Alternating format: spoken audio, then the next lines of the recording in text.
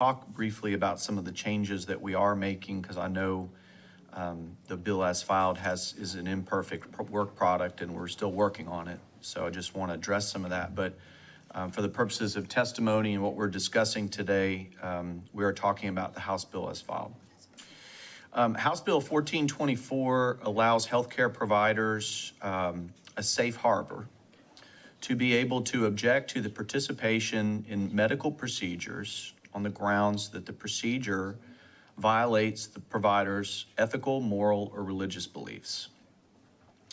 The bill ensures that providers in healthcare, a wide variety of providers, are not put in situations where they feel that they are being coerced, their job is at stake, or their career is at stake, if they do not provide an elective healthcare service that they believe to be immoral, unethical, or simply violates their beliefs. I want to be clear, and this is the first point at which I want to talk just briefly about the committee substitute we are working on, that I draw a bright line, and ultimately this bill will draw a bright line, that this is about procedures and care. This is not about people. And so this protection is not entitled, nor shall it be, in the ultimate version of this bill, that this is a safe harbor to allow a person, a healthcare provider, to discriminate against an individual on the basis of who they are, their values, or their background. This is solely to give a healthcare worker a protection to opt out of participating in an elective healthcare service that they believe immoral or unethical. I should also point out that there are protections as we're working on, specifically addressing the issues of life-saving and life-sustaining treatments. So these exemptions would not apply in circumstances where the care is emergent, where the patient presents with an emergent medical condition requiring treatment, or conversely, it would not give a provider a safe harbor to withdraw or withhold life-sustaining treatment simply because their moral and ethical beliefs feel that to keep the person alive violates their individual beliefs. And I would say as a note on that we're working towards some agreed upon language that would allow a healthcare provider in end-of-life decision-making to transition care from one provider to another, but not to abruptly withdraw life-saving treatment just because they personally didn't agree with it, morally or ethically. This happens, members. I know this sounds like, oh yeah, whatever, that doesn't ever happen. This does happen. I think you'll hear testimony today from witnesses that will talk about their experience either as medical trainees or as employees of healthcare institutions or in clinical practice settings where they feel compelled to provide care or threatened to provide care that they believe is unethical or immoral. And so I think at this time, I'm happy to take any questions that you have. And again, I just want to point out that we are not done on this, and it's a work in progress.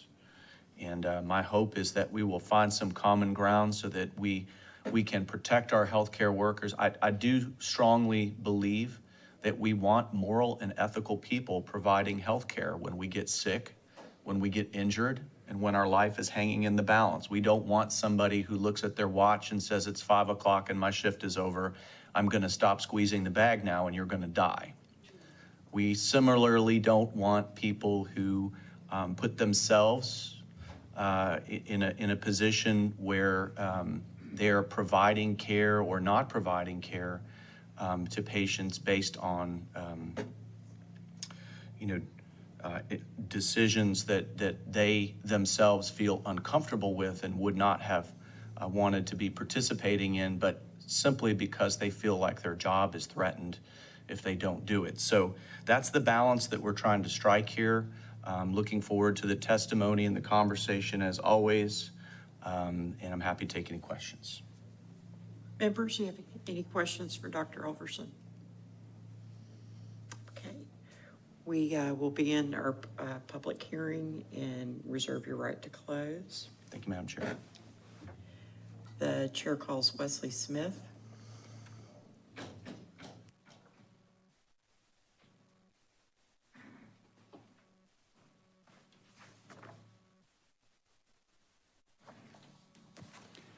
Hello again. I'm Wesley J. Smith. I'm the chairman of the Center on Human Exceptionalism with the Discovery Institute, and I'm representing that center as well as myself in support of HB 1424.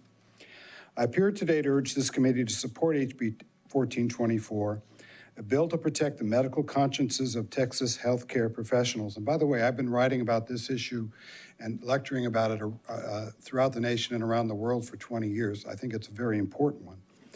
Why is such a law needed? Until relatively recently, healthcare was not culturally controversial.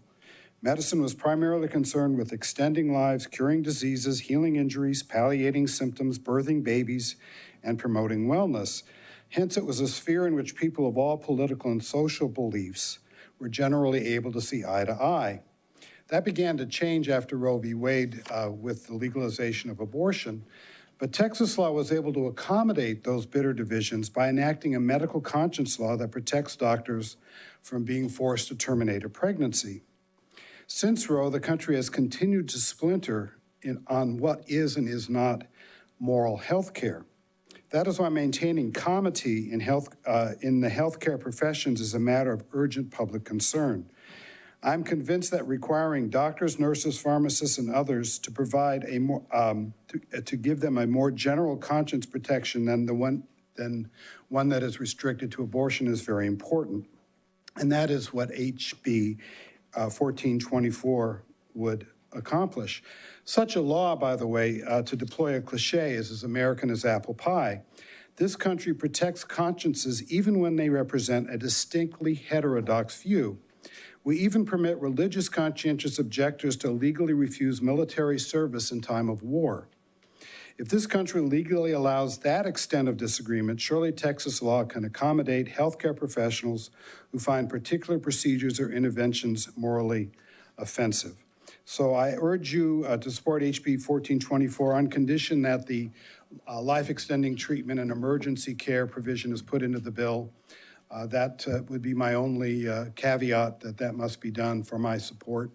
And I thank you for your consideration. Questions, members? Alrighty, thank you. Thank you. The chair calls Brian Klosterboer.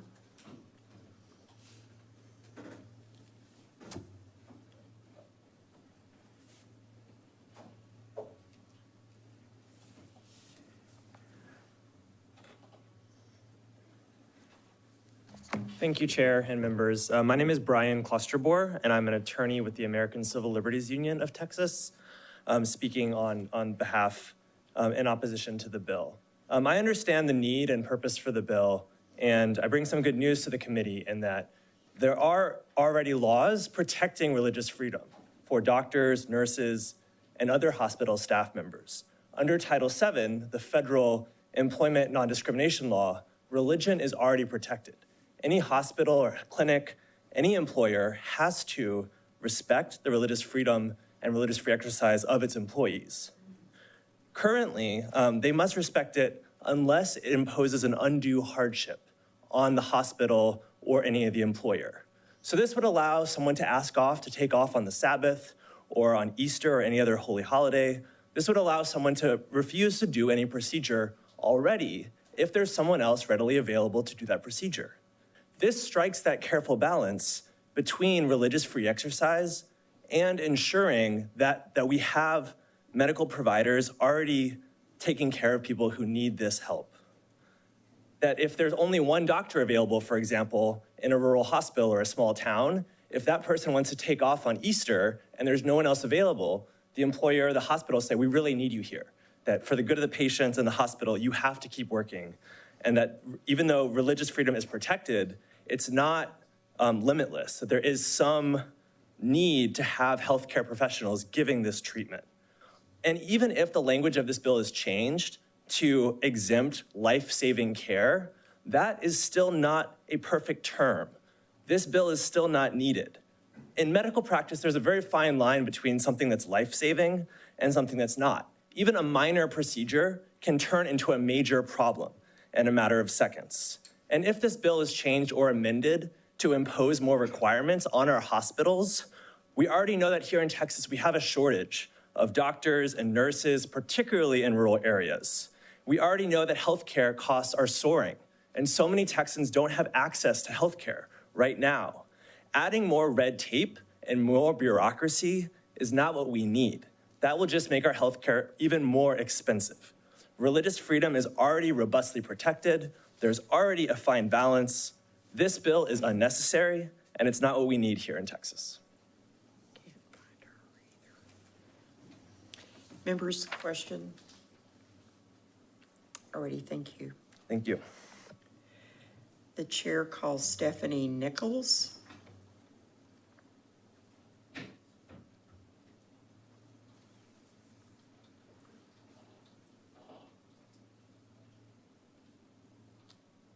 Madam Chair, members of the committee, my name is Stephanie Nichols. I'm legal counsel for Alliance Defending Freedom, and I work on medical conscience issues throughout the nation.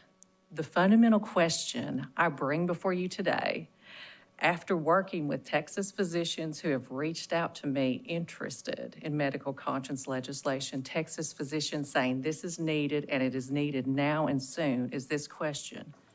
Should a physician be forced to perform any and every service within the realm of scientific possibility? Yes, Ms. Chair. I'm sorry. Your position on the measure. We support the bill. Okay, thank you. Thank you, Ms. You've Chair. got, when you registered, you put against. Do we have your permission to change that? Please do. That must have been some type of clerical error. Okay, This is thank a you. very good bill that we support. May I go on, Ms. Chair? The fundamental question is, should a physician be forced to perform any and every service within the realm of scientific possibility, no matter what technological changes happen in the next few years? Should an individual's moral, ethical, or religious beliefs instead be respected in a manner that also balances the interest of the patients? This is America, and that's the society we should be striving for. That is what this very good bill does. The ACLU a moment ago mentioned access to care. And one thing that the legislators in Texas need to consider is that studies show that more than 9 out of 10 physicians would leave the practice of medicine if they were forced to violate their conscience by being forced to provide procedures they do not believe in. Furthermore, conscience protections are good for patients. 81% of patients prefer physicians who share their moral and ethical values. That means diversity of belief is a good thing in the medical profession, and it should be protected for patients' rights. I want to share with you how this impacts care for pro-life women. So often in America, we're talking about women's rights, and that's a good thing. But we do find that access to care for pro-life women is hindered in this one thing. Pro-life medical students are reluctant to enter the OBGYN field. 20% of medical students say they have not entered a field due to discrimination in that field against their beliefs. 80% of the time, that is the OBGYN field. That's a very big deal. I'm a mother of 5, so I have gone through the maternal medicine care aspect many times, and I can testify it's hard to find a pro-life physician who reflects your values, and that is especially a hard thing when it comes to a high-risk pregnancy, which I've been in myself, and I've had a friend who has been in the same type of high-risk pregnancy that I was in. Due to fear of the unknown, the maternal fetal medicine specialist in her situation recommended termination of her pregnancy. She never went back to that doctor. That's an example of less care for pro-life women. So what medical conscience does, this bill does not say you can't offer a certain procedure, but it does say you cannot be forced to offer that procedure. Not when it's not a life-sustaining or emergency measure, not when there's time to shop around for another physician. It becomes very important. Representative Oliverson has a question for you. Stephanie, thank you very much for your testimony and great to see you here again and appreciate your work on this issue with us. You know, your organization precedes itself in reputation, and I know that Alliance Defending Freedom ends up being the one, you know, out there fighting the cases and making sure that people's religious freedoms are protected in various professions and situations that they may find themselves in. So I want to ask you the same question in the testimony we just heard. Are the current laws of this state sufficient to protect the conscience rights of medical providers in this state? And, you know, what's your thought on that? No, they are not. They are limited to abortion, and there have been many, many, many changes in the medical field since those conscience protections were put in place. Furthermore, federal law does not adequately protect conscience rights. For example, the HHS conscience rules, they have no private cause of action. You cannot go to court to enforce your conscience rights. So if you lose your job because you didn't want to perform some type of elective procedure that violated your conscience, you have no recourse. That's a problem. Title VII, as was mentioned before, that only protects you in situations where there's just a minimal burden on your employer. That doesn't protect the physician from getting sued at all. And lawsuits are sometimes where the major impact is for physicians. And a lawsuit can go on for years. It can cost a ton of money. It's an energy and stress thing on a physician's life. So it's a really big deal. We would be mistaken if we relied on federal law to deal with this issue when you can deal with it in Texas, and Texas physicians want this protection. Thank you. Thank you. Thank you for the question. Any other questions, members? We also have a track record for similar legislation in Mississippi and Illinois. In 2000, is my time up? I'm sorry, Ms. Chair, members of the committee. Thank you. All righty, thank you. The chair calls Adri Perez. Adri Perez.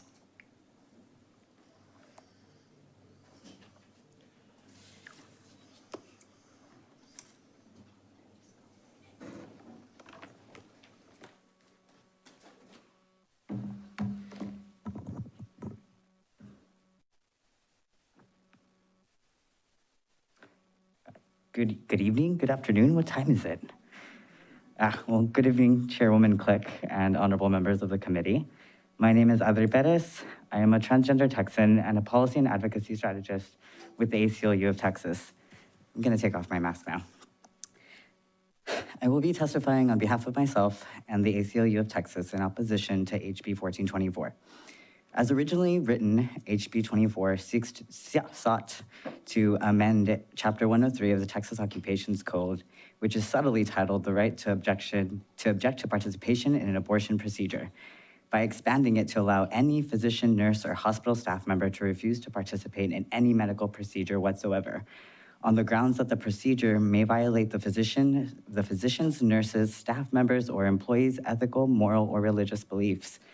The previous occupation code, which has been in place since 1999, simply states that the physicians, nurses, and hospital staff members may refuse to perform or participate in an abortion procedure based on their beliefs.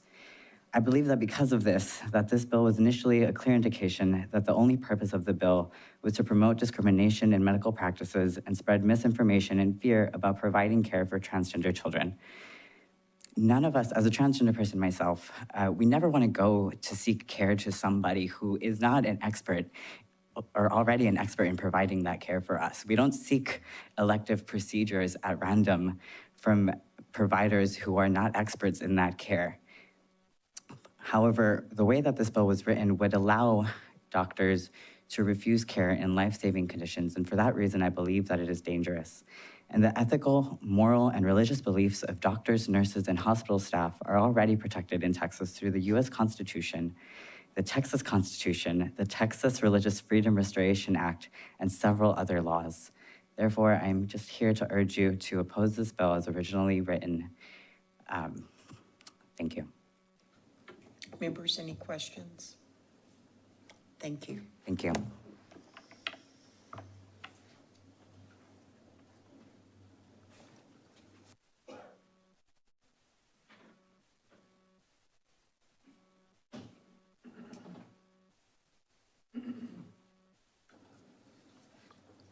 The chair calls Rebecca Parma.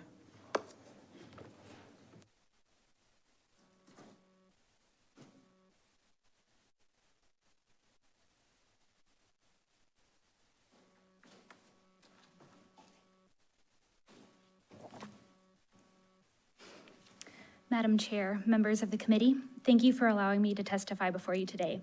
My name is Rebecca Parma. I serve as Senior Legislative Associate at Texas Right to Life, and I'm testifying today in support of the committee substitute for House Bill 1424. We don't have the committee substitute. Oh, I'm sorry. I'm sorry. In support of House Bill 1424. As filed. As filed. Current state and federal protections of conscience are limited, only protecting certain healthcare professionals in certain procedures, and enforcement of federal statutes is unreliable. I gave you a handout summarizing the various federal and state laws in place. You see from this analysis that Texas needs all-encompassing conscience protections that we can enforce at the state level. This bill does not ban any procedure or treatment.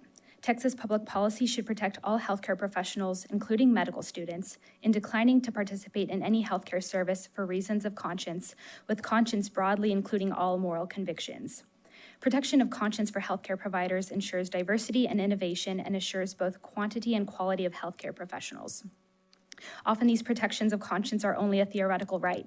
Texas law should make that right actionable through written protocols developed by healthcare facilities outlining the process for professionals to follow who are confronted with a healthcare service in which they do not want to participate. Outlining these policies informs healthcare professionals in advance of their rights, the protocol to follow, and the protections they have against adverse action. A critical distinction to be made in conscience protection policy is between emergency or life-sustaining treatment and elective procedures. Ensuring necessary care to preserve the life of a patient is never jeopardized or delayed. Texas law should not allow a healthcare provider to use conscientious refusal in an emergency scenario. There may be some rare situations when the conscience of a physician and the right to life of a patient collide. In these situations, the right to life must prevail, temporarily requiring the physician to keep the patient alive until another physician or facility can take over care of the patient. The right of conscience does not permit anyone to cause or hasten a patient's death. This dichotomy highlights the necessity of a hospital protocol to protect the patient's life while also honoring the physician's conscience. Thank you to the committee for your time and consideration of this important policy, and I'm happy to answer any questions. Questions, members? Alrighty, thank you. Chair calls Ricardo Martinez. Ricardo Martinez.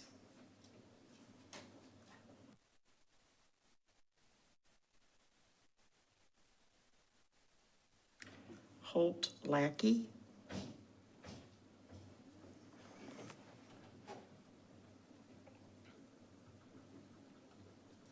Please state your name, who you represent, and your position on the measure. Before I begin, can I ask, are we doing 2 minutes or 3? 3? Okay. Madam Chairman, members of the committee. My name is Holt Lackey. I'm an attorney in Austin and chair of Equality Texas. I'm testifying against HB 1424 because, at least as drafted on introduction, it creates a vague and overbroad right for doctors to refuse any treatment to any patient for almost any reason. Whatever one thinks about a doctor's right to object to participating in an abortion under existing law, at least we know exactly which procedures and patients it applies to. This bill is different in kind. It gives doctors and medical staff an essentially unlimited and unreviewable right to refuse treatment and would protect even ad hoc, arbitrary, or discriminatory denial of care. The bill's language is stunningly broad. It allows a doctor to refuse to participate directly or indirectly in any care simply by asserting that it violates their ethical, moral, or religious beliefs. It is completely open-ended and could apply to any procedure, any patient, or any asserted belief. And unlike laws like the Religious Freedom Restoration Act, there's no mechanism to review a refusal of care to balance the interests at stake or ensure that the objection is made in good faith. Because the bill's language is so broad, the risk of unintended consequences and abuse are high. The bill would protect a eugenicist doctor who refused to provide fertility treatment to a disabled couple, or who refused maternity care to a mother carrying a child with Down syndrome. It would protect a doctor who believes in euthanasia to such a degree that they think the elderly should be allowed to die without treatment. It would allow doctors with ethical concerns about the costs of care to appoint themselves as a one-person death panel in refusing treatment. And because the language is so broad, it would allow doctors to refuse care based on the identity of the patient rather than the nature of the procedure. For example, refusing to treat a mixed-race couple or child or a member of the LGBTQ community on the grounds that such procedures violated their ethics or morals. The concern about discrimination is particularly acute and real for the LGBTQ community. A 2017 study found that 8% of lesbian, gay, and bisexual respondents and 29% of transgender respondents reported that a healthcare provider had discriminated against them in the past year alone. This bill would encourage and protect even more discrimination in healthcare. It leaves the door wide open to abuse and unintended consequences, and so I urge you to vote no and welcome any questions. Mr. Lakey, can you again tell us who it is that you represent? Equality Texas. I am the chair. And yourself? And myself, yes, ma'am. Okay, thank you. Need to make sure our record's complete. Members, do you have any questions? Representative Zoiner? Thank you so much, Chair Click. Thank you for being here today. I wonder if you could elaborate a little bit more on the fear that LGBTQ folk sometimes have of seeking medical care and not being sure if they will be received well. Certainly.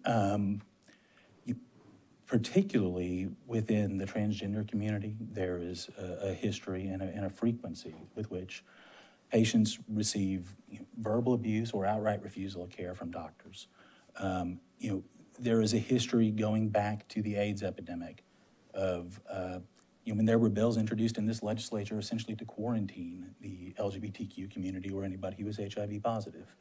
And so there was a long history of discrimination and suspicion within the LGBTQ community of healthcare. And, a bill that makes it easier to engage in that discrimination that, again, approximately a third of transgender patients and 1 in 10 LGBTQ patients experience every year, it raises great concerns and fears. Okay. Thank you for elaborating on that. I wonder if you're aware of any incidents where a child of LGBTQ people has been denied care. I'm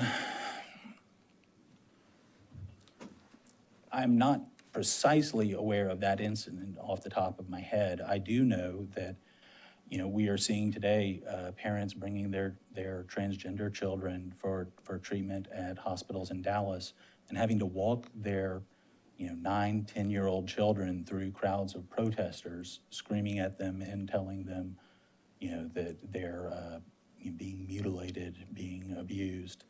And they're fortunately the hospital staff has formed ways of shielding children from that conduct by the public, but it remains the case, unfortunately, in Texas that members of the LGBTQ community can't know with confidence that when they go to seek care and health care from our professionals, that they will not receive instead abuse or discrimination.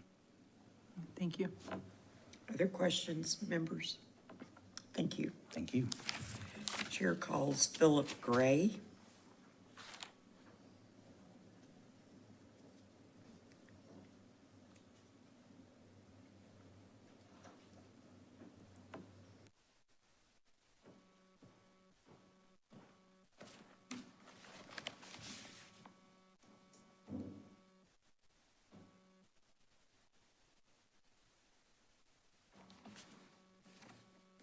Good afternoon. I'm Philip Gray. I am the president of the St. Joseph Foundation and president of Catholics United for the Faith. And I represent myself in these two organizations. And I am in support of House Bill 1424. I'm a Catholic canon lawyer. I'm president of the St. Joseph Foundation and president of Catholics United for the Faith. I'm an adjunct professor of theology at Franciscan University of Steubenville. And I represent thousands of Catholics in the state of Texas who support the conscience protections that will be provided in House Bill 1424. The protection of conscience is a necessary function of a republic if freedom is to be preserved. It is true that different ideologies exist within a population, and clashes of conscience are inevitable. It's also true that those differences of ideology do not have to result in violence or harm to individuals or loss of jobs or career or income. Rather, collaborative dialogue and mutual respect for the dignity of each person are essential elements of a republic, and those elements provide stability and prosperity. An essential role of a legislative body within a republic is finding the delicate balance between sectarian ideologies and the primacy of the individual human conscience. And when that balance is found, it encourages dialogue, it encourages mutual respect, and it advances the stability and prosperity of the republic itself. House Bill 1424 provides that essential balance in the protection of conscience for all healthcare professionals. If passed, it will encourage individuals from a broader spectrum of ideology to enter the healthcare profession. It will encourage responsible dialogue and respect among those professionals. And it will provide a certain stability in practice that's necessary for healthcare professionals today. It just makes sense. The bill stands as an excellent example of the balancing of laws that all legislative bodies should pursue. For that reason, I support and encourage the passage of House Bill 1424. Questions, members? Okay, thank you. Thank you. The chair calls Ricardo Martinez.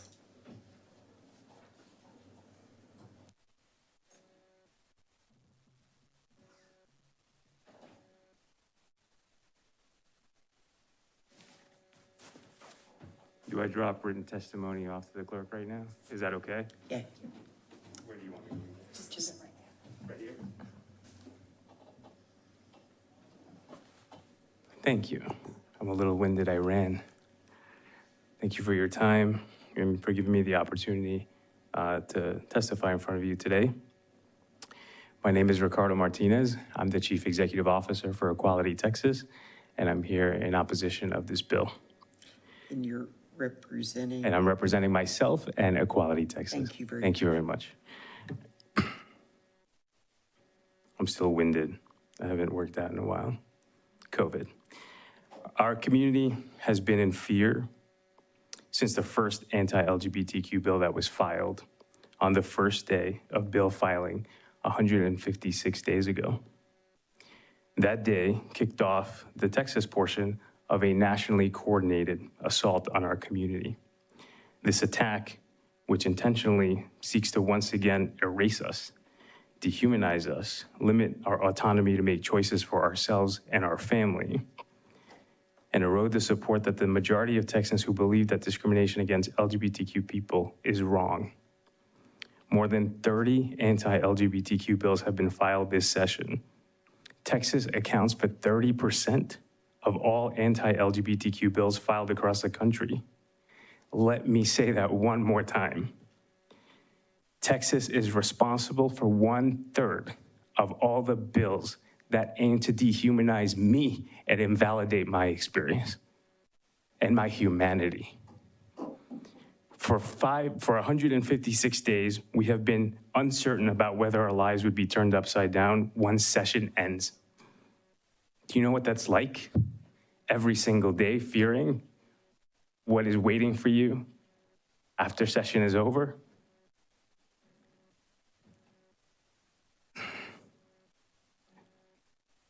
This is especially a cruel time to be discussing bills that would deter anyone from seeking medical care when we are living through a relentless pandemic. The broad and open-ended language would give medical providers veto authority to refuse to provide medically necessary treatment to their patients. As currently written, there is nothing in the bill to stop healthcare providers from discriminating based on race, religion, disability, or any other status of the patient, and HB 1424 would have particularly devastating effects on the LGBTQ community. LGBTQ Texans struggle to access competent, quality, and affordable healthcare already. We don't need more reasons to worry about being denied for who we are or perceived to be. I ask you to please vote no on HB 1424. Members, any questions? Representative Weiner? Thank you, Chair Click. Thank you for being here today, Ricardo.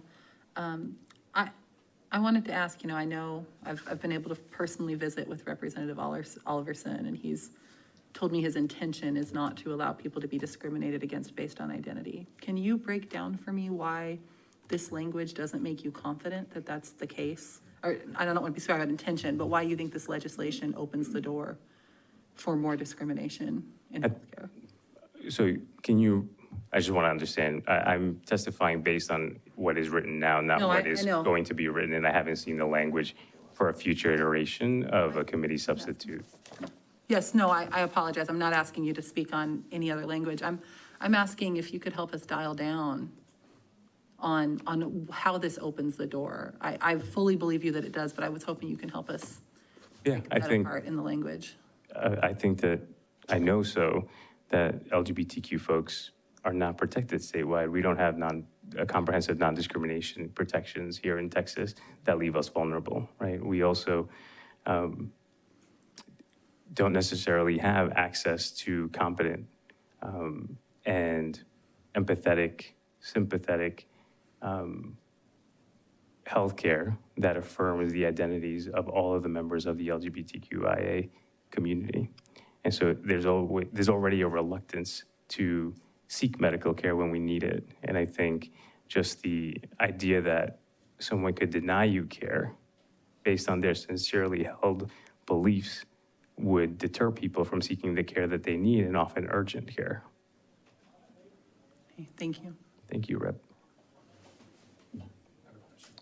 Any other questions? Representative Jeton? Yeah, thank you, Chair.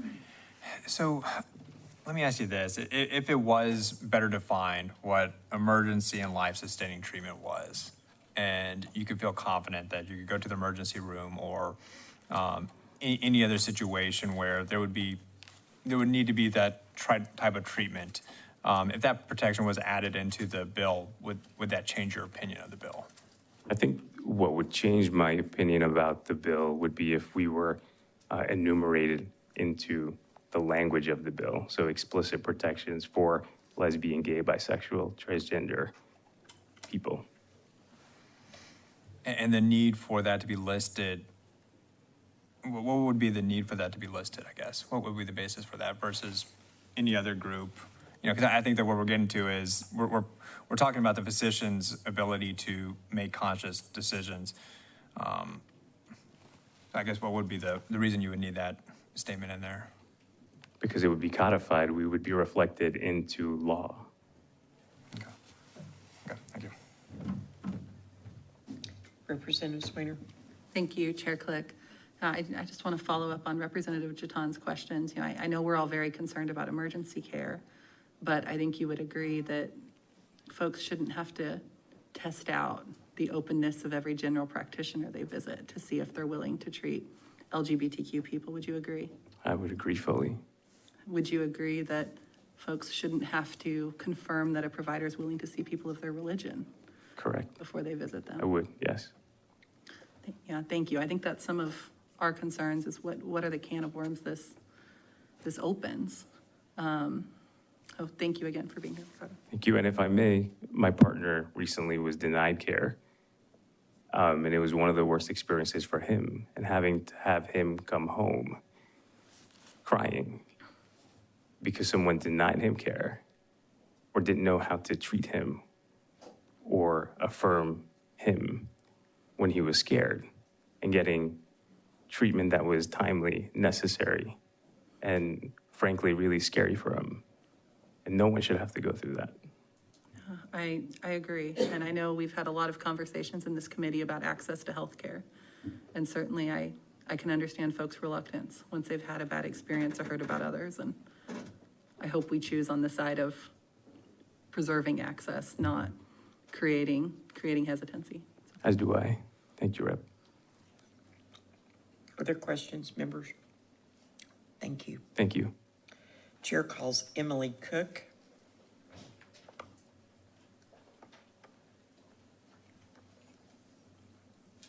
Next on deck will be Jonah Baumgarten.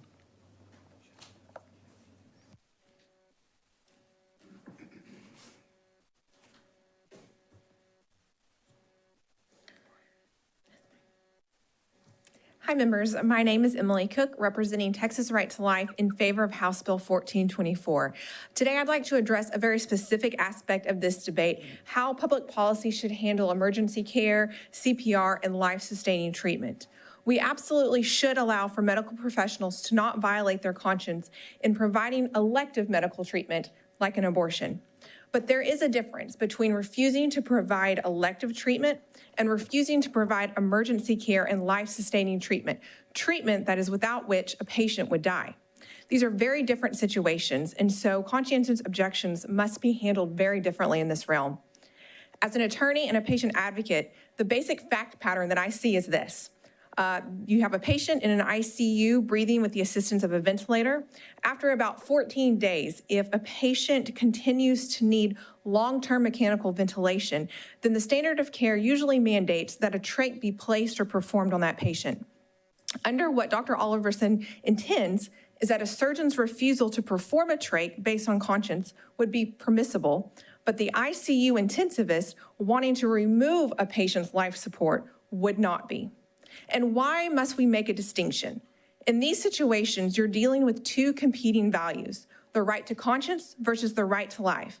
And when the two conflict, one has to give, at least temporarily.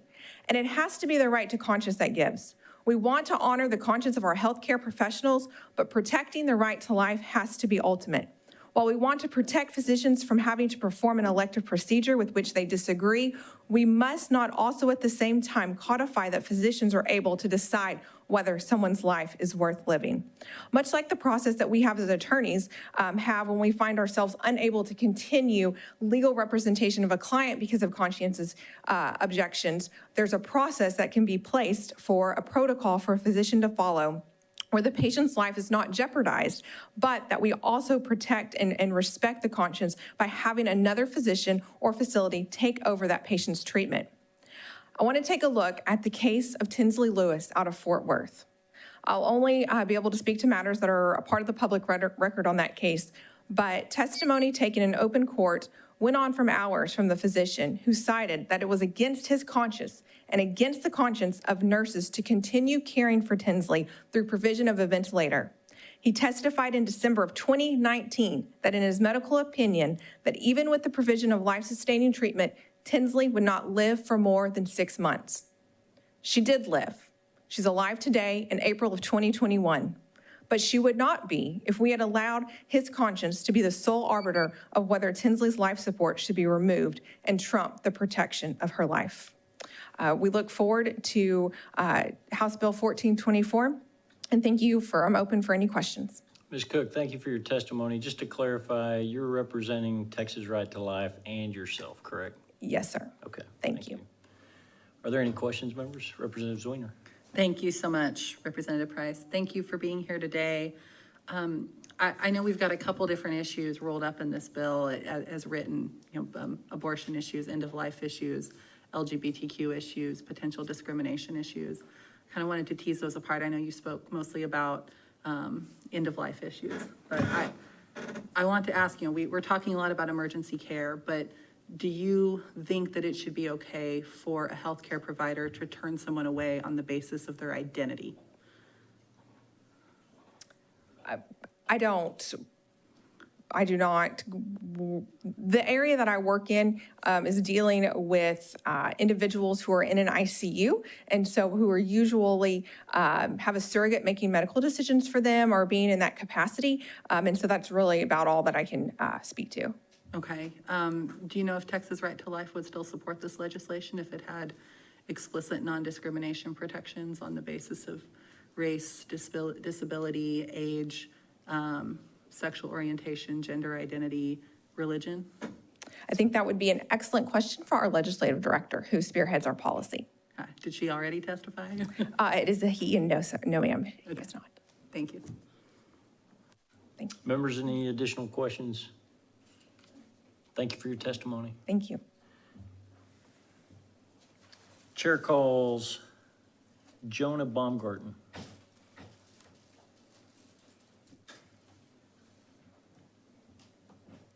Good afternoon, Chair and members of the committee. My name is Jonah Baumgarten, and I'm here today to testify against House Bill 1424. I'm only representing myself. House Bill 1424 does not promote public health. In fact, it does the opposite. The bill states that healthcare providers can refuse service that violates their moral, ethical, or religious beliefs. What is morally and ethically wrong is for a medical professional to refuse or withhold evidence-based medical care or services to any patient. We should be promoting access to quality healthcare, not hindering it. By utilizing new medical advances and medications such as pre-exposure prophylaxis, also known as PrEP, a once-a-day pill that prevents the transmission of HIV, we can literally end the AIDS epidemic. Medications such as PrEP should be widely available for any individual who wants or needs them. It is my fear that this bill would prevent individuals in our state from receiving medical services and medications such as PrEP that can save countless lives and potentially eradicate HIV. I humbly ask the members of this committee to vote against House Bill 1424. Thank you. Thank you for your testimony. Are there any questions of this witness? We appreciate you being here. Thank you. Chair calls Jackson Milton.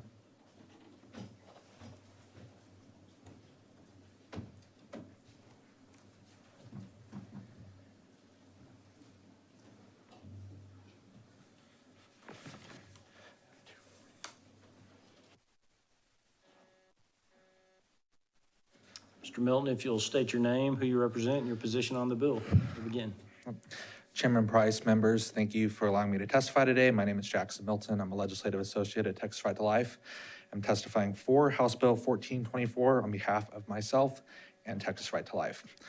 And y'all are going to receive two handouts from me. The first details some personal stories of medical professionals who have encountered violations of conscience. And the second handout is a personal testimony of a physician, a pediatrician in Dallas who cannot be here today, named Cesar Tamuyo. And I'm going to read some of his testimony today for you. In the article, Physicians Not Conscripts, Conscientious Objection in Healthcare, Stahl and Emanuel investigate the role and the right of conscience for physicians, covering many of the controversial healthcare issues as those being debated today by the Texas legislature. The article states, conscientious objection to providing patients interventions that are at the core of medical practice, interventions that the profession deems to be effective, ethical, and standard treatments is unjustifiable. In the same New England Journal of Medicine article, they later conclude that those physicians who might conscientiously object to controversial issues be relegated to a definitive disposition. Select an area of medicine, such as radiology, that will not put them in situations that conflict with their personal morality, or if there is no such area, leave the profession. So it is in this same vein that I feel that House Bill 1424 is important and urgent. If the medical culture at large is advocating that physicians who have a conscientious objection to a particular standard of care leave their profession, one can predict that soon those physicians can be objects of professional discrimination. Those physicians who conscientiously object and do not conform to the norm can later be fired, held legally liable, and professionally pressured into leaving their profession. For those reasons, as many organizations attempt to advocate discrimination of physicians who consciously object on the common controversial issues, I would personally ask for support of House Bill 1424. In this way, many practicing physicians can feel comfortable practicing as they feel fit, and physicians would not be forced to practice contrary to their conscience and not feel as if they should leave their profession. And I can answer any questions as well. Thank you. Thank you for your testimony. Are there any questions? Representative Zwinger.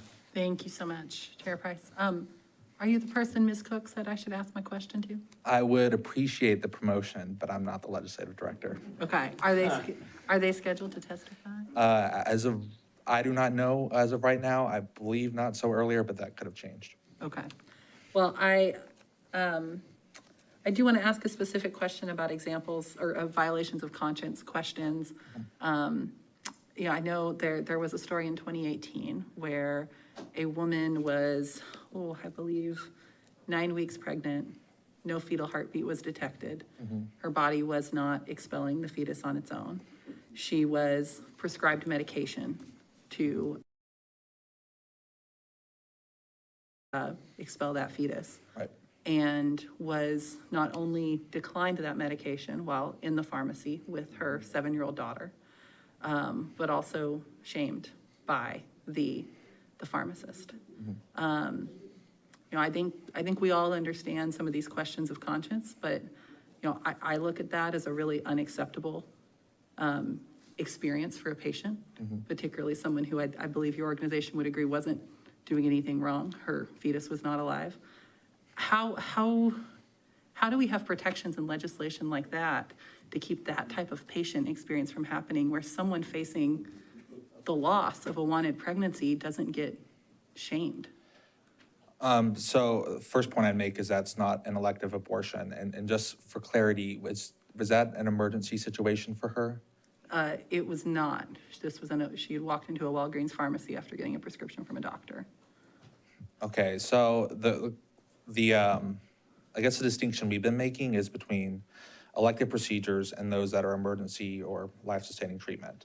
And so in that case, if it's just a particular procedure that physician is not wanting to perform on any patient in that sort of situation, including if it's not emergency, then yes, he should be able to not perform that procedure or provide that treatment.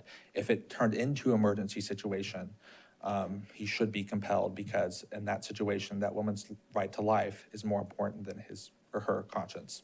Would you support safeguards to make sure, well, first of all, I think one of the concerns with this situation is somebody made a determination that was inaccurate. Not that I think anyone seeking an elective abortion should be shamed for that, but this was a situation where somebody made an inaccurate assessment of the situation, assumed it was elective.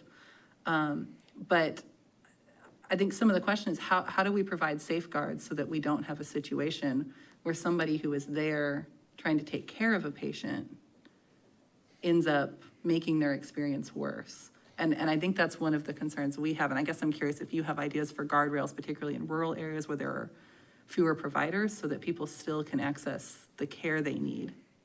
In some elective situations, I think there's a disagreement between the patient and the physician on what constitutes care.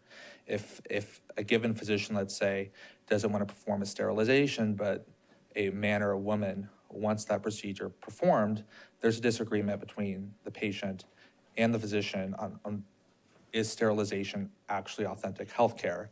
But there are the two distinctions we've been discussing today. The first is between emergency life-sustaining treatment and elective treatment, and also the distinction between objecting to a given procedure or treatment or service and objecting to the person.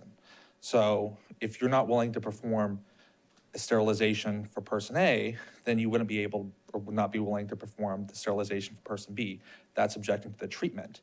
But if you are willing to perform it on someone else and not on this person, you and essentially be objecting to performing on that person. And so that's discrimination against a person versus objecting to a given procedure. And that's also the distinction we make as well. Okay, and I do appreciate that distinction. I am curious, are there any problems in Texas with physicians being compelled to perform things like sterilizations? I'm looking at all your examples, and your examples are all mid-levels or pharmacists or nurses. Well, my understanding is physicians have pretty big discretion. Physicians are, under federal law and state law, are afforded more protections than other medical professionals, but we want to protect all medical professionals. So not just the physician, but also a nurse practitioner, a physician assistant, a pharmacist, anyone who's involved in the clinical encounter. Okay, so you don't see a major issue with the physician side, it is more the mid-level side. Well, it's all of them. We should protect all of their consciences, not just physicians, but pharmacists and everyone in between. I guess what I'm getting at is where is the problem in Texas? And I know physicians keep being thrown out, but you just said they have a lot more protections. Off the top of my head, I'm not aware of any explicit examples, but every once in a while something does pop up in the news. There's examples that you have before you on one of the handouts as well. And we need to ensure that those individuals, should they reside in Texas, are protected here as well, explicitly. Okay. Yeah, and I think some of my concern, and again, all the examples on this, none of these are physicians. I think some of my question is, I think we all agree a physician is generally in a place to determine if something is life-saving care, if it is elective, if it is not. But is, the nurse being asked to start the IV necessarily aware of all that information? If the procedure is elective or not, or is it emergency Or if it's emergent or not? Not necessarily, but there are people involved in the healthcare team who are. And if it turns out to be an emergency procedure, she should be required to perform or help with that treatment because the right to life trumps the right to conscience. If it's elective and she objects to that particular treatment, let's say she's providing an IV for sterilization, then she should be able to conscientiously object and be afforded the opportunity to opt out of committing that procedure or assisting with it. Okay, I'm still a little bit confused, but let me actually come back to my earlier question because we got off this a little bit. If a physician has made the call to have a procedure, and I think we've discussed how physicians already have more protections in the law and are probably not doing a major procedure they disagree with, in non-emergent situations at the least. What happens if, how do we build in protections to make sure they do have nursing staff who will help them do this procedure that they believe is in their best medical judgment? How do we build in protections to make sure they have someone ready to give anesthesia or whatnot? How do we build in a system so that there's a handoff available so that we don't end up, again, this situation that happened in the Phoenix area where a woman walked in for medication, had the timing of her ability to get her medication delayed, ended up shamed. How do we avoid that patient experience of it changing or altering their care? So I think part of the discussion too, and this is not related to the filed version of House Bill 1424, but the conversation regarding committee substitute, is having hospitals and institutions develop protocols for handling situations of conscience. And so if a hospital has an internal policy, they're able to quickly resolve it in a fair, equitable manner for both the medical professional and the patient as well. So it's not as if a patient walks into a hospital and no one's willing to commit a sterilization. It's that a particular physician may not be willing to do that. Okay. And to be clear, we already do have hospitals who don't. I know the Ascension system here in Texas does not, unless there's something related to health that is not for those purposes. So let me ask, so you would support more guardrails in this bill to create or to protect patient experience through this process? You mean just? I mean, looking at the bill as written, which is what we're talking about today, you would support more guardrails to make sure that hospitals have a process and a backup plan? I think part of the committee substitute will deal with your concerns. And would you support language in this to clarify that discrimination against someone's identity isn't okay? Yes, just discrimination against a particular procedure by allowing a physician to conscientiously object, but not to a patient based on his or her inherent features. Okay, and you would be okay if that was explicit in the bill, those anti-discrimination provisions? Yes. Okay, thank you. Any other questions, members of this witness? Sorry. Representative Collier. Chairman, is this Rachel Gonzalez? Who is this? No. Okay, because I'm like, who are you? I'm so sorry. It says you're Rachel Gonzalez. This is Jackson Milton. Okay, Mr. Milton. Questions I have for you. Thank you. I want to pick up where Representative Wiener left off. So when you read this bill, and I don't have the committee substitute in front of me, so I'm not sure exactly what it's going to say. If there's a specific procedure, so would you agree that elective procedures can be risky as well? They can, but if you mean by the procedure itself is risky, or is it addressing a risky situation? No, I mean, is it possible that an elective procedure could be risky? Of course, yes. All right, and then there may be some elective procedures that certain specialists perform.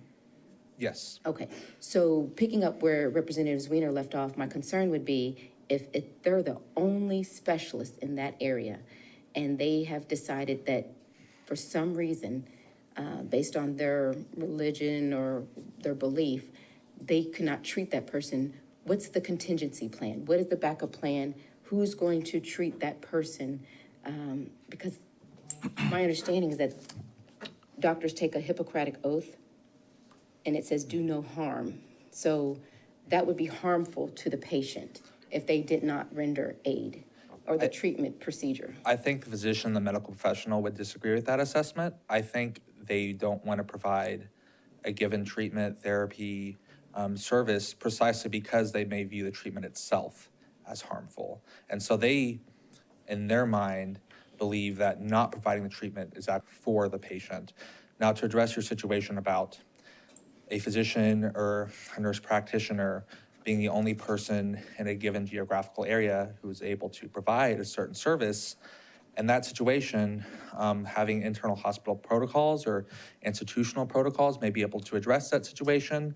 Is it possible that even though they have those protocols, end up having to travel over a given distance to find that service? It's possible, but not very likely.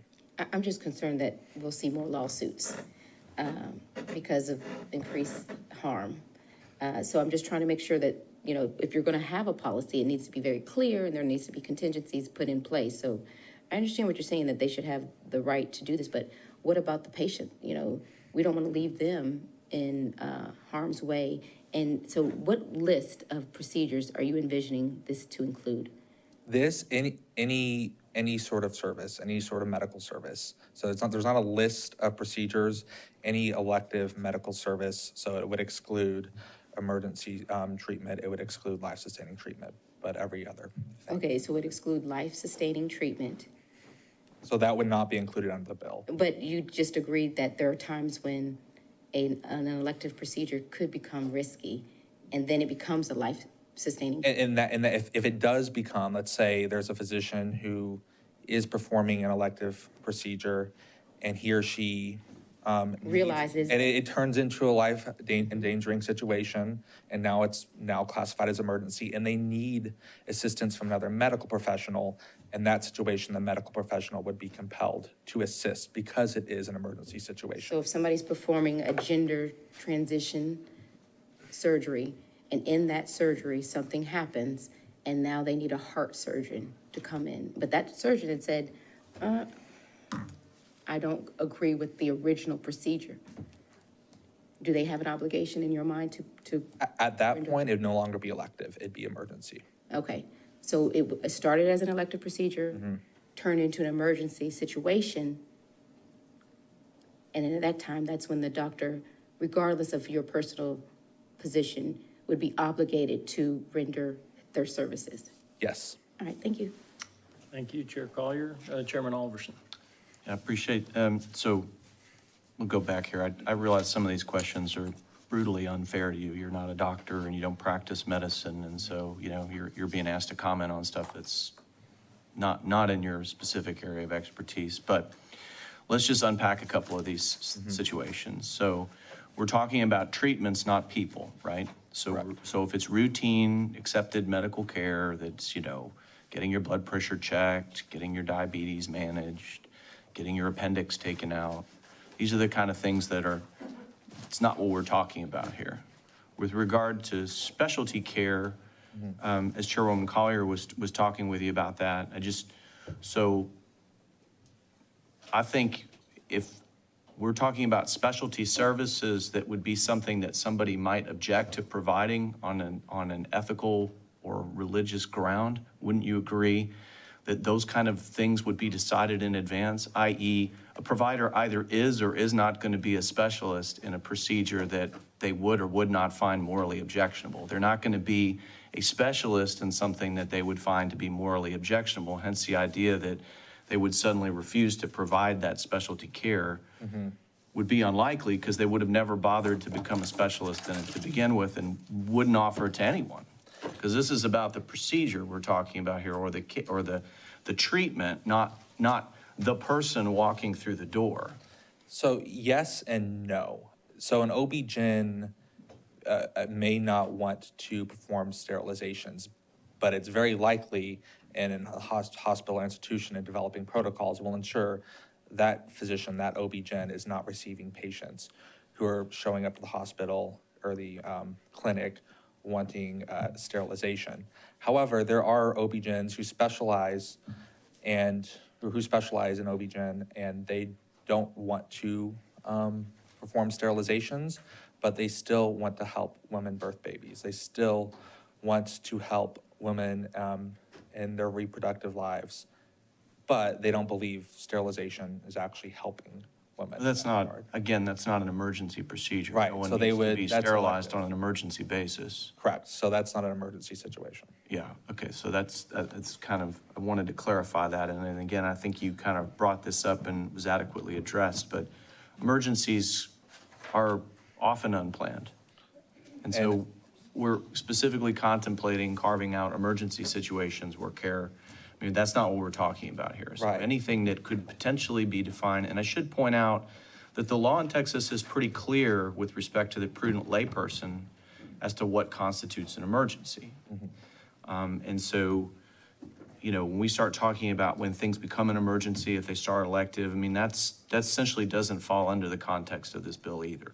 And as Chairwoman Collier noted earlier, it is true that some elective situations can turn into emergency situations. Yeah.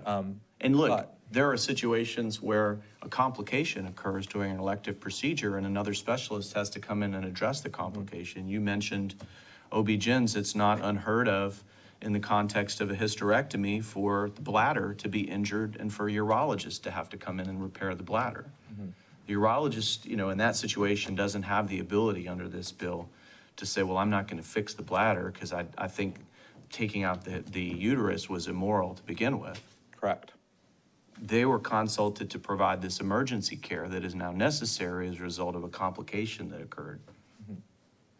Yes, I agree with that in Texas Right to Life. All right, thank you. Just want to clear that up, trying to get you off the hook here because I kind of feel like some of these questions would have probably been better directed towards a doctor.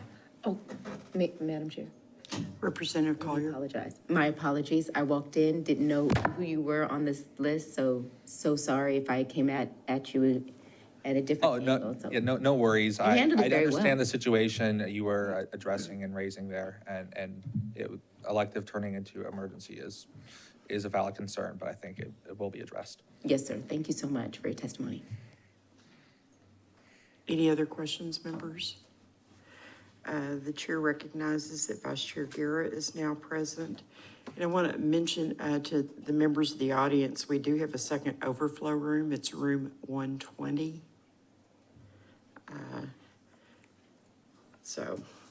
The chair calls Rachel Gonzalez.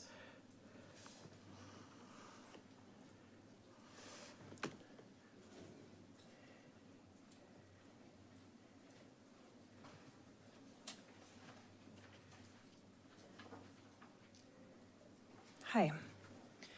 Thank you for being here. My name is Rachel Gonzalez. I use she, her pronouns. I serve on the Human Rights Campaign Parents for Transgender Equality Council.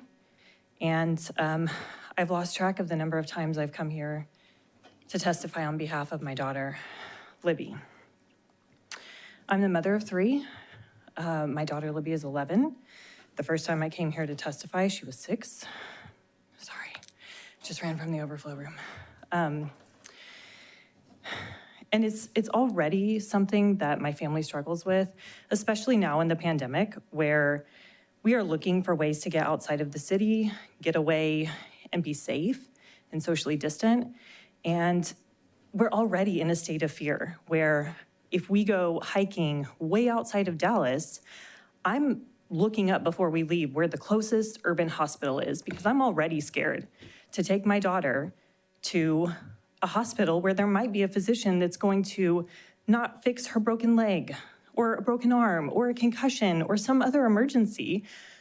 I mean, or God forbid, recognize my family for testifying here and refuse us services. I'm not sure what kind of message you think will be received by kids who are already facing so much discrimination by saying that, you know what, we'll find another doctor for you if this doctor won't help you. And, you know, I think I understand that there was the caveat for life-saving care changed, but please understand that parents are already facing so many struggles, and we really don't need this added layer of how are we going to keep our kids safe if we stay in Texas? Thank you. Ms. Gonzalez, Yes. you're again testifying on behalf of? Myself and the Human Rights Campaign, Parents for Transgender Equality Council. Okay, thank you. Thanks. Members, any questions? Thanks. Thank you.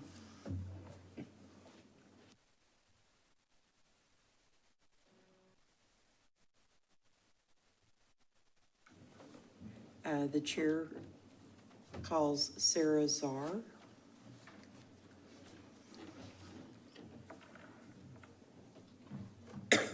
Next on deck will be Anna Eastman.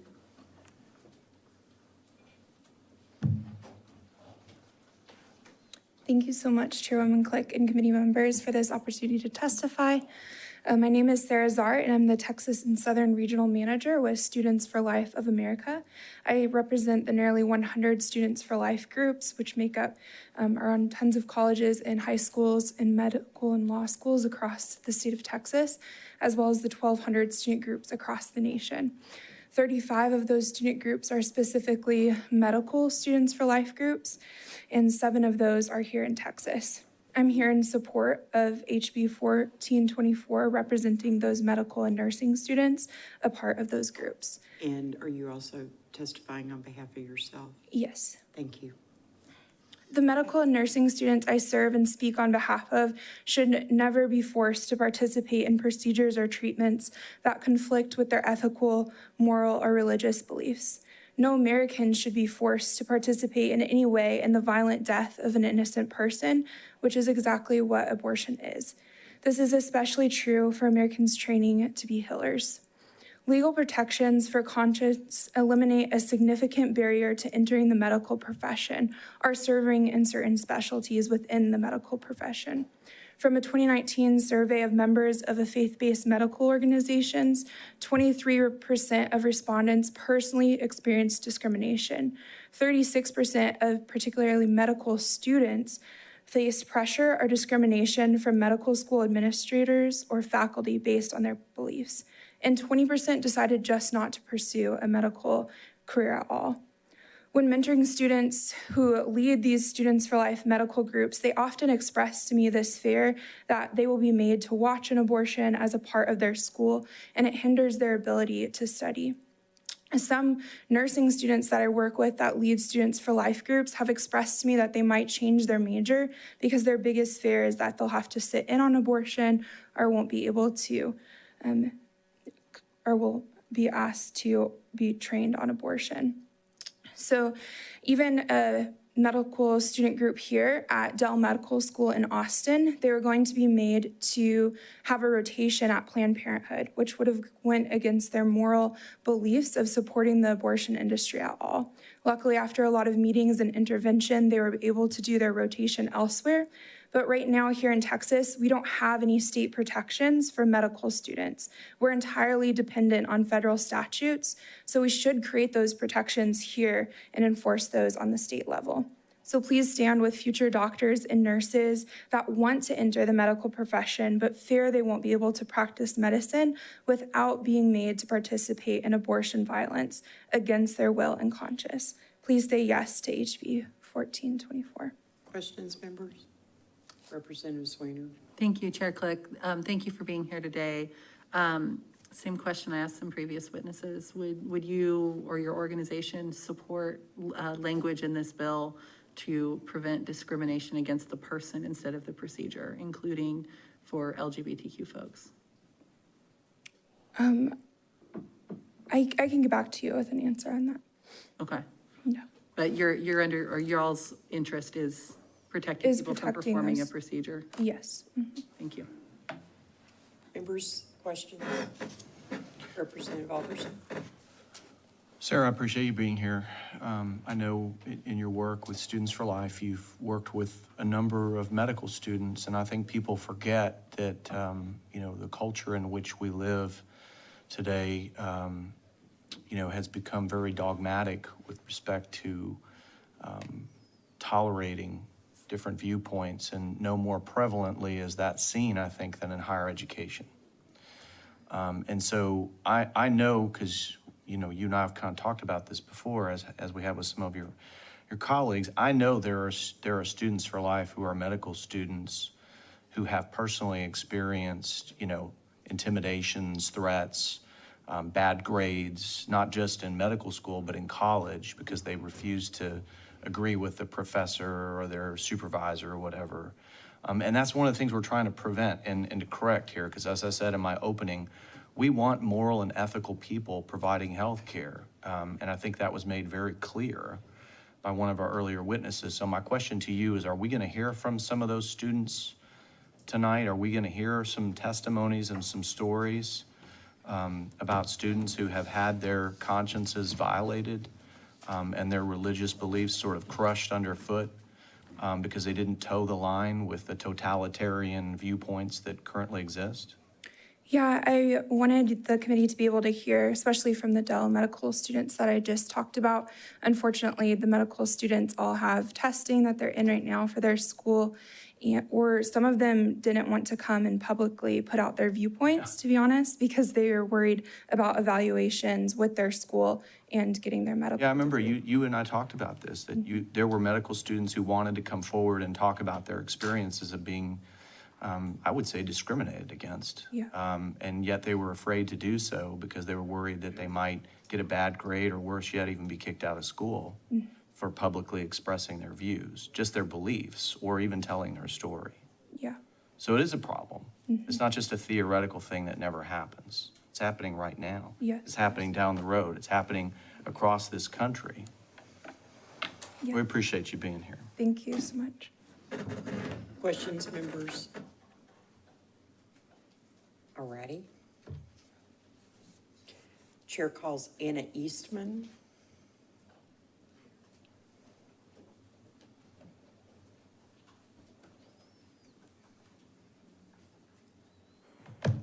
Good evening, Chairman and members. My name is Anna Eastman, and I am here on behalf of myself. I am a mother of 3 from Houston, Texas. I served for 8 years on the Houston ISD board, and I actually served as one of your colleagues for 11 months last year. I am incredibly sad. I'm not here serving with you during session, but I'm even more sad that I have to be here today, this week, and probably many more times to testify against these bills. You see, I'm also the mother of 3 children, and my youngest is a transgender daughter. She came and testified with me on Monday at Senate Affairs. It's the first time that she's come and testified publicly, or we've really talked about it, because the risk of putting her safety at risk, because I am such a public-facing person in our community and state. She was amazing, and I am grateful that a provision for emergency procedures was added. I can't imagine if my child was in a car wreck or the victim of a school shooting and somebody saw or noted that she was transgender and stepped over her to help someone else, and was protected by this law to do that. When we left on Monday, I apologized to her for having to hear some of the things she's heard. I've been in this Capitol many times testifying against anti-LGBTQ bills long before I knew she was transgender, and this week has probably been the roughest for me, both because it's personal, but also because of the level of dialogue that has been given a platform here. And my daughter said to me, "It's okay, Mom, I need to have my bubble burst every now and again for my own safety." And I was like, "What?" And she said, "Yeah, I need to be on guard and be aware." And she said, "Don't worry, I'm not gonna hide, but I need to know that there's people out there that feel this way about me." She's 19, and up until now, when we've gone to get her wisdom teeth taken out and there've been questions about the medication she's on, I've been able to be a buffer for her, but she's gonna be navigating the world on her own.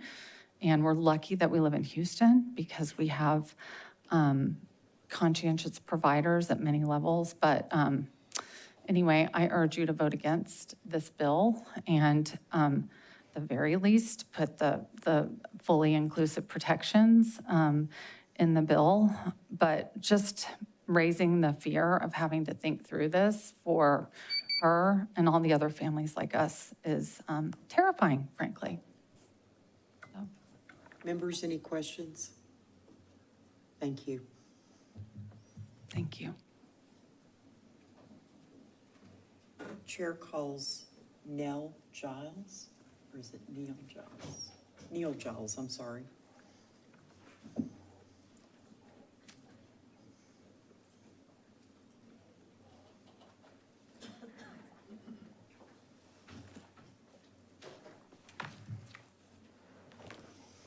Good evening. My name is Neil Giles, and I'm here in opposition to House Bill 1424. I am representing myself and my family, which includes my wife, Mandy, our three kids, and two of whom are non-binary. Okay, I'm sorry, when you registered, you said you were just representing yourself. Is that correct? I'm sorry. We have to make sure that what you're saying matches up with how you registered in the kiosk. And you put on there that you were registering on behalf of yourself. And my family. We can add your family to it. Okay. If we have your permission. I think it said to do organization. I took that to mean yourself or an organization. And that's fine. We just, everything's got to match up. Sure. Sorry about that. So I'm sorry. Please go ahead. Sure. So I'm representing myself and my family, which includes my wife, Mandy, and our three kids, two of whom are non-binary. I'm a husband, a father, a Christian, and a lawyer. In trying to avoid the appearance of allowing medical providers to deny medical care to LGBTQ folks, this bill sort of became a mess of unintended consequences. Now, I recognize there's at least a possibility of a substitution in committee, but I'm telling you now, I'm kind of testifying on what I got to see last night. And in my view, it's bad for small business.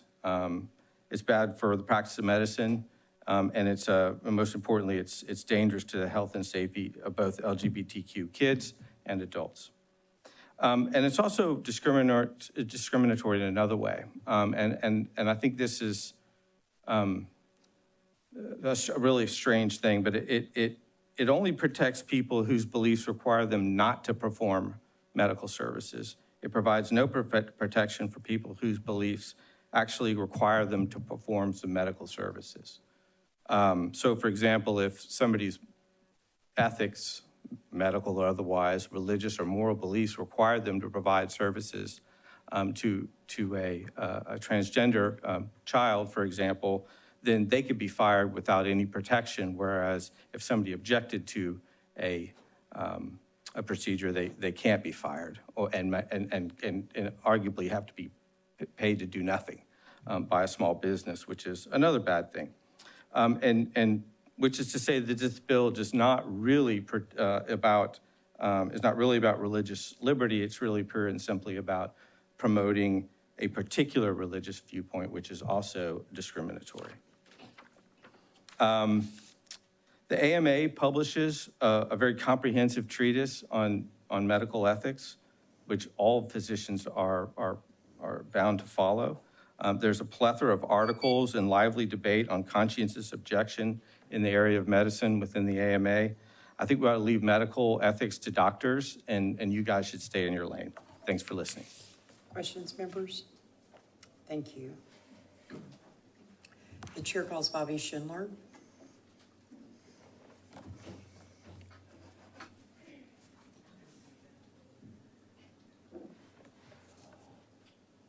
Next on deck will be Camille Ray. Thank you, Madam Chair and committee members. My name is Bobby Schindler. I'm with the Terry Schiavo Life and Hope Network, and I respectfully urge the committee to support HB 1424. And are you also representing yourself? I'm sorry, I'm here on behalf of myself. Thank you very much. Thank you.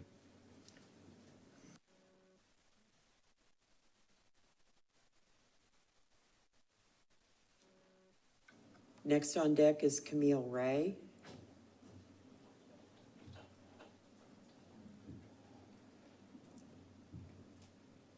Following that is Jonathan Covey.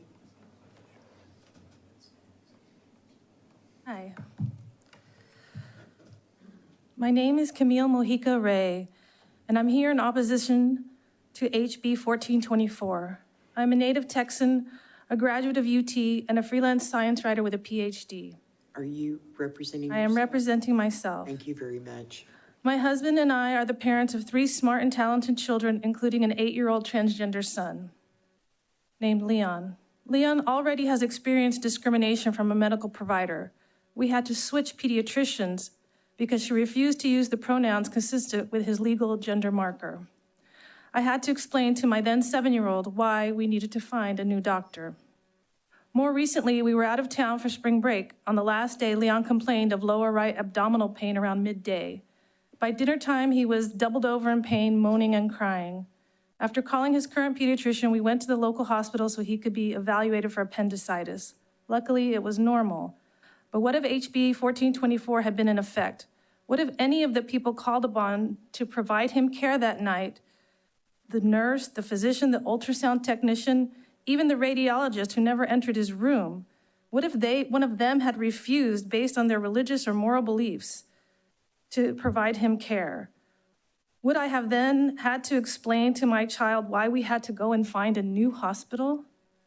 Even if an exception is made for life-saving care, I can't imagine constantly putting my son in the position of being dehumanized in this way by medical professionals who have taken an oath to do no harm. Please vote no on 1424. Chair calls Jonathan Covey. Jonathan Covey. Next on deck will be Emily Kopp or Coop.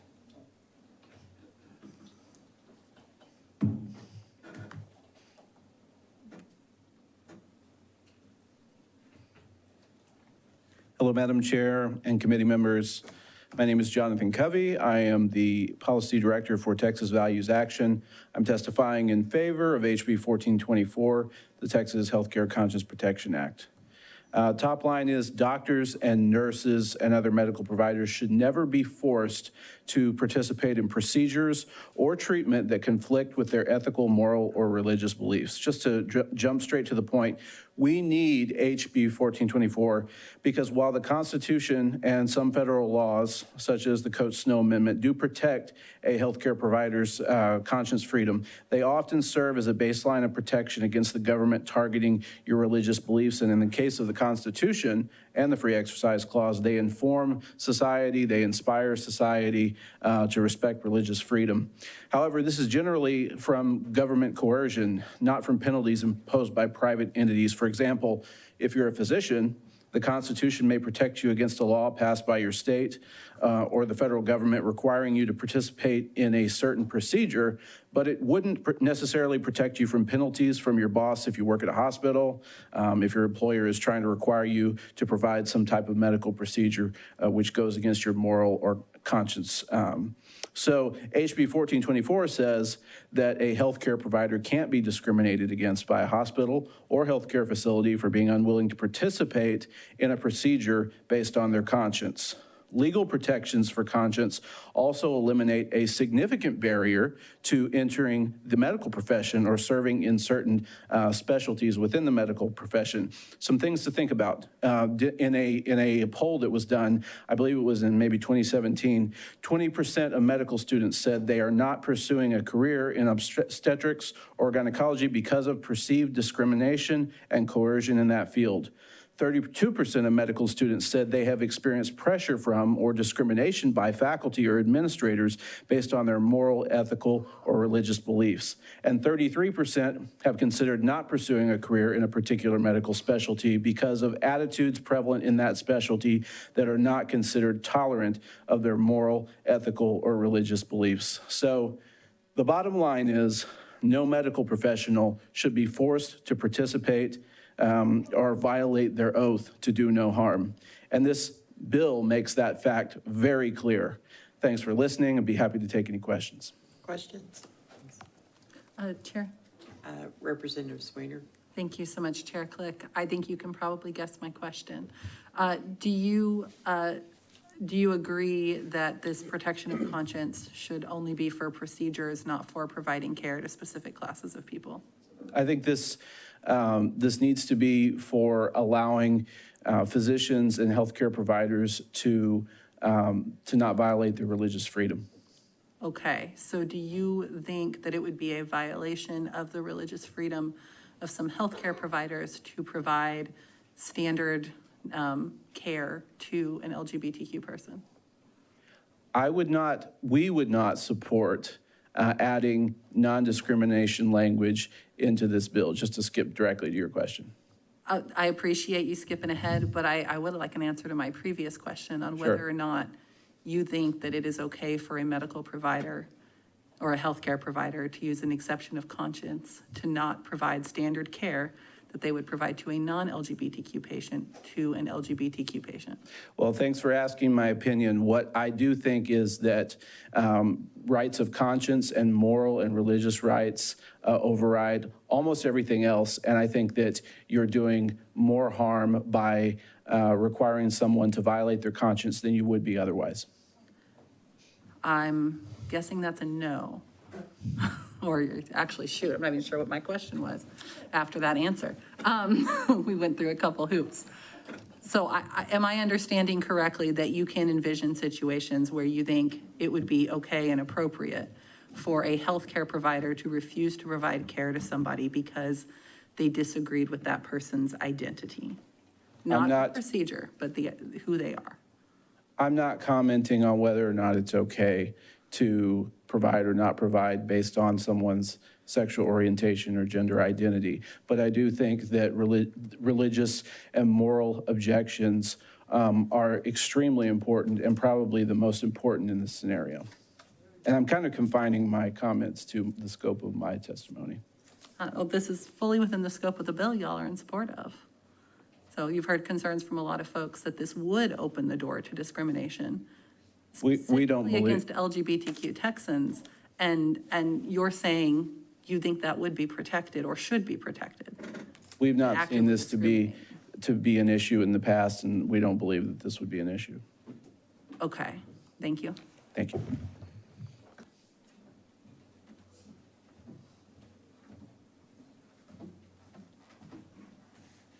Chair calls Emily Kopp.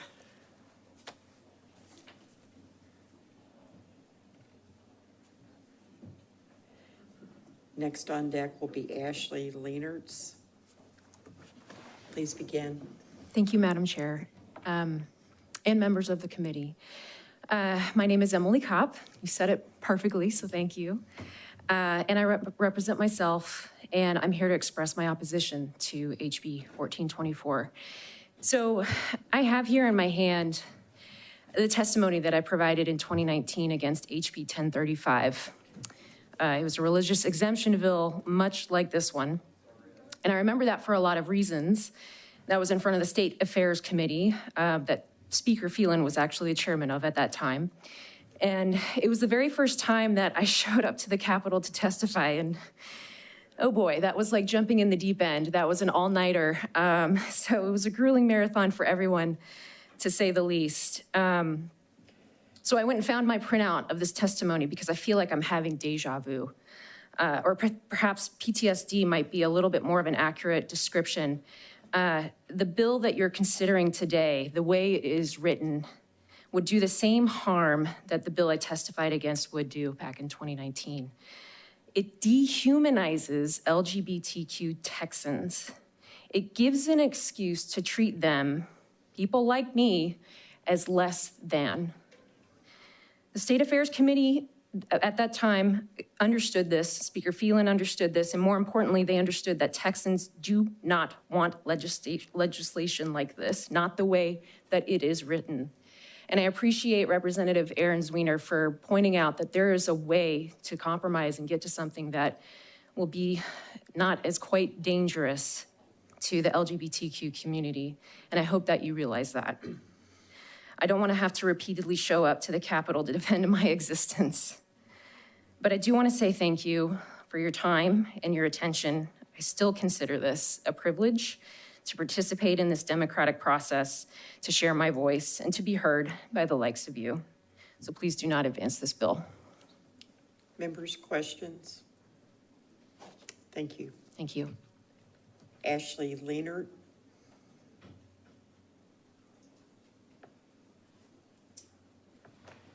Next on deck will be Indigo Giles. Ms. Chairwoman, members of the committee, thank you for allowing me to testify before you today.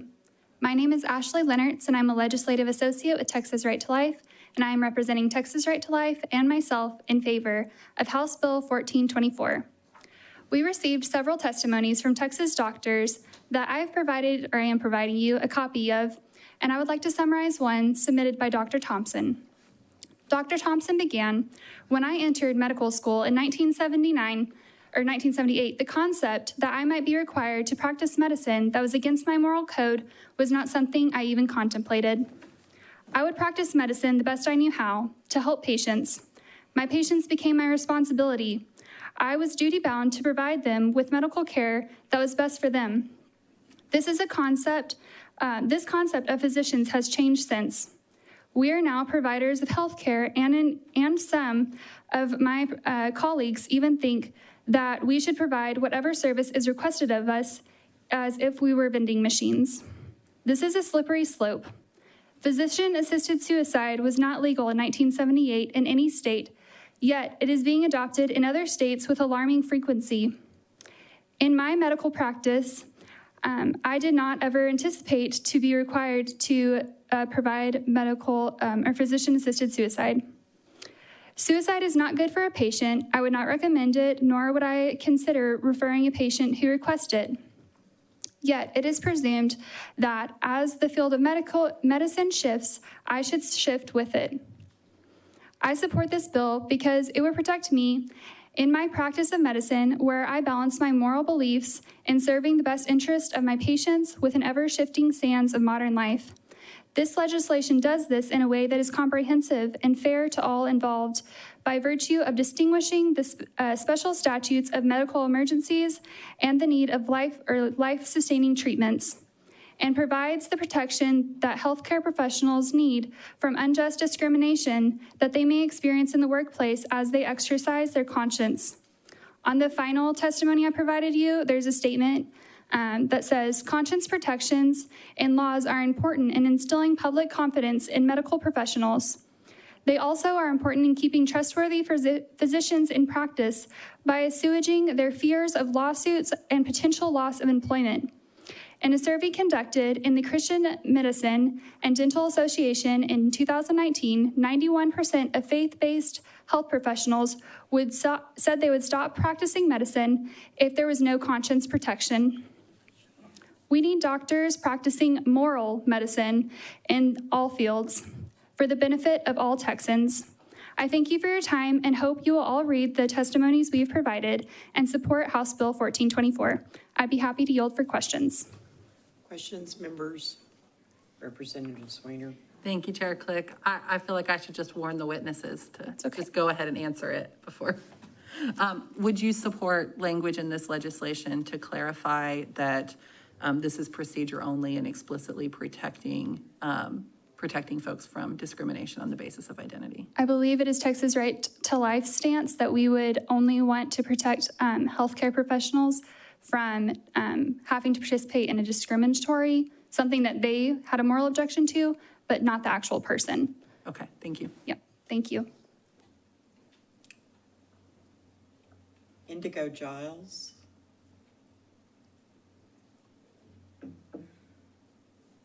Next on deck will be Mary Nouse.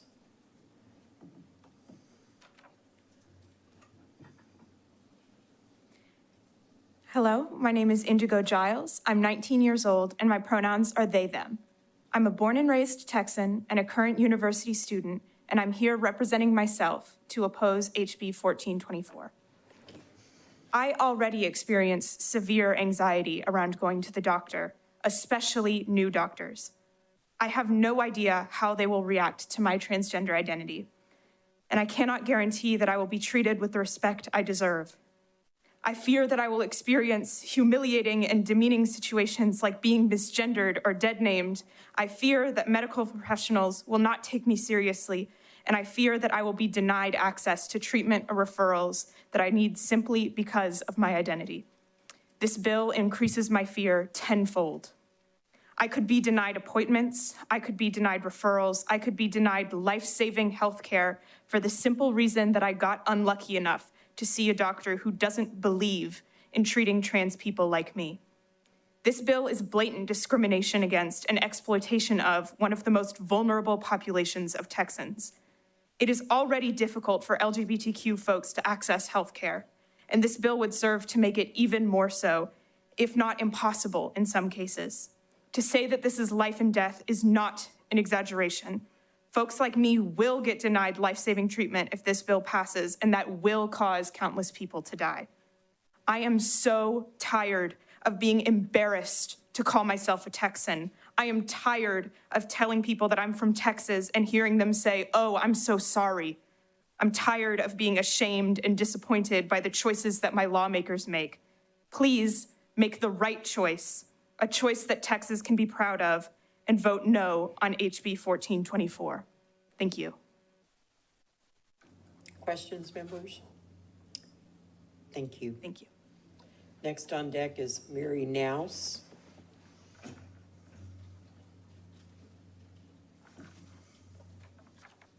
Hi, it's actually pronounced Knaus. I'm sorry. That's all right. Used to it. I'm testifying in favor of House Bill 1424 and on my own behalf. I'm a family physician in Texas.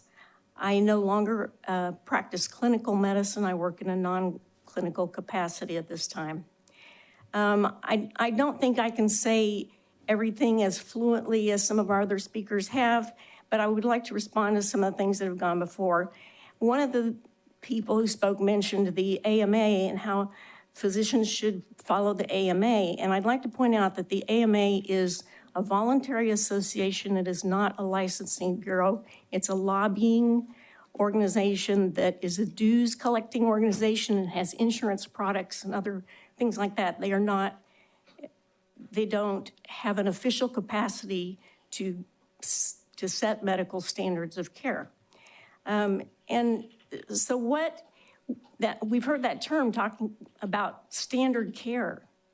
But I think it's very important to realize that doctors don't always agree on what standard care is or what appropriate care is.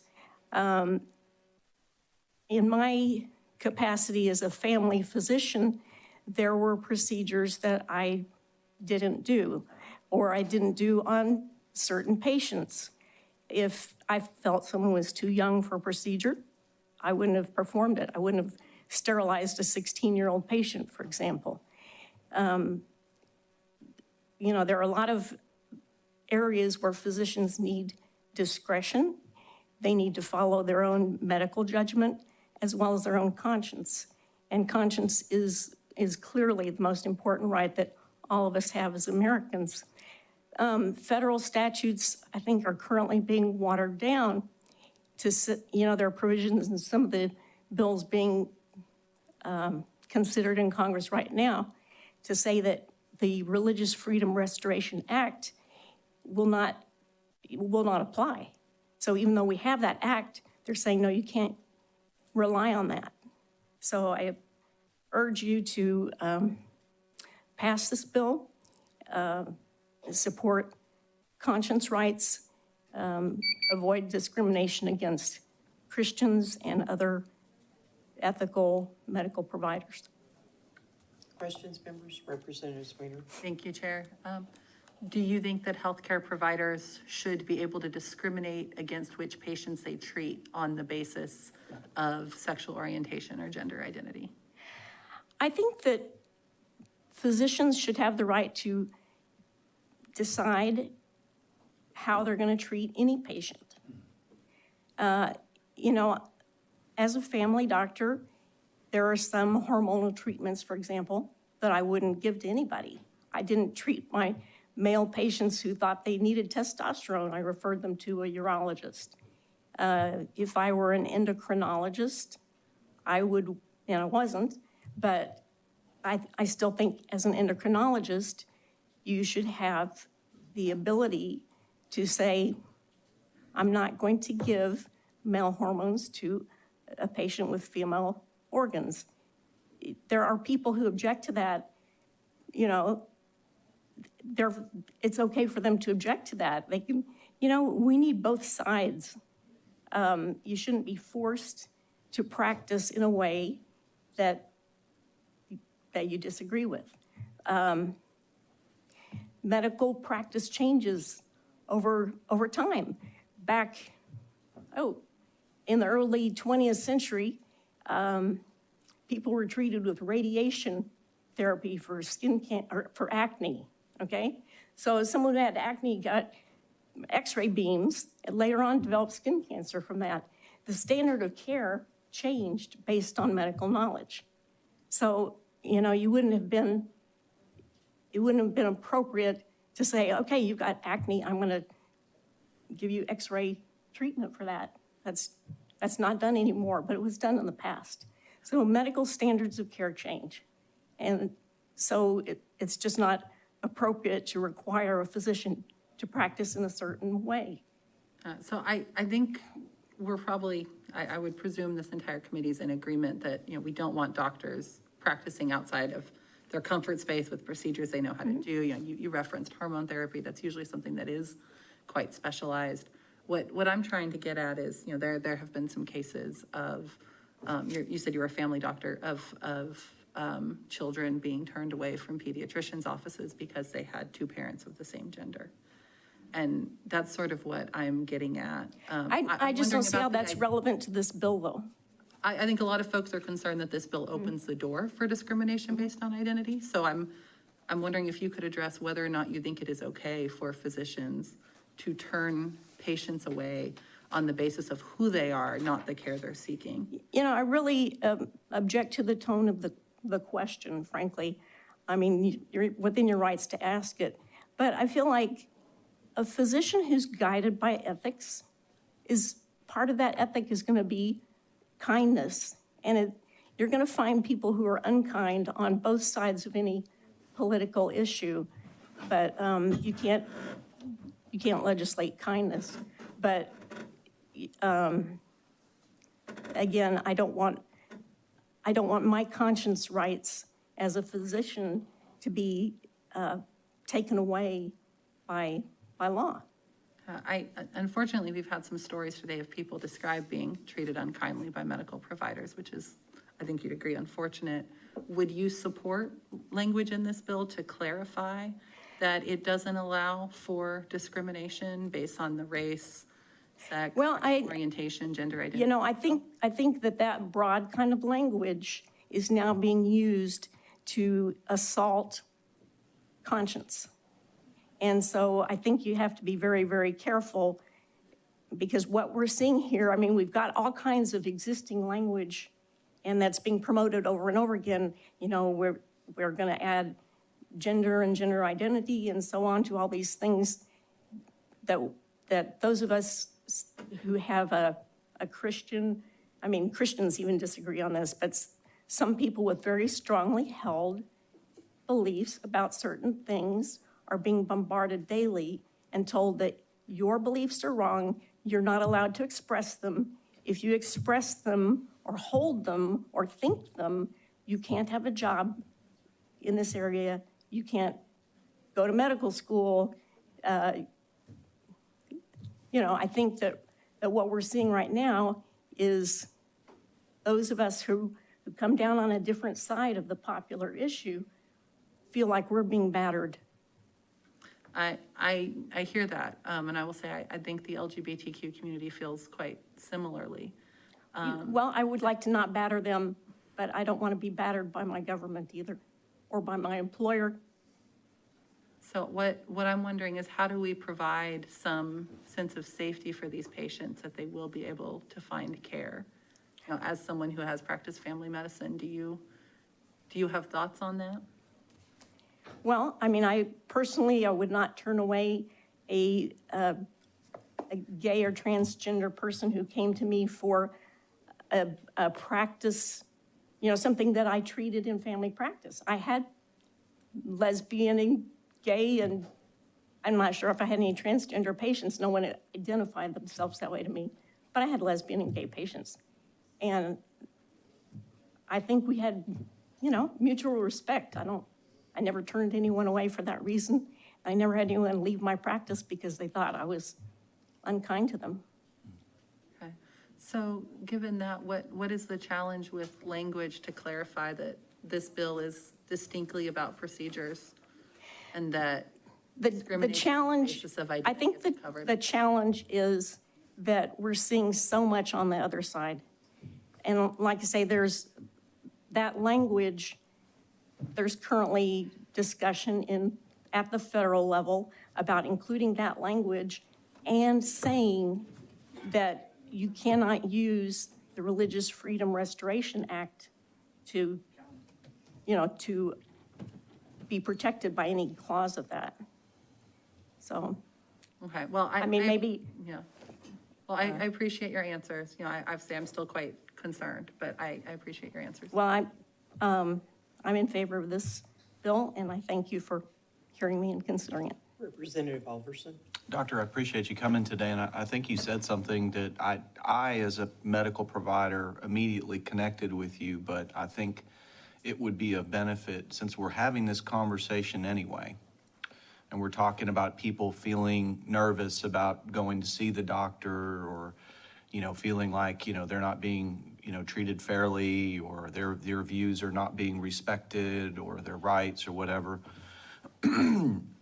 You said something I strongly identify with as a Christian healthcare provider, and that is that oftentimes I hear people say, well, if you're a Christian and you don't like providing that kind of care, then you should just get the, you know, HE double hockey sticks out of medical, you know, profession and go somewhere else. Have you ever heard things like that thrown at you in your medical practice, where people have basically told you that your beliefs aren't welcome here, you better leave that at the door of your house, and you better not bring that to work, and you better not express opinions on things that have to do with values and, you know, things like that? Have you heard that as a medical provider? Because I am older and I started my medical training and practice a long time ago, and I actually have not been in clinical practice for the last 10 years. So I think that the shift that we're seeing right now is more of a danger to young people who want to go into a healthcare profession than it was to me. When I was training, to me, the big issue was abortion and abortifacient drugs and things like that. And yet I did my OB rotation medical school at a Catholic hospital deliberately. Mm-hmm. And, you know, so I didn't. Why did you do that? Pardon me? Why did you go to a Catholic hospital for that? Because I felt like they would support my conscience would be compatible with their practice. You weren't worried about having them tell you otherwise, that you had to go in and do what Right. you were told. Right. And you knew that Yeah. because it was a Catholic hospital, there would be certain things that just wouldn't be done there. Right. Right? Right. Totally understand where you're coming from. I've been there, seen that. We actually had to put that in law. And I mean, this is sort of weird. People don't realize that this is not all brand new, right? I've heard a couple of witnesses talk about it, but there is some specific protections with respect to physicians by themselves and elective abortion procedures. We had to put that in statute. Do you know why we had to put that in statute? We had to put that in statute because people wouldn't stop discriminating against health care providers that felt uncomfortable or felt it was immoral to offer those procedures. And so there is a role to play when it comes to the government stepping in and saying, you know, the First Amendment, the expression of religious freedom is an important right. And we're not going to trample all over that just because you have a certain job or a certain profession doesn't mean you have to not be who you are at work. Now, I heard you say, and I applaud you, you know, that a person seeking care someone seeking care for their hypertension or diabetes, it's not relevant, I mean, at least to me, I think to you as well, what their lifestyle choices are, other than if they're eating too much, if they're diabetic and they're eating a lot of sugar, that's obviously a bad thing. If they're hypertensive and they're not watching their diet, that can be a bad thing. That's not what we're talking about. And I think the other thing that you mentioned, and we have another bill coming up later where we will talk about this at length, but I just wanted to applaud you for stating that there are treatments that are out there, services that are being offered where the jury's in the medical arena, the jury's still very much out as to what the long-term consequences are. The jury's very much out. In fact, there are other countries where these services they're starting to do a right about face as to whether or not these kinds of services will be provided because of concerns over the long-term health effects, right? Oh, that's correct. And I think people this is what I think, I heard you saying earlier. So I'm glad we're having this conversation, and I just hope that everybody that's here testifying on for or against realizes that I think what I'm hearing and what I think Representatives Wiener and I in our conversations together are hearing is that there's fear on both sides of people's, who they are basically just being trampled underfoot. And that door swings both ways. Would you agree? Oh, for sure. I appreciate your All testimony. right, thank you so much. Any other? Chair calls Steve Woleb, and then after him will be Jonathan Sines.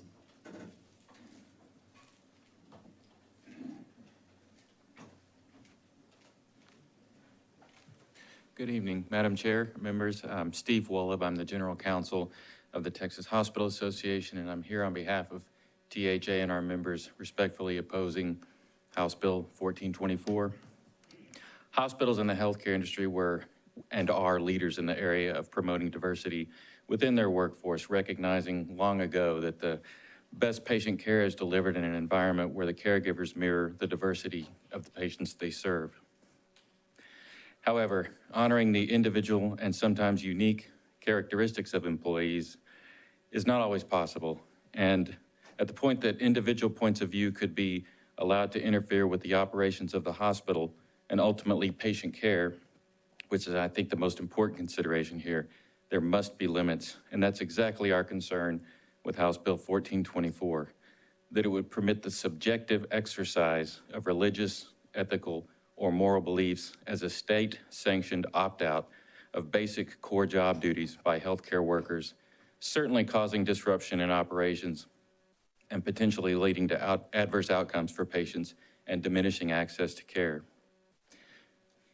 Even if one assumes the best intentions, that the moral, ethical, or religious qualm that the caregiver has is a sincerely held belief and free of any ill will or improper motive, there is still a possibility that the exercise of that prerogative by the employee will have detrimental effects on the operations of the facility and on patient care.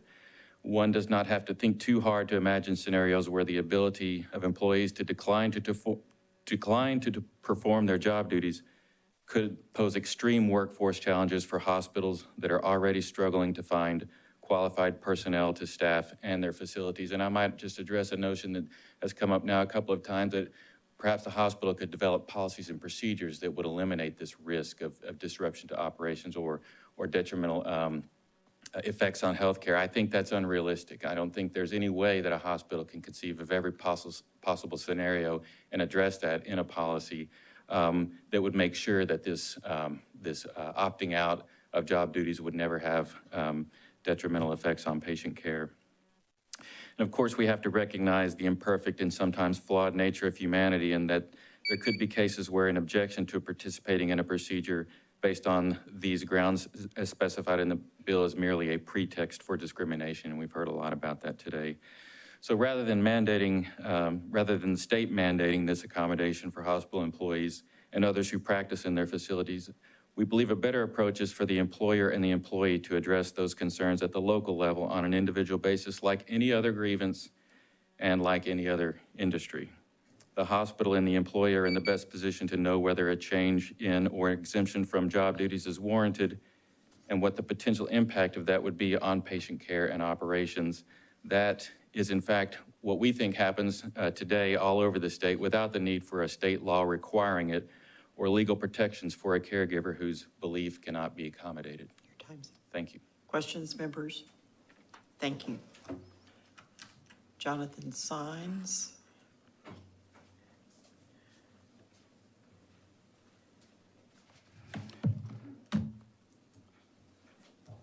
Good evening, Madam Chair, members of the committee. My name is Jonathan Sines.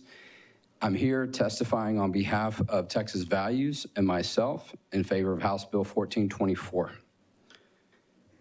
Texas Values, I'm a licensed attorney where I serve for legal matters and policy matters, also as the president of the largest organization in the state of Texas that works on the issues of faith, family, and freedom, including issues of religious liberty. We've been involved in just about every religious freedom piece of legislation that's passed this legislature over the past 10 years or so, including being involved in litigation protecting religious liberty.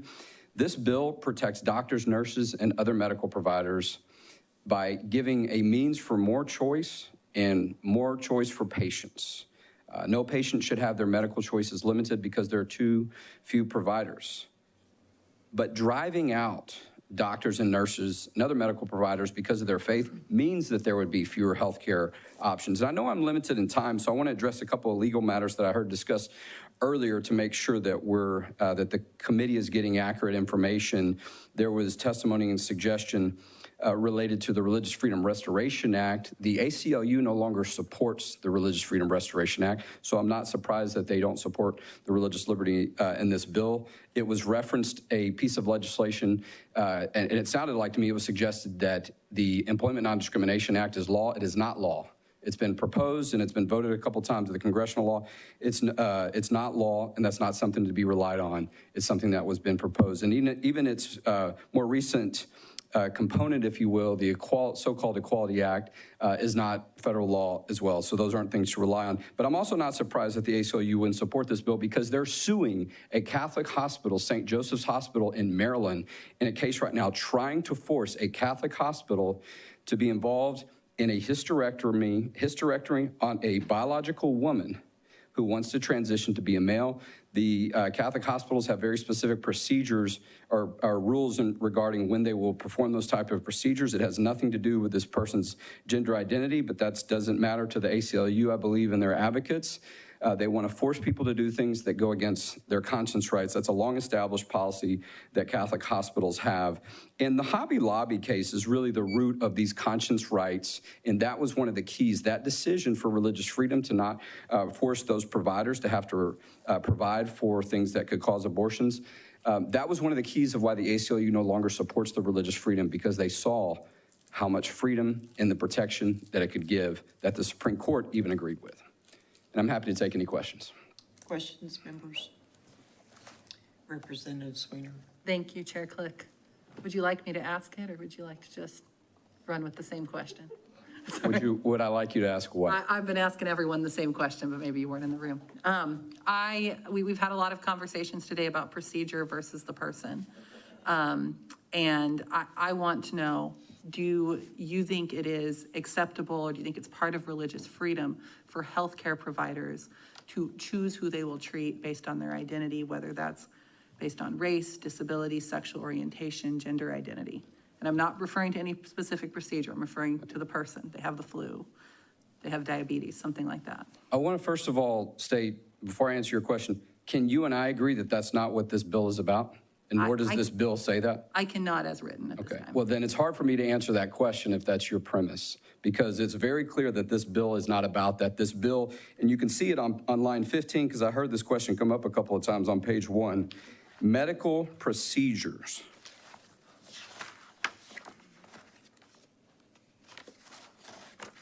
That's what this bill's about. And so I fully support this bill as filed and support people's willingness and their freedom to not have to be forced, like the ACLU wants to do in Maryland, force people to perform a procedure that goes against their conscience rights. Yeah, I'm sorry, the bill before us is actually 2 pages, I think. Yeah, no, I'm just saying on line 1, it talks about, when it talks about this issue, it talks about medical procedures. And on page 2, line 2, it also says any other medical procedure. given the numerous concerns we've heard here today that this bill would open, because I do think there is some question in the language, lines 15 to 17, because any procedure could be quite broadly construed. Would you support adding language to this bill to clarify that this is just about procedures and to specifically preclude discrimination based on identity? Based on identity? No. We could do the whole list, but yeah. You give me the list, though. I'm a lawyer. Ask me the question, give me all the details, and I'm happy to answer it to you, but I don't want to make any assumptions. I'll give you the list from the Civil Rights Act. Sex, age, disability, race, religion, gender identity. Well, that's not in the Gender identity is not a part of the Civil Rights Act. We have had some interpretations. Well, no, I mean, that's current law. May come down. Yeah, and that's not what this bill is about, nor are we asking. But I would not support non-discrimination language that relates to gender identity, as you're asking me. And I know that's an issue that you and I disagree on, but as I stated before, it's not what this bill's about. This bill is about procedure, and I think that also it's important to stick to what this bill's about and not to put language in there thinking it's about something else and then complicate the whole effort. And so why would you be comfortable with language around race and whatnot, but not language around gender identity? If somebody has the flu, shouldn't a healthcare provider treat them regardless? Should they turn someone who's sick away? Well, you've asked me two questions. Which one do you want me to answer first? You can take them in order. Okay. So first of all, we have current law relating to Civil Rights Act that includes those characteristics that you mentioned, race and others, but does not include gender identity. That's why that would not be appropriate in this bill, because that's not current federal law. Okay. The second question was about, I would not support. We're talking about y'all's values, but now we're talking about federal law. So I guess that's what you stated, though. You said the Civil Rights Act in 1964. That's the federal law. Some of my implication there, and I did get ahead of myself a little bit, was that we may see some different interpretations based on recent Supreme Court cases. Those have not yet, I want to acknowledge, those have not yet reached medical coverage. But I want to ask if you would support non-discrimination on these other areas. Why wouldn't you support, when we've heard this very real concern from many people today, language to clarify that somebody will not be turned away from basic care? We're not talking about gender affirming care. We're not talking about abortion care. Basic medical care that somebody provides to any other patient. Why should a healthcare worker be able to turn them away for that? Because that's not what this bill does. And it's very clear that it's not about the things that you just mentioned.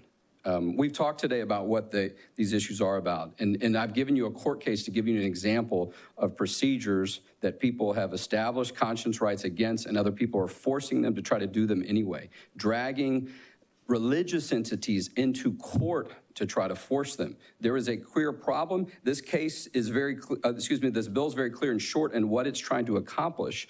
You might want to extend it to including other things, but that is not what this bill is about. And I will tell you, on some of these matters, there are issues that relate to some of the things that you mentioned that are different in their analysis legally and as far as the time that they've been in, and whether they're objective or subjective, that complicate those issues.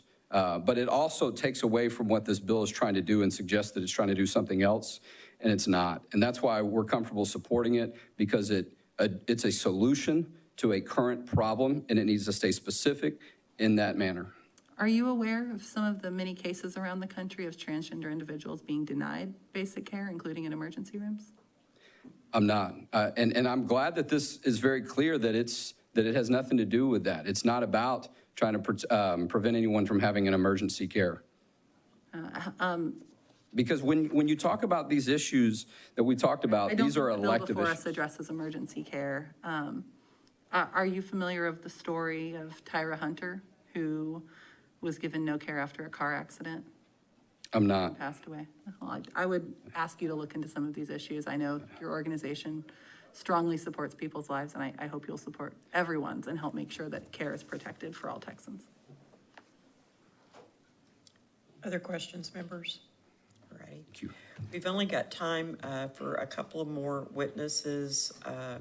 I'm going to ask our committee clerk to leave the public comments open online until 5 p.m. on Friday.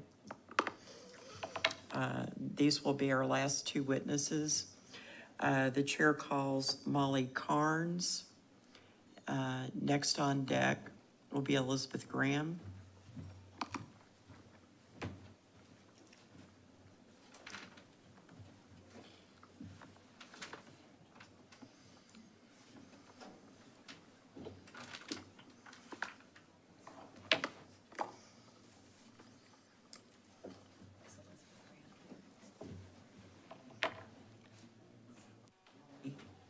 Molly Carnes.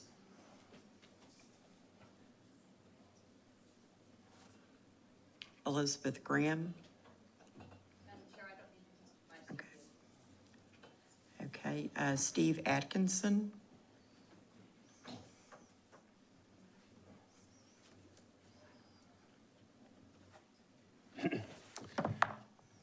Hello, thank you for letting us speak. I know these days are long and tiring for you and for all of us who have been here waiting to do this all day. I got lucky that I'm one of the last two, so I'm glad to get the chance to do it. Representatives, my name is Steve Atkinson. I'm a native, multi-generation Texan, a graduate of Baylor University, and a lifelong resident of the Dallas-Fort Worth area. I've lived my adult life as a proudly, openly gay man, and I'm happily married to my husband of 31 years. Can you tell me who you represent? I'm so sorry, and I've done this before. I should have known to do that. I'm representing myself and Equality Texas. I'm happily married to my husband of 31 years, and I'm speaking representing myself and the Equality Texas Foundation, of which I am the current board chair. For over 25 years, I've been heavily involved in volunteer work, with much of that being focused on protecting and advancing the rights of LGBTQ Texans. As many of you know, Equality Texas is a leading organization for that work in our great state.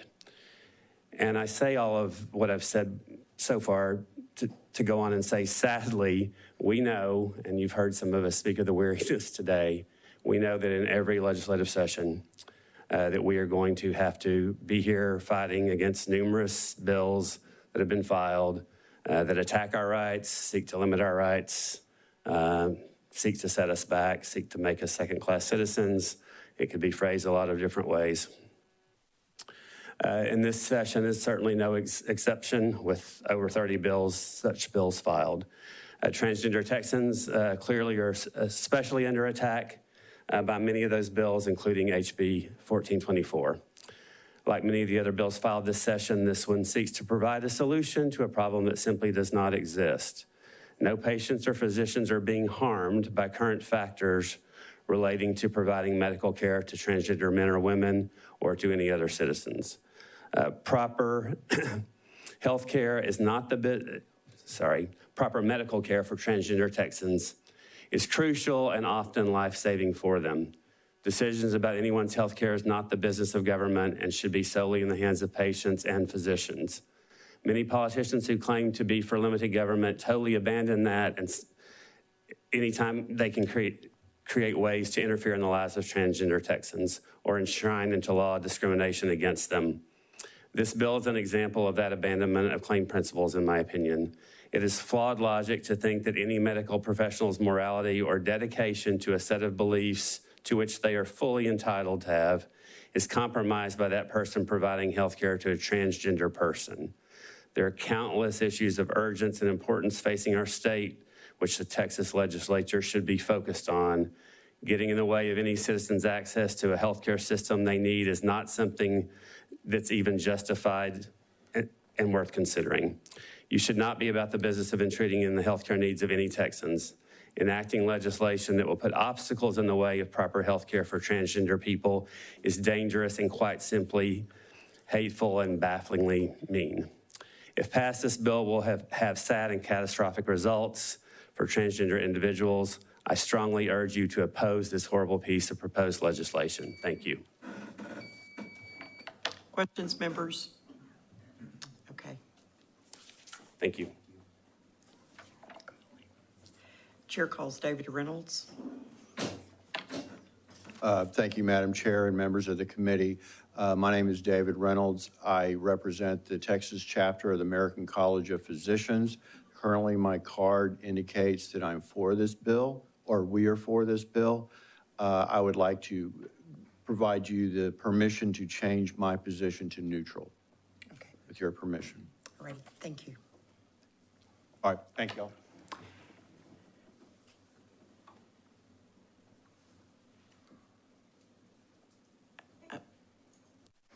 I'm sorry, your name? I'm Molly Carnes. I was called just a minute ago.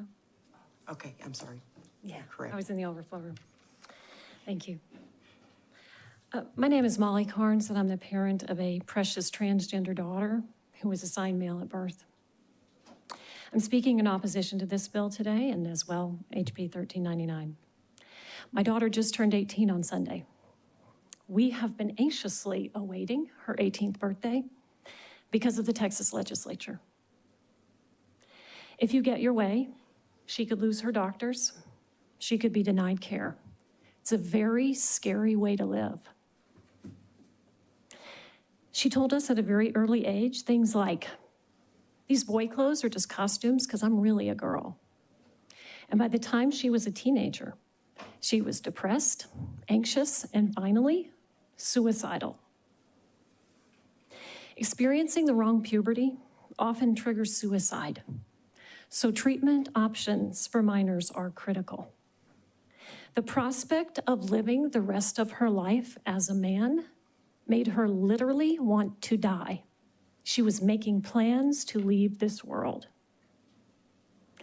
After seeking advice from qualified specialists, we pursued reversible treatments to address the root cause of her depression, gender dysphoria, when your gender is in conflict with your physical sex. The health care she received saved her life, and it changed our family. I didn't know how much of my child I hadn't met.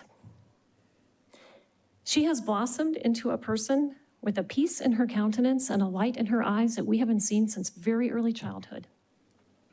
She is hopeful, she is funny, she is ambitious, and she is kind. We experience wonderful support from our church family. My child was created in God's image, and being transgender gives her a unique way to serve this world.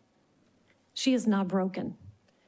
The body that she travels in is but a temporary home for the beautiful soul that she carries. To people of faith, in particular Christians, who think supporting these bills make you the defenders of the faith, I say this. The condemnation of LGBTQ people at the hands of Christians makes some of those people want to kill themselves. If your theology inspires thoughts of suicide in people, it is not the fruit of the Spirit. It is not the gospel of Jesus. I am asking you to move beyond being a sympathizer who feels sorry for us. Listen to the doctors, the parents, and the youth, and vote no on these bills, and save children like my daughter. Thank you, and I would be glad to answer any questions. Questions, members? All righty, thank you. Thank you. That concludes our public testimony on House Bill 1424. The chair recognizes Representative Oliverson to close. Thank you, Madam Chair and members, and I appreciate the opportunity to lay this bill out and have this conversation. I think it was much needed.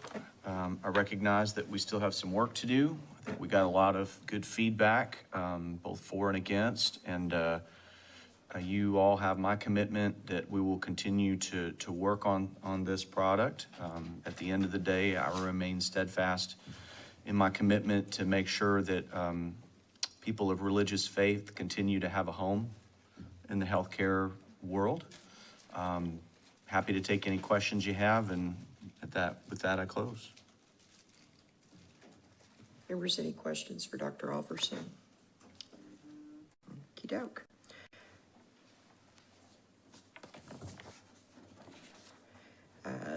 If there's no objection, House Bill 1424 will be left pending.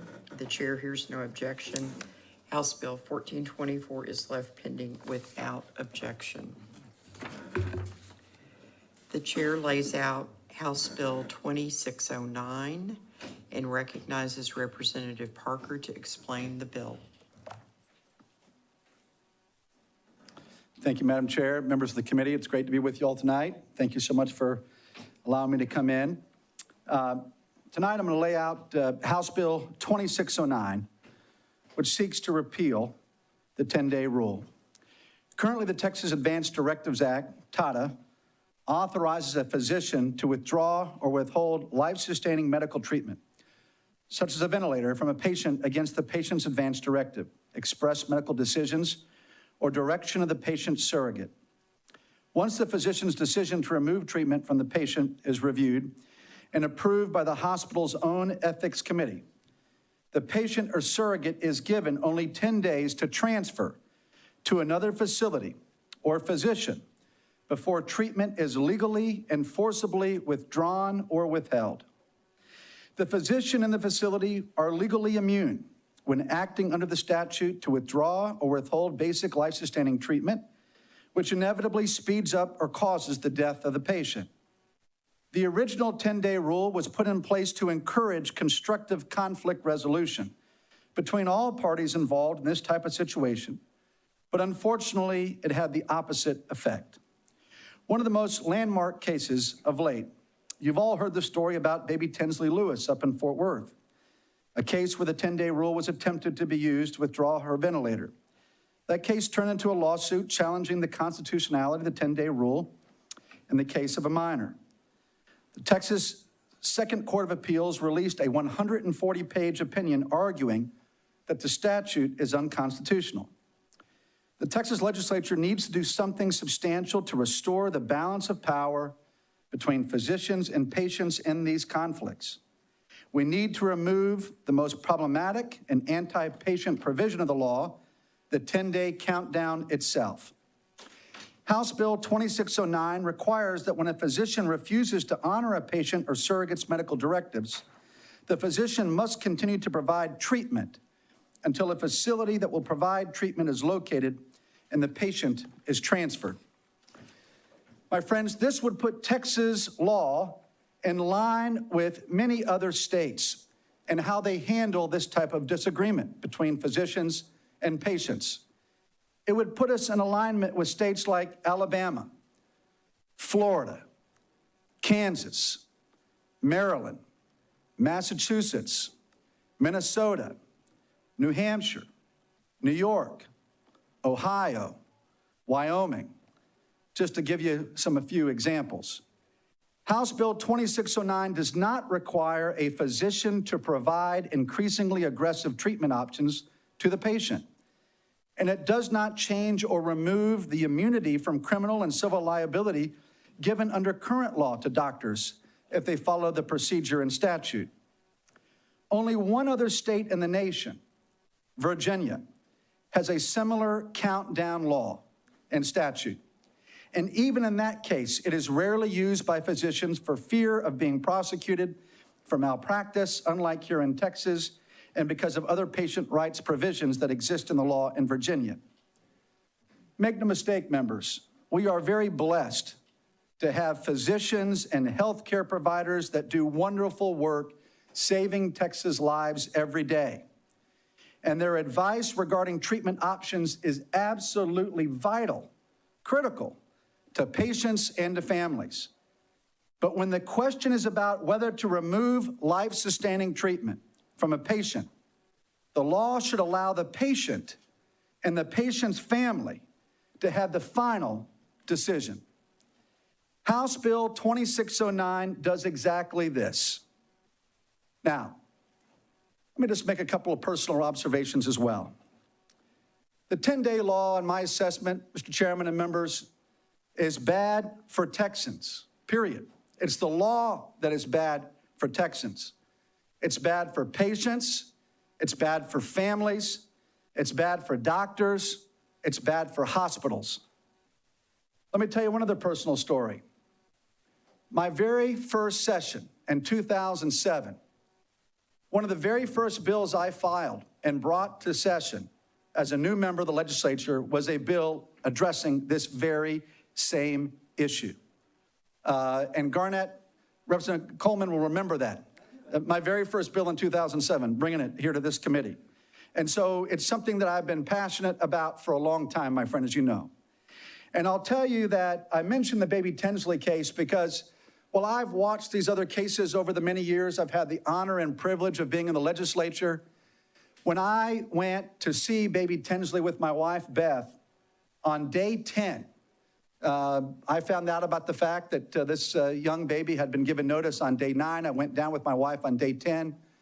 When I met with that baby, with my wife beside me, with the mother of the child and her aunt, I was taken back to personally see the fact that this baby's eyes were tracking my wife's eyes, tracking my eyes, and that baby was having human contact with my wife's hand and fingers. They were interacting with one another in the most beautiful of moments.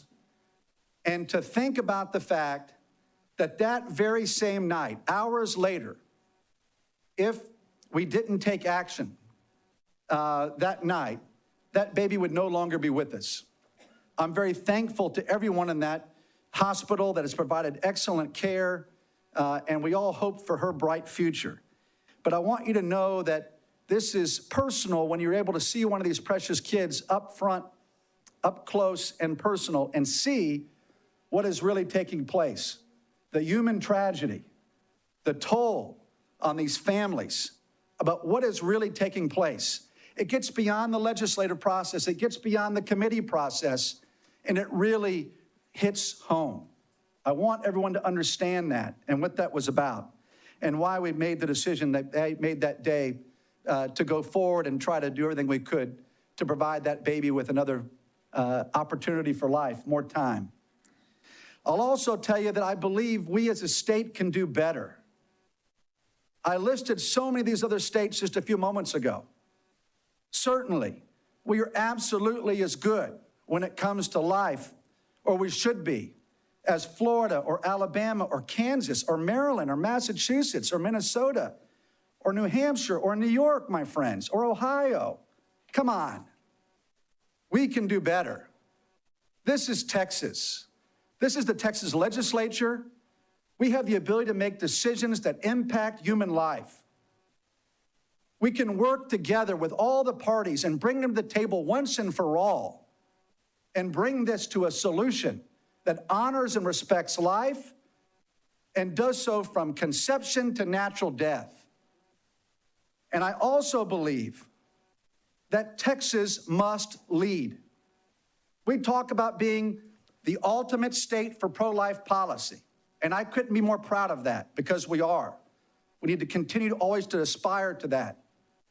But we must never forget that the future of this country depends on a strong Texas, on all things. A Texas that leads for liberty, for freedom, for faith, and in this case, for life. That we lead for life for individuals, be it adults or children, that are in this critical condition. We can do better by these children and these adults that are facing this and their families. And so, Mr. Chairman and members, I just appreciate so greatly the opportunity you've given me today to come forward with this bill. This is a bipartisan effort.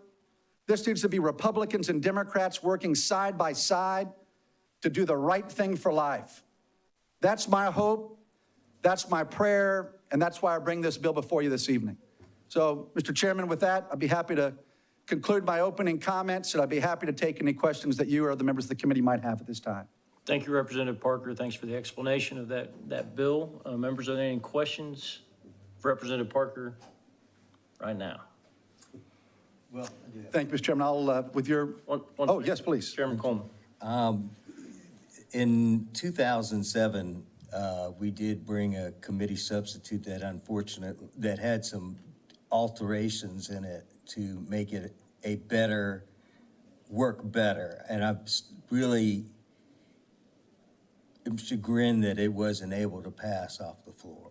So I just wanted to say that. No, look, Garnett, you know what, I cherish our friendship. We've worked on lots of issues over the years, and so let's roll up our sleeves. Let's work on this one together. Thank you. If there are no additional questions, we'll proceed to the public testimony. Thank you, Mr. Chairman. To close. Thank you very much for that right to close. Chair calls Stephanie Dye.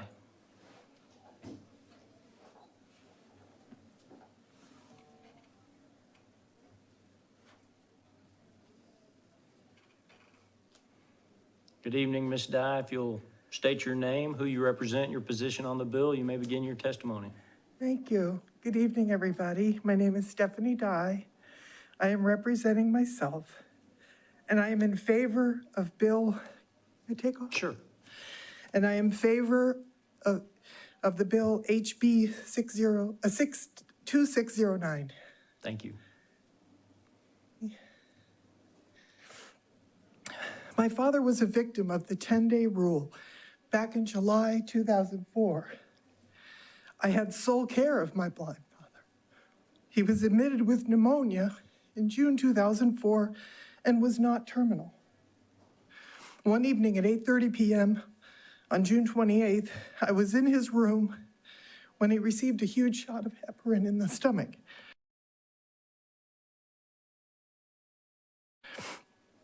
He and I were laughing and talking, and when I left, I said, "I love you, Daddy." And he blew me kisses. That's the last time I ever heard him speak. The heparin caused him to bleed out so badly, he went into a coma. I got called back at 11 p.m. that night with the awful news. By the second week in July, the 10-day rule was started, and it was horrifying. It seemed like a much too convenient way to bury a mistake. The hospital was no help. In fact, they sabotaged my efforts. I worked desperately to move him to another facility within the 10 days, knowing that if I didn't, they would end his life.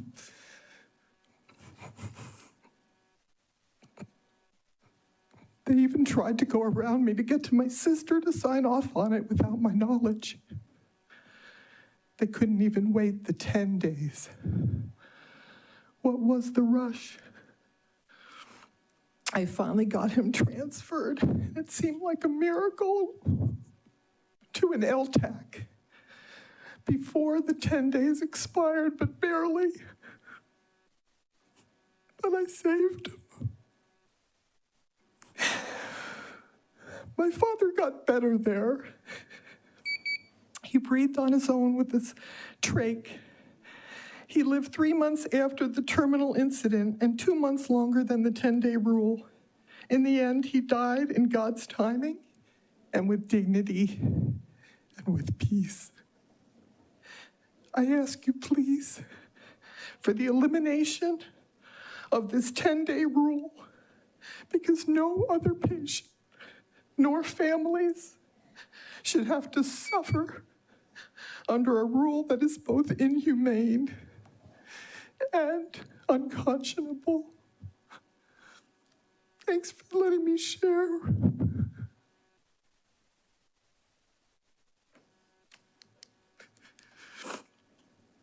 you have any questions? Members, any questions? Thank you for being here and sharing your story. Thank you.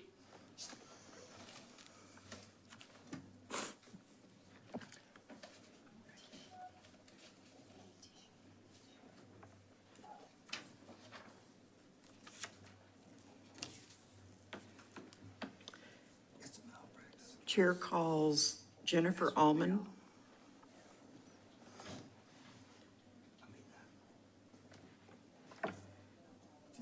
Next on deck will be Wesley Smith.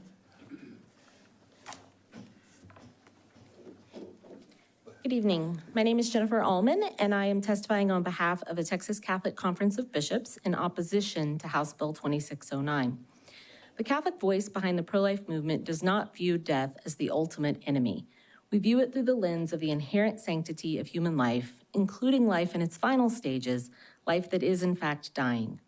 We must oppose the approach in this bill because requiring indefinite medical interventions against the physician's professional judgment is unacceptable.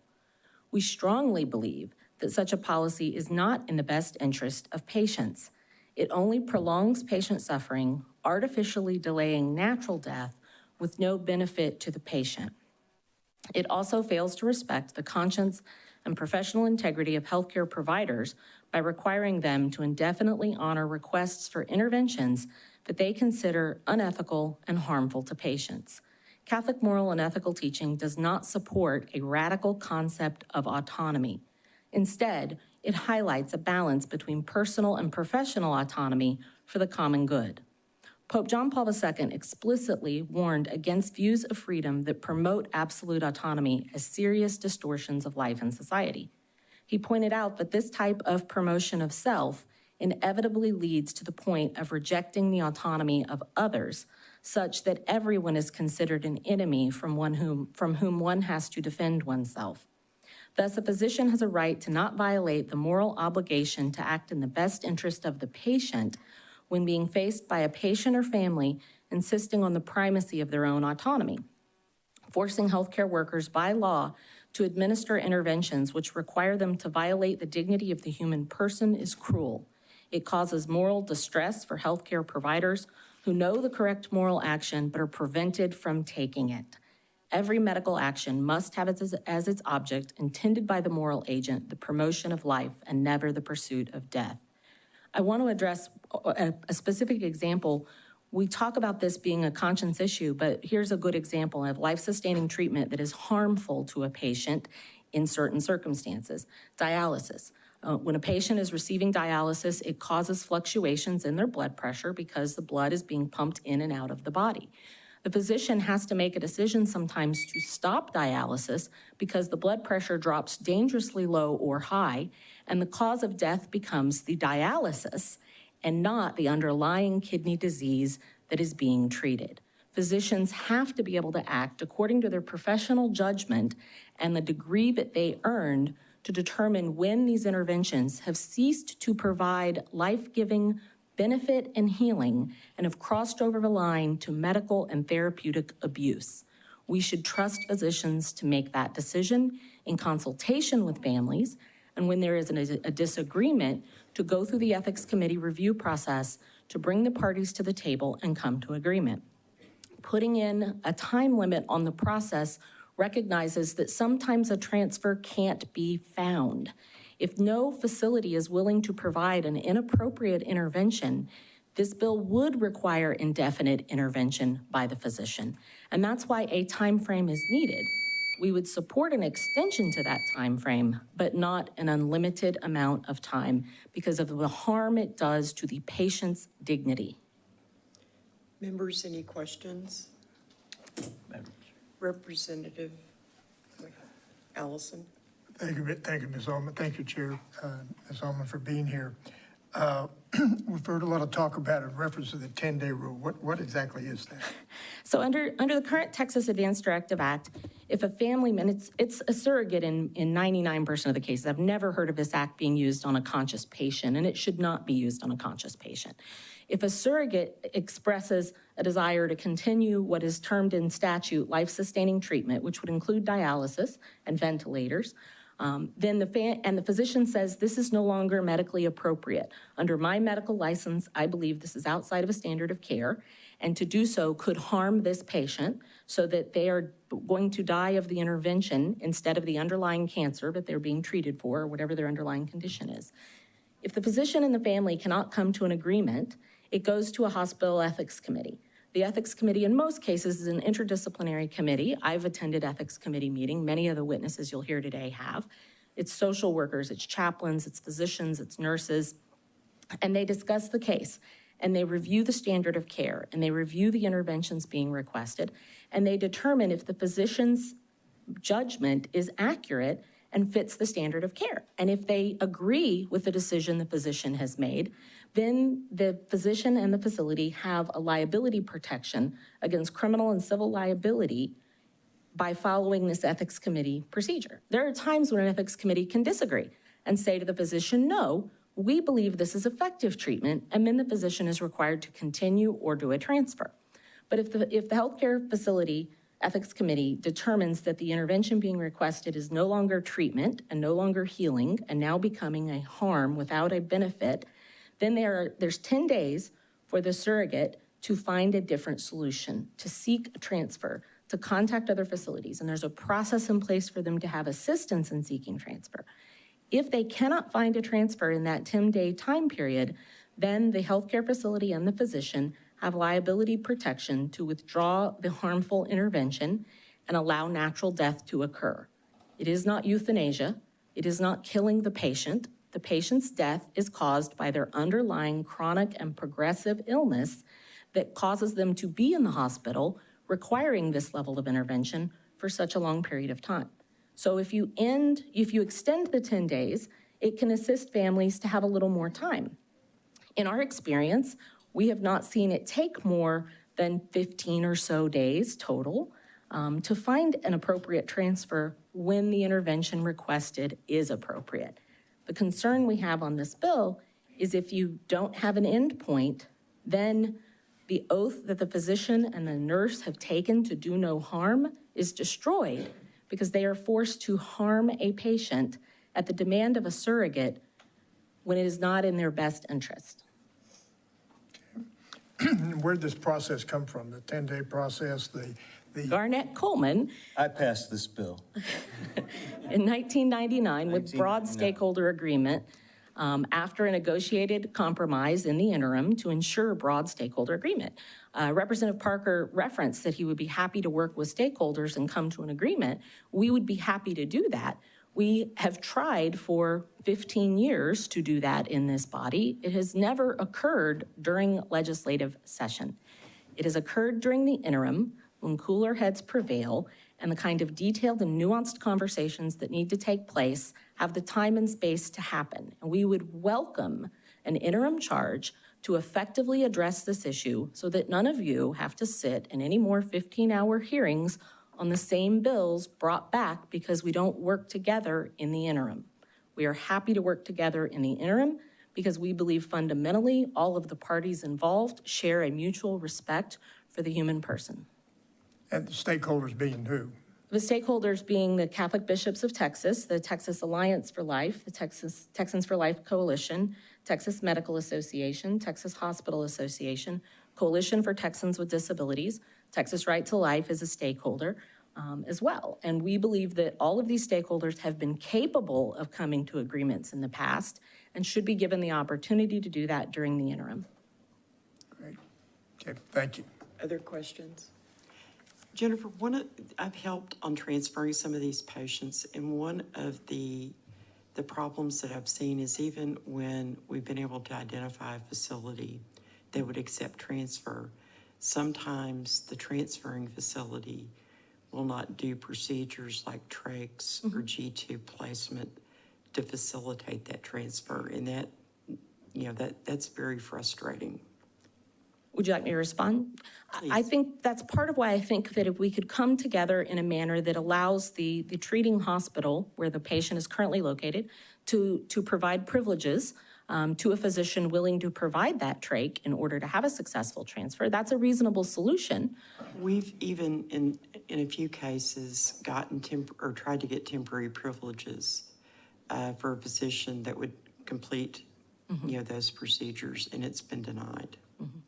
Well, I think that's a part of a solution we could talk through in the interim and try to come up with, even if, and maybe it's not temporary privileges. I don't work for a hospital or know their privileging process, but I think that is something that can be addressed, but that isn't currently addressed by any of the legislation presented before this committee.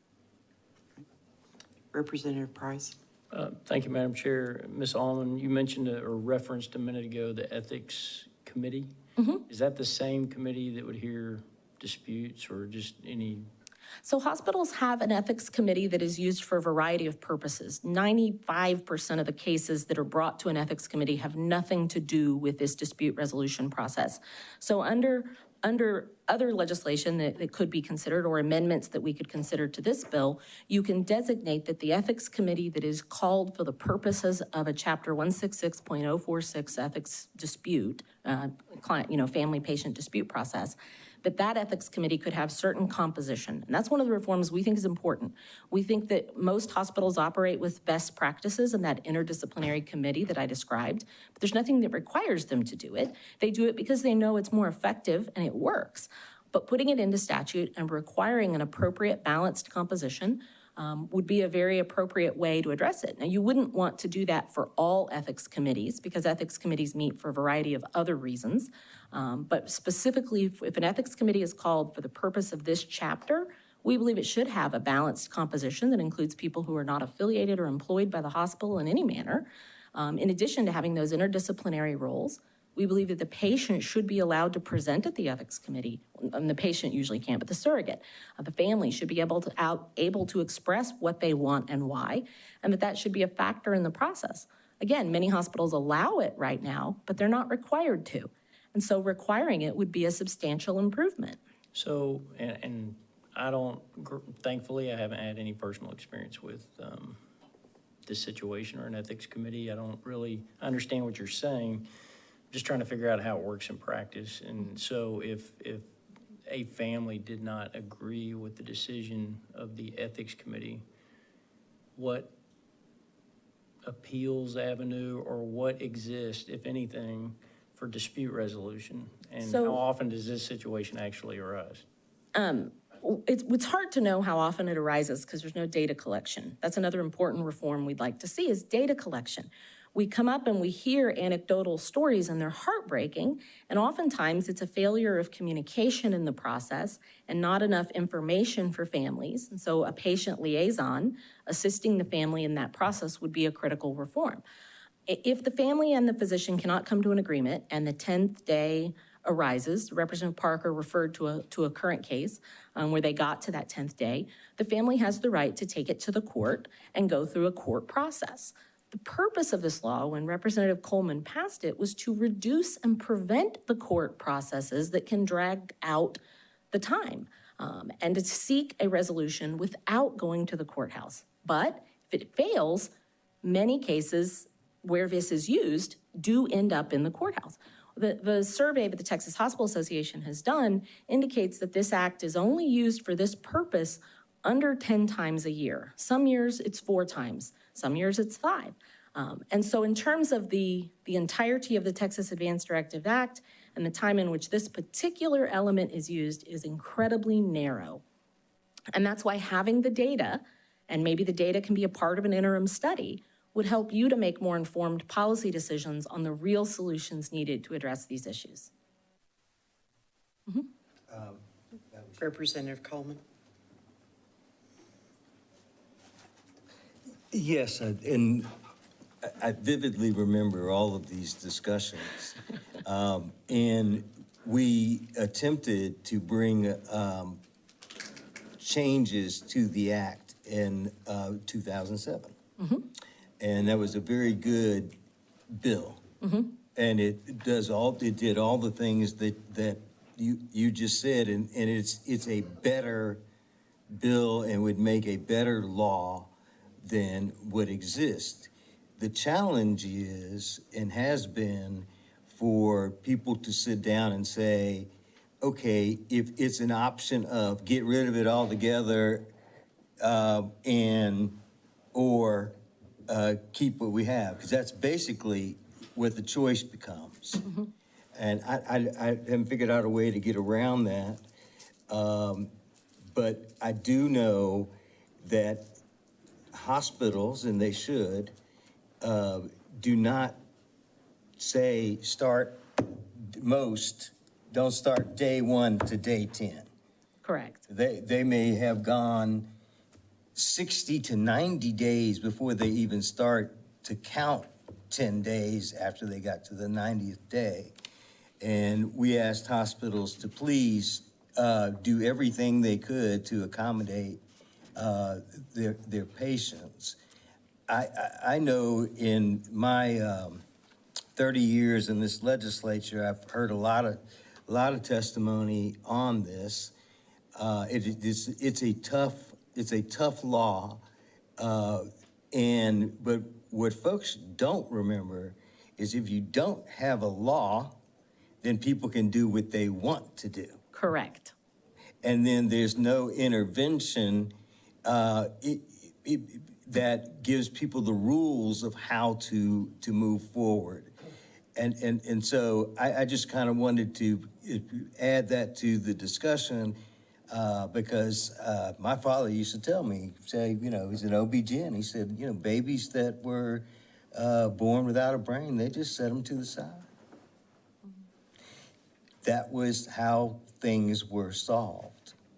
And that wouldn't be the case in a circumstance like this. So it is tough. I'm hoping that we can have something that creates a circumstance where the things that are objectionable to the best of our possible, our ability can be modified in the law. I agree. Other questions, members? Thank you. Thank you. Chair calls Wesley Smith.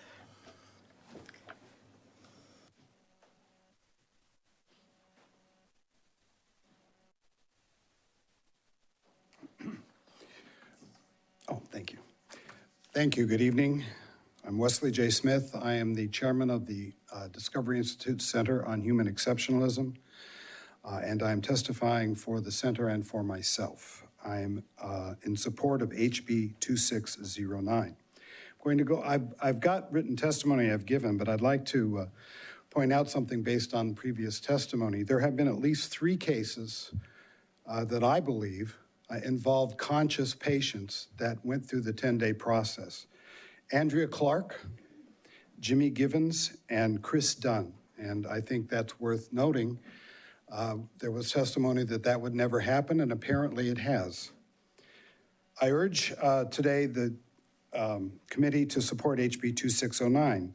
Coercion has no place in the practice of medicine. As such, the primary purpose of HB 2609 is to prevent unilateral forced withdrawals over the objections of patients and or families of wanted life-extending treatment based on a doctor's belief about the quality of the patient's life. I emphasize wanted.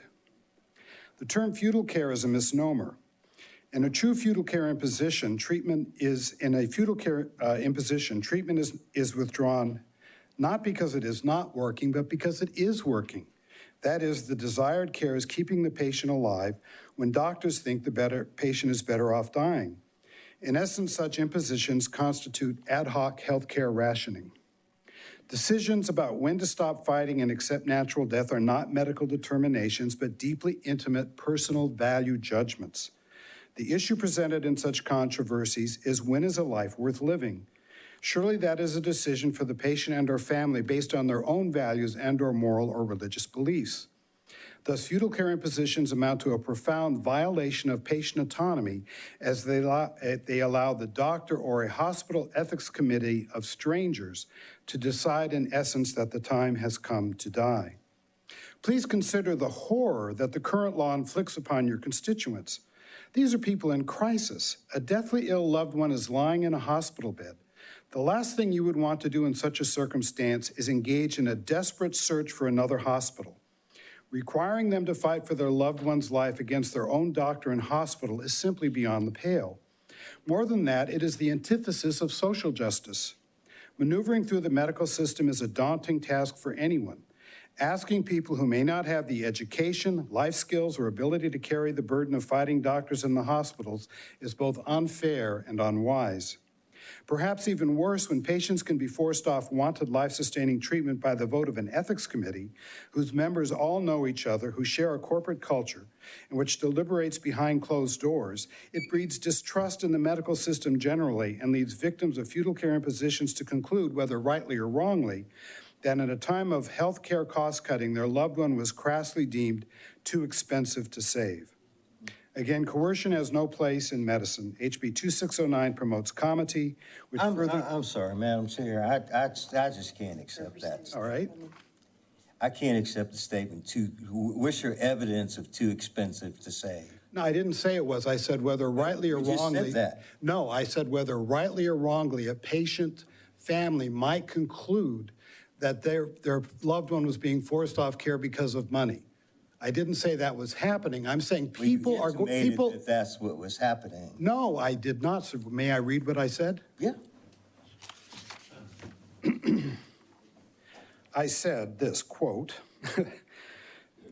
the medical system generally and leads victims of fetal care in position to conclude whether rightly or wrongly, meaning this is what they're thinking in their heads. Because I've talked to these people. They feel like they're being forced out not only because of quality of life, but because of the cost of care, because many of these people are on Medicaid, and it costs a lot of money to keep these patients alive. And so what I said was, whether rightly or wrongly, that in a time of healthcare cost cutting, which we of course are in, their loved one was crassly deemed too expensive to save. I'm not saying that's why these decisions are made. I'm saying it breeds distrust. And that would be one of the things that a patient's family might think. So what I would say to you, crassly deemed is saying that it probably is based on money. All right, I didn't. I'm sorry, I speak English. So do I, sir. Yeah, and I can hear, and so what you stated in an obfuscated way was that these are decisions based on dollars. No, I reject that, but if you took that to be my meaning, it's not what I meant. Okay, good. Other questions, members? By the way, this is an abuse of the ethics committee process. An ethics committee in every other state is a mediating body. Texas alone has turned the ethics committee into a quasi-judicial decision-making body. There's no record kept of the deliberations. There's no formal right to appeal.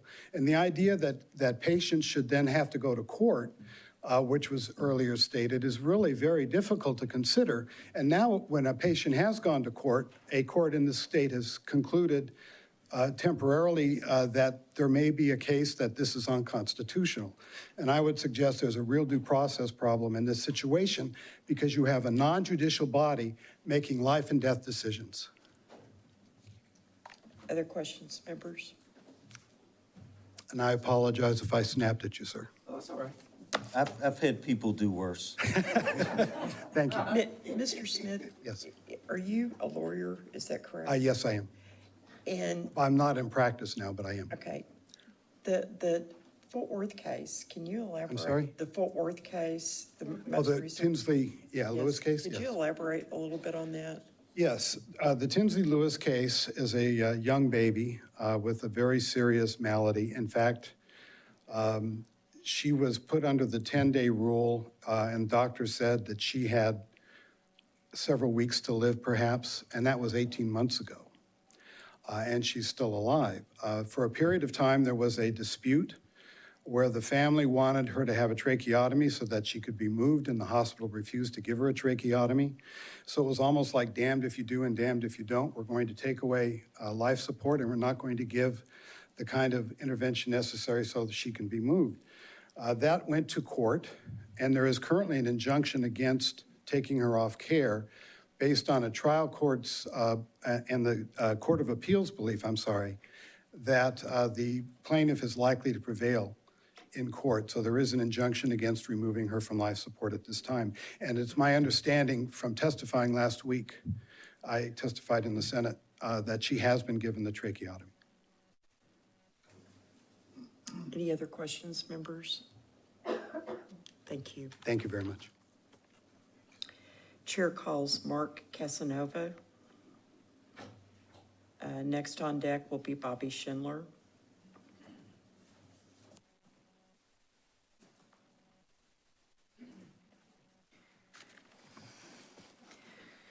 Hello again. My name is Dr. Mark Casanova.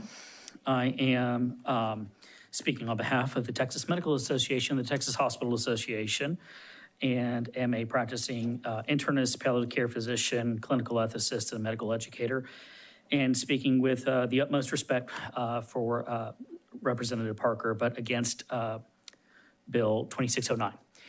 I've provided you written testimony, so what I really want to do is concentrate on a clinical scenario of which I've been involved most recently as a clinical ethics consultant, and as the chief of our clinical ethics department, I've personally been involved in 046 journeys. By the way, one of which was a scenario that we oftentimes forget about. It was a scenario where the family desired withdrawal of treatment for their a young adult son who was a victim of a motor vehicle collision, and the physicians felt quite strongly that more treatment needed to be provided. So we actually utilized the process to begin the mechanism to continue to provide support. The other four were the more classic scenario. I've provided hundreds of ethics consults in my 18 years of doing clinical ethics consultation. And again, an overwhelming minority have been 166046. I may be asked about it in about 1 in 20 times, or over the last 4 years, 1 in 30 times. Have any of these progressed? And my usual recommendation to my treatment colleagues is, if it's a matter of a trach or peg, we place that trach or peg and get the individual to the next destination. I practice at Baylor University Medical Center, which is a quaternary care center. There's very few centers higher than the level of care that we provide. In the case I'm going to present to you occurred this last summer. It was a case with an individual who was ravaged by COVID. He entered our hospital as a transfer from another hospital, which is very common for our institution as being a higher level of care. We placed him on ECMO, which is in essence a heart-lung machine. So it's the highest level of life support that exists. There is nothing greater than that. Quickly upon his arrival, his kidneys failed and we realized he had strokes. It was not till day 24 that clinical ethics was consulted. After consultation and involvement with supportive and palliative care, even before my very first meeting with the family, requests for transfers had been requested by the wife and were in place of exploration. It was another month before we met with the Medical Appropriateness Review Committee. I want to read just a couple of lines from my contemporaneous notes.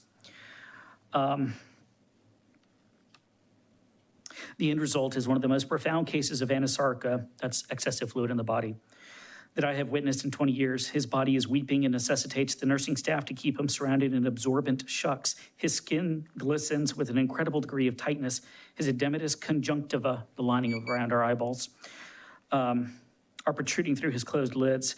Many of the nursing staff have expressed to me the moral, spiritual, psychological difficulty they are having in providing hands-on care to him in this state, knowing that we are not able to save him, and the fact that his current appearance is, quote, our doing.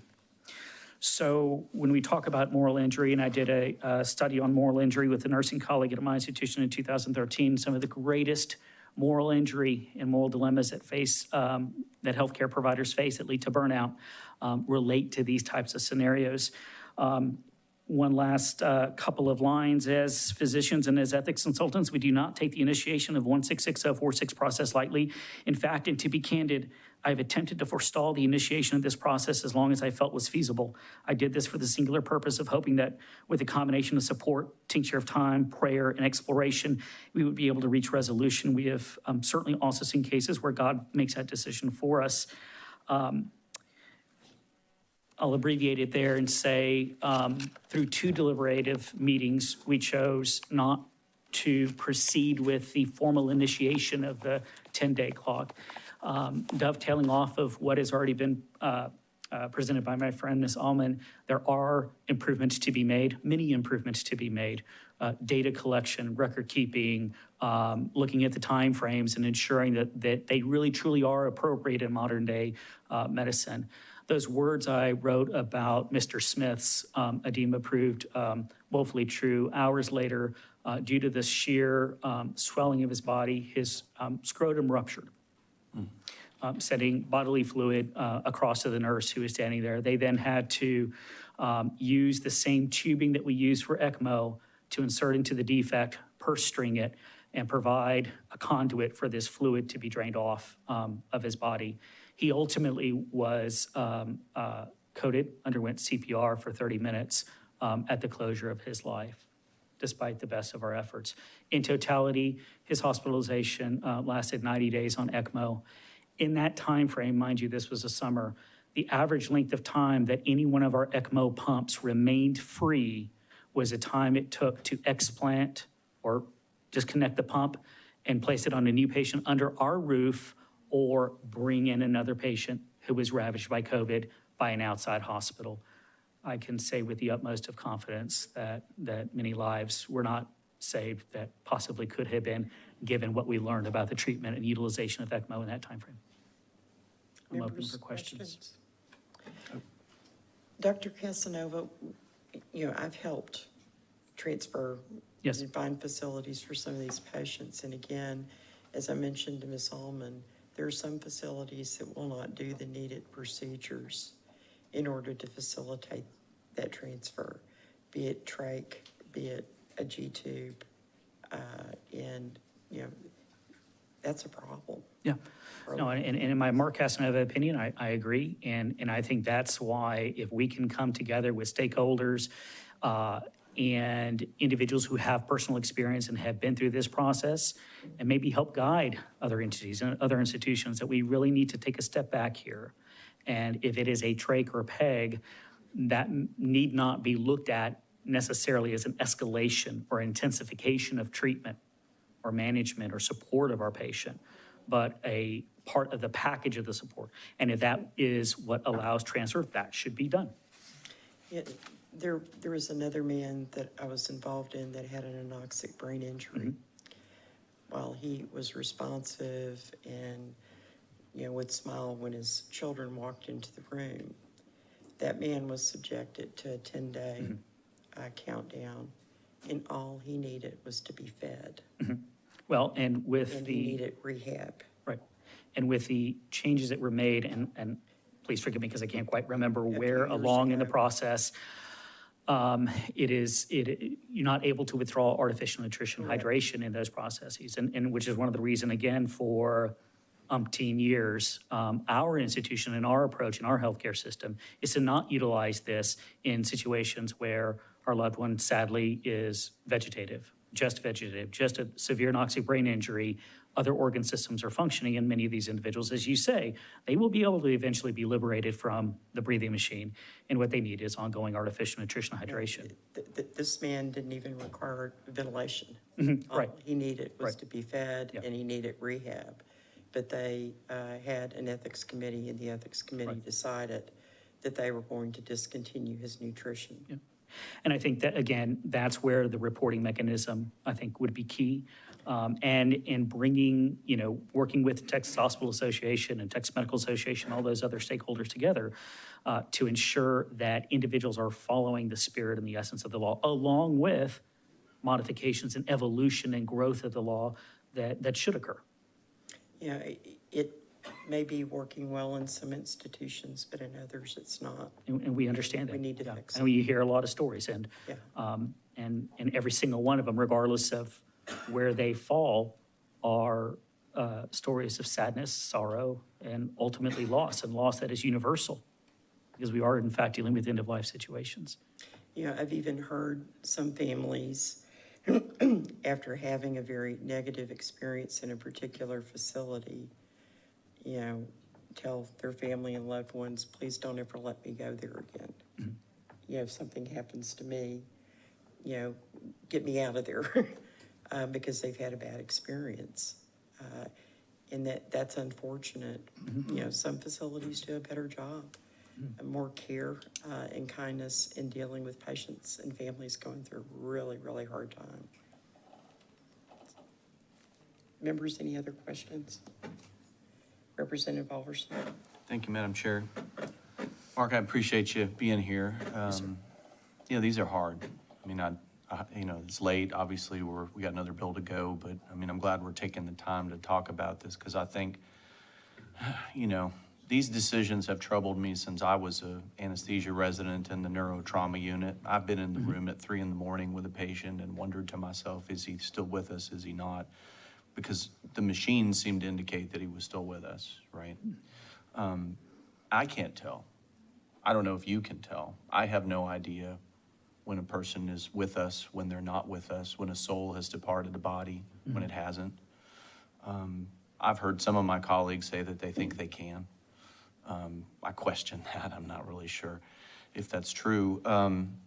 But you brought up a topic. I have really a couple questions for you. So first of all, I guess my first question is, I've always wondered, why 10 days?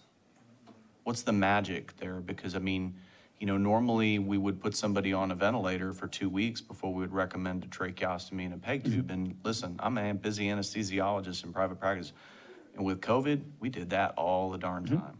And that is not like the end of the road in care by any means for a large number of patients who are critically injured or critically ill.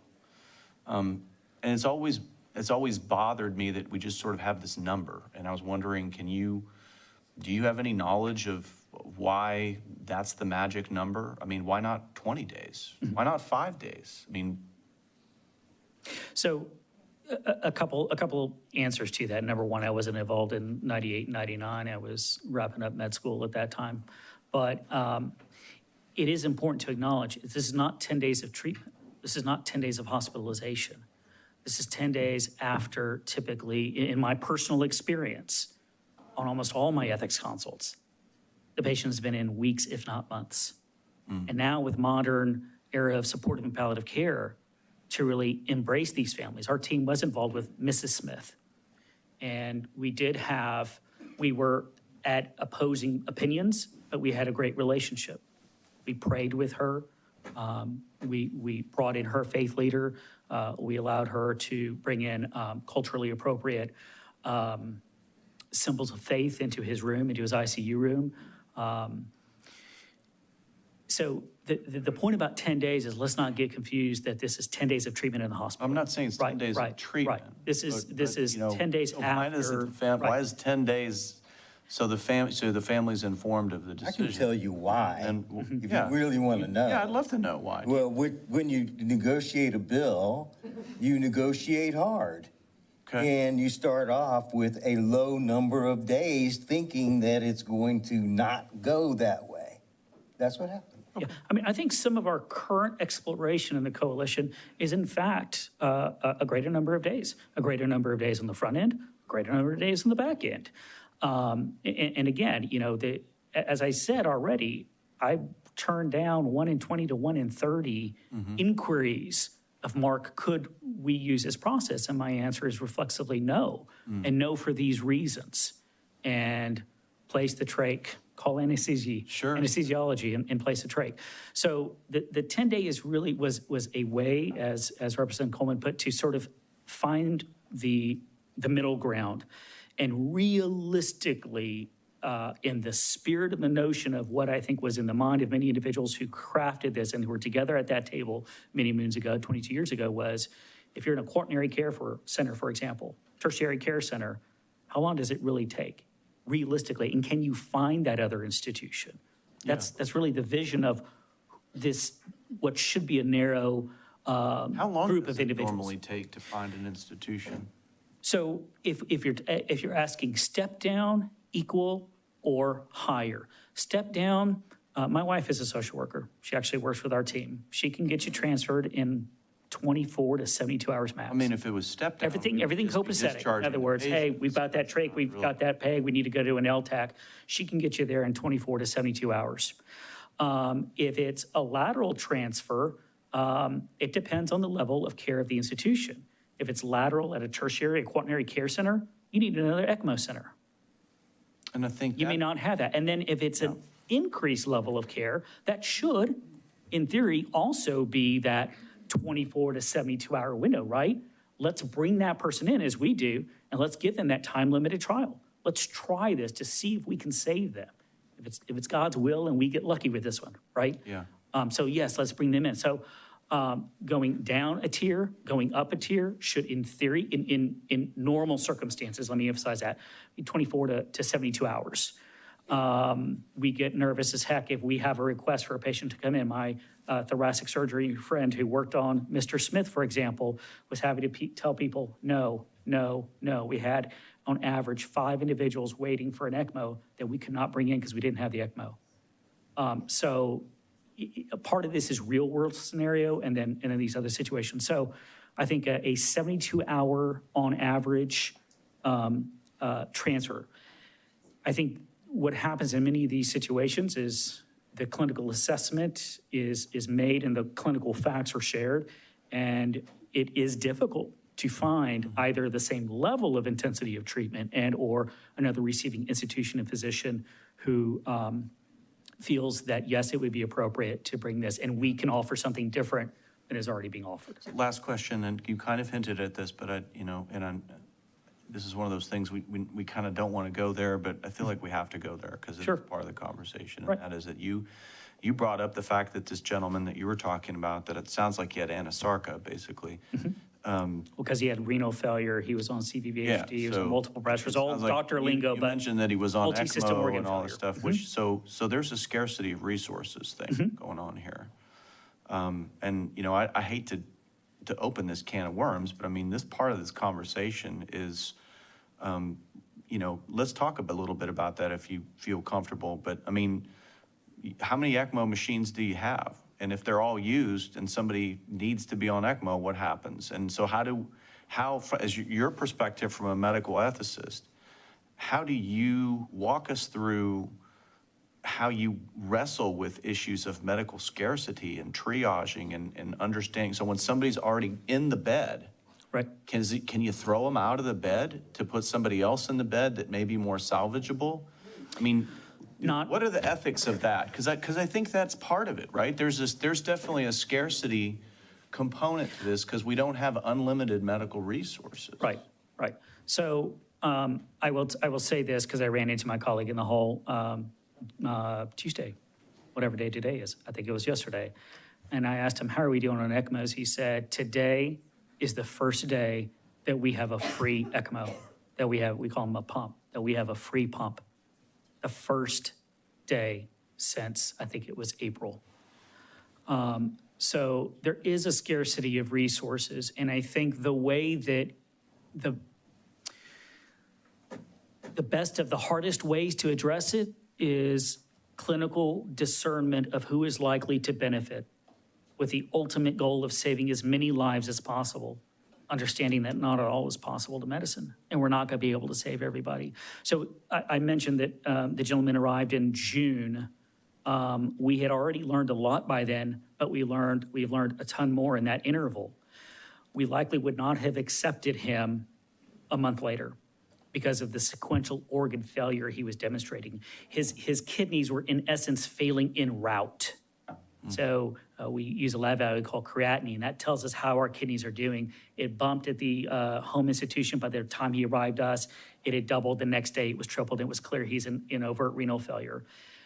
2 weeks into his stay, he demonstrated neurologic changes. You mentioned that sometimes it's hard to know. We think about it. On ECMO, it's almost, I've jokingly referred to it as sometimes the vampire test. You can have circulation and oxygenation, a perfectly normal oxygen level, and not be moving air. Not even be on a breathing machine, by the way. So folks who are on ECMO but on a breathing machine. So if you did the good old-fashioned, Bram Stoker, hold a mirror under their nose, there's no breath. So we've learned, and then we discovered he had multi-embolic infarcts, so multiple strokes in his head. So all that being said, our mortality experience with ECMO did a switch. It went from 75% mortality, which is about the national average for COVID. And as nationally and internationally, we learned these are the cases we use it in to optimize survival, we're down to 25% for those who get on ECMO, which again are the sickest of the sickest of the sickest of the sickest. So is medical scarcity in and of itself its own ethical dilemma? It is absolutely its own ethical dilemma. It's its own area for conversation and exploration. The notion of medical scarcity was expressed by these bedside nurses and these bedside ECMO techs and the staff who were struggling not just with the reality of what was unfolding. We're not going to be able to change it. And the knowledge that I'm not able to save another life. And that was explored in the dialogue. And we chose not to factor that into the decision-making because to fundamentally answer your question, no, we can't make that decision. Yeah, you have a tough job, my friend. I'm glad that you do what you do because people like me sometimes, need someone to talk to. So, right. I mean, these are hard. I'm not and here to I say shared that it in any the of this Senate. is The easy, majority of so. what a clinical ethics consultant does is counseling. So, we said our goodbyes to Mrs. Smith and prayed for her in her sorrow, an immense sorrow. She loved her husband a gargantuan amount. My follow-up counseling and bereavement support was, however, for the staff that unfolded over a month, just session after session, working with our chaplains, supporting our nurses who struggled and who still struggle to this day. Representative Allison. Thank you, Dr. Casanova, just a couple of questions about the process to see what options might be available or refinements perhaps. It all starts with the attending physician or care team, correct? Yes. They make a determination that they've done all they can medically, and then they try to work out an agreement or understanding with the family. If that fails, it goes to the ethics committee? It goes to the ethics consultant.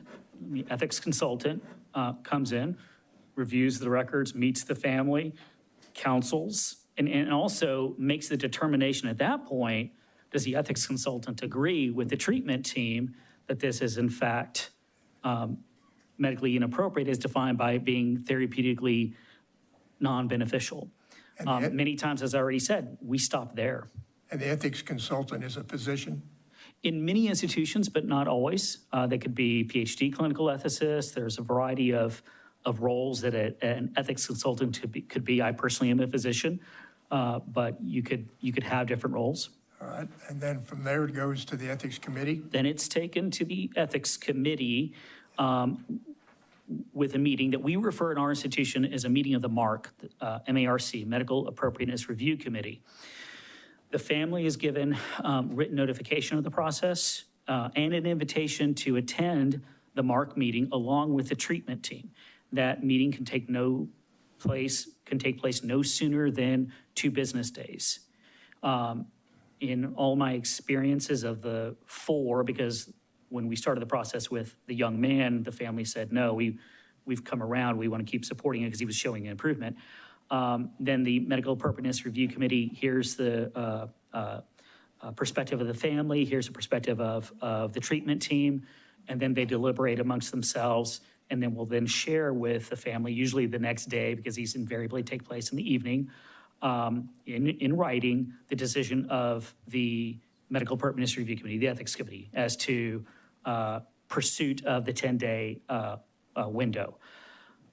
In the case of Mr. Smith, we met twice and twice decided not to pursue. And as I've written in my notes, based on really fundamentally empathy and trying to balance the hurt and the trauma that the wife was experiencing in her anticipatory grief and the hurt and the trauma that the treatment team were experiencing.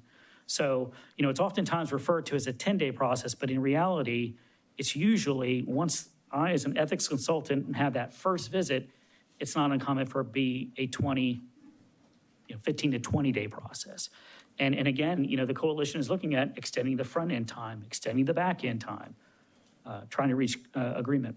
But that's from the ethics consultant. But what about then, where does the ethics committee fit in next? After that, so ethics consultant makes his or her assessment, decides we are going to proceed, informs the ethics committee, and then informs in writing with clear explanation of the process to the family, the invitation to the ethics committee meeting, the MARC meeting, which again can take place no sooner than 2 business days.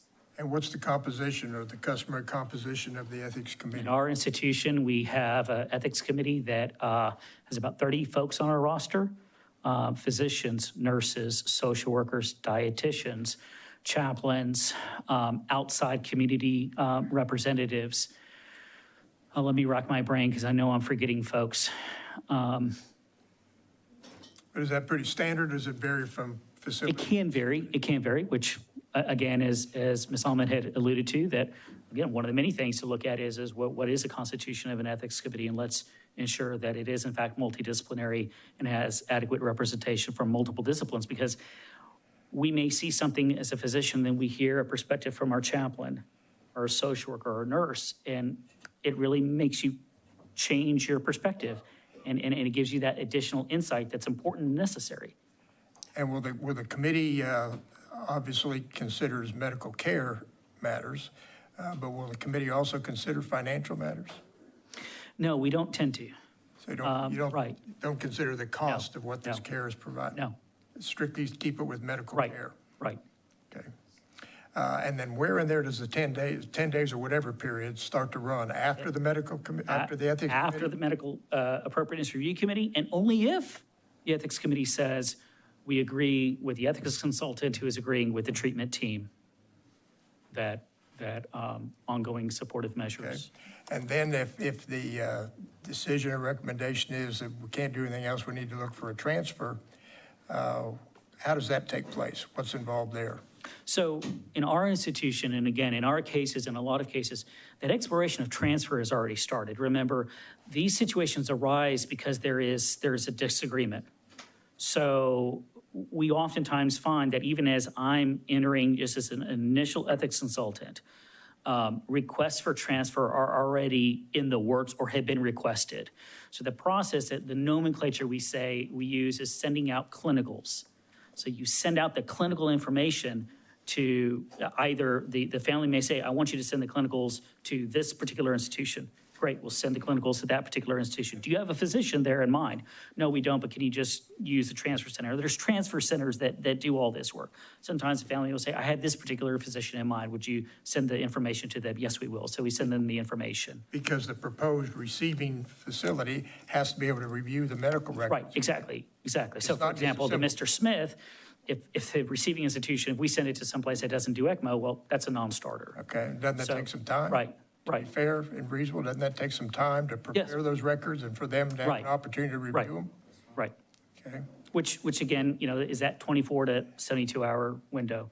And a lot of it depends on, are we going up, lateral, or down? Okay, thank you. Madam Chair. Oh, I'm sorry. Representative Collier. I was going to say, the objective is an effective transfer. Right. Not just the transfer. And that, because the original bill didn't have two doctors have to agree.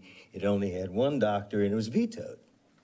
And then we came back and rewrote the bill to where the doctors had to have two doctors agree that this should move forward to the ethics committee and try to create an effective transfer. And I say that very clearly. Also, if you go on the computer, go to Diane DeLisi's bills in 2007. I don't know the number, but it was 2007, carried by Chair Diane DeLisi.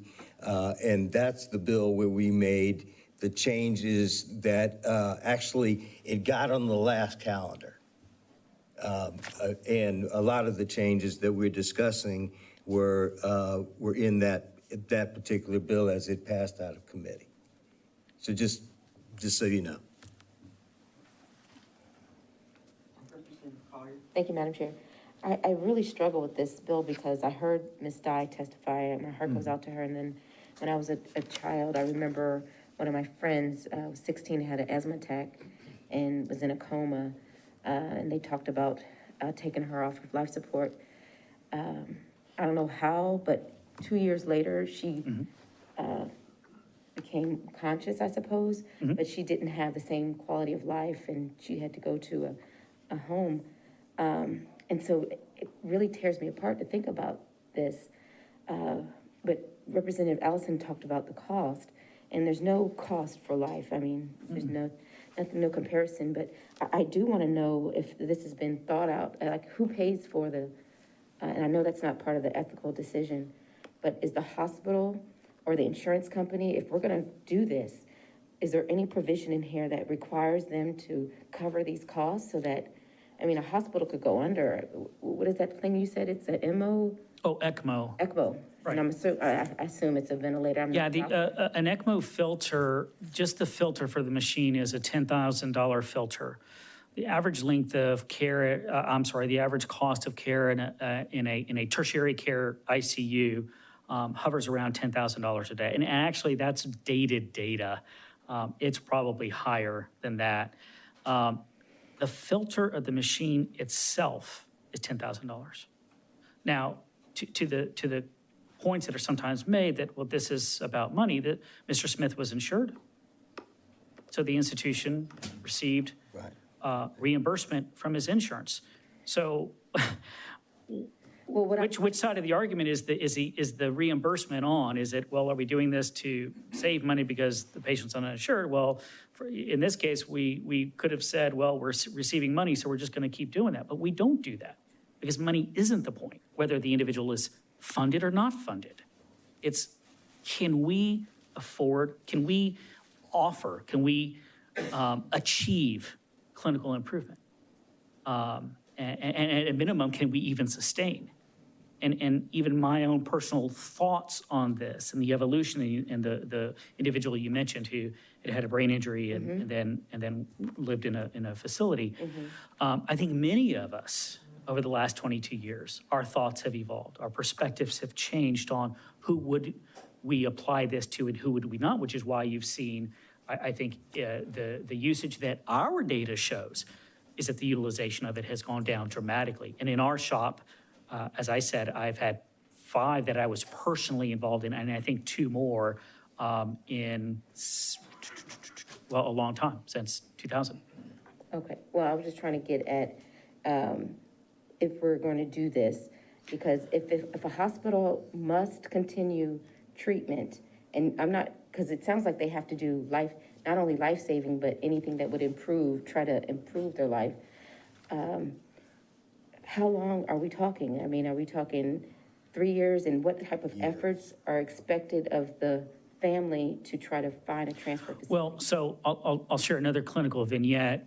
We had and this speaks to who this would be used on and who it would not be used on. We had a gentleman who was very well known in our institution because he was a resident for 1 year and 9 months in our hospital. On dialysis, had an anoxic brain injury from a cardiac arrest, actually developed cancer in our hospital during his stay, and we subsequently treated him. It was a type of cancer called lymphoma. But he had a valid advance directive that said, that indicated, even if I'm terminally irreversible, please do all that is possible. He had early in his hospitalization well-documented conversations with the treatment team that said, in essence, paraphrasing, I want everything done. And he had a loving, again, wife who wanted everything supported for her husband. We could not find a transfer. Okay, so doctor, I'm so sorry. I know we have a lot of going on, and I know you have plenty of stories that would help us. But in this bill, do you see anything in there that describes the effort that the family has to put forth to have that transfer? I'm just trying to make sure that we can pin things down. Right. And I want to know if you see that in here. Like, do they have to call once, twice? And then what happens if they... So I can give you what we do. I'd have to study the bill. I'm sorry about that. In terms of what's the outline, what's the process that's spelled out. In our process, families have said, I would like transfer to X facility. But the reality is it's our social workers, it's our care management team. It's us that are putting out those clinicals. The family gets a disc as soon as that committee meets. Here's the medical records, they have them in hand. But it's our staff that are doing that because really, honestly, it has to occur through the transfer center. No, what I'm trying to figure out is, at what point have we said, they've tried to transfer, there was no facility, and then what do we do then? What's next? Well, I think the bill, as I understand it, would say we just keep on going. Well, that's what I'm asking. Where's the end? When God calls our loved one home, I would imagine. And as I mentioned, that's why I told the story of the gentleman who resided in our institution, whose wife became very well known to the entire institution for 1 year and 9 months. Okay, thank you. Members, any other questions? A lot of dilemmas. You might just say a little bit about family disputes over who has the actual say over what happens to the patient and how that intervenes in decision-making in the hospital at that time. Well, I've seen everything under the sun, and I've lived through some of these personally with the loss of my own mom just 4 years ago.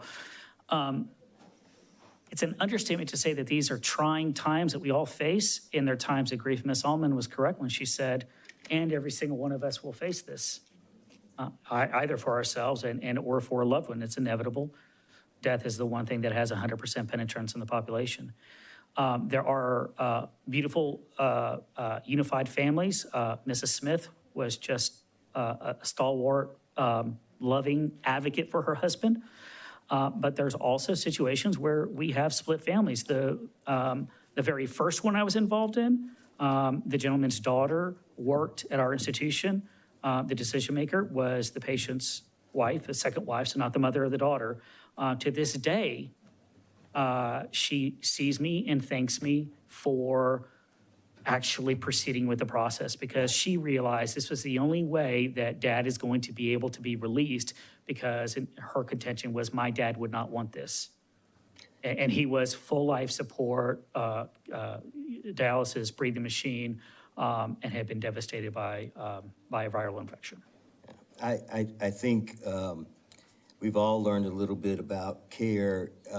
If you're not enough ECMO machines, there weren't enough ventilators around the world. So is that rationing of care? No, we just didn't have enough ventilators for the circumstance that occurred. We got ventilators. Many people died because they went on a ventilator as opposed to not going on a ventilator. I mean, these are all decisions that you wonder if the decisions are the right decisions based on the ethical decision-making. I mean, so I'm only saying all these things because we debated this bill on the floor of the House for 5 hours. Let me say that again, 5 hours. I stood at that front mic for 5 hours. So I'm only saying that to say that this was a very difficult circumstance, and there was a lot of crying going on the floor of the House. And I wish that we could come with that compromise that's been discussed, where we can put those things in there that make the bill the law a better law than what it is. But I do get a little upset sometimes when somebody comes up, and it doesn't happen today, presents what is actually a malpractice case as if it was a case where a mistake was being hidden through the use of an ethics committee. So anyway, I appreciate y'all letting me pop off a little bit. I've been here 30 years. 30 years. I was here 8 years when I passed this bill. It was talked about as death panels on the federal level, death panels. So, we will get to where we need to get, I think. These are tough circumstances, and I'm not satisfied at all with the answer that we have. Well, that's our fundamental hope and prayer too, and these things take time, as evidenced by even just the conversation tonight. So hopefully coming together and hammering this out one more time. Yeah, they do take time. I wish I could stay here forever and fix it. 30 more years. You ride when you were 10? How's that work? Any other questions, members? Thank you. Thank you. Appreciate you all. Chair calls Bobby Schindler.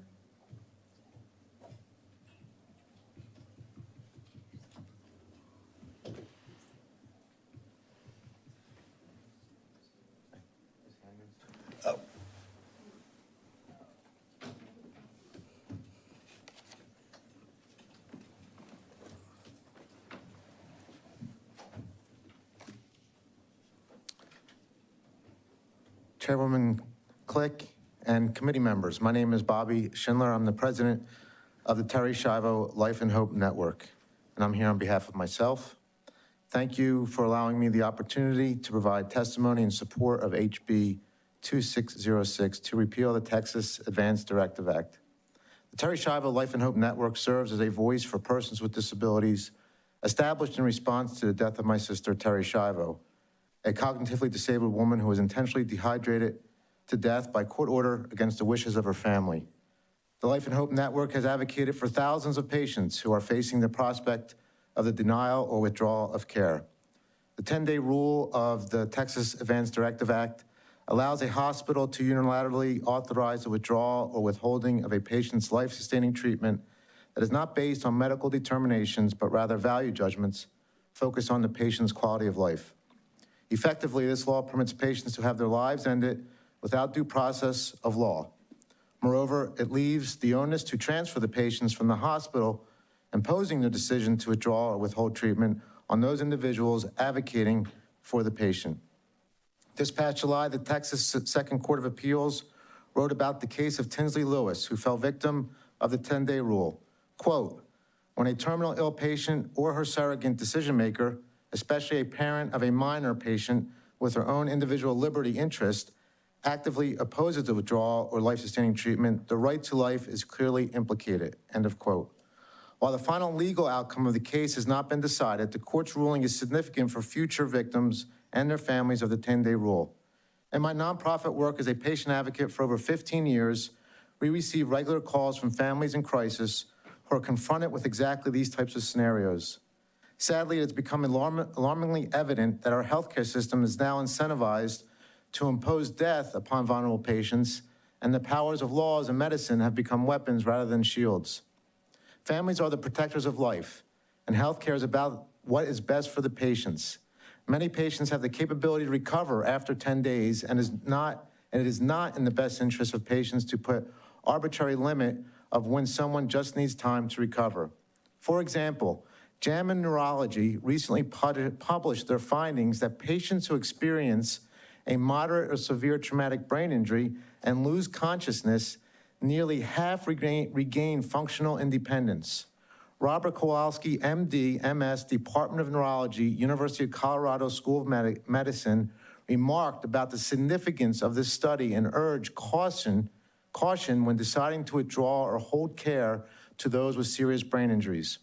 Similarly, a new study published by the University of Kentucky on hyperbaric oxygen therapy shows that this treatment exhibits significant promise for the brain injured. This is important for many reasons, but primarily because there are no current FDA-approved treatments for TBI. If HBO can be FDA-approved, it could afford a much-needed therapy for brain injury that is currently unavailable.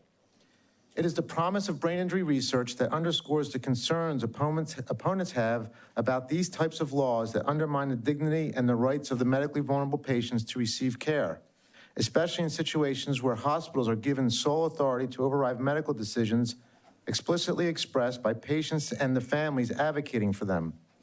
No other state has laws that violate the patient's right to life and places a stain on the constitutional right to due process. Texas needs to adopt comprehensive reform in the 10-day rule to protect patients' rights, restore patient autonomy, and create an even playing field so that these critical medical decisions are not left in the hands of strangers. In summary, no other state has laws as egregious as Texas laws, which violate the patient's right to life and constitutional right to due process. Therefore, I respectfully urge a vote in favor of HB 2609. Thank you. Members, any questions? Thank you. Thank you. Chair calls Joe Poyman.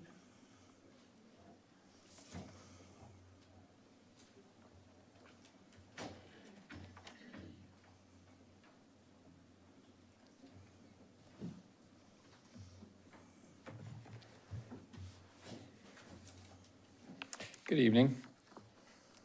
My name is Joe Poyman. I'm Executive Director of Texas Alliance for Life. We oppose House Bill 2609.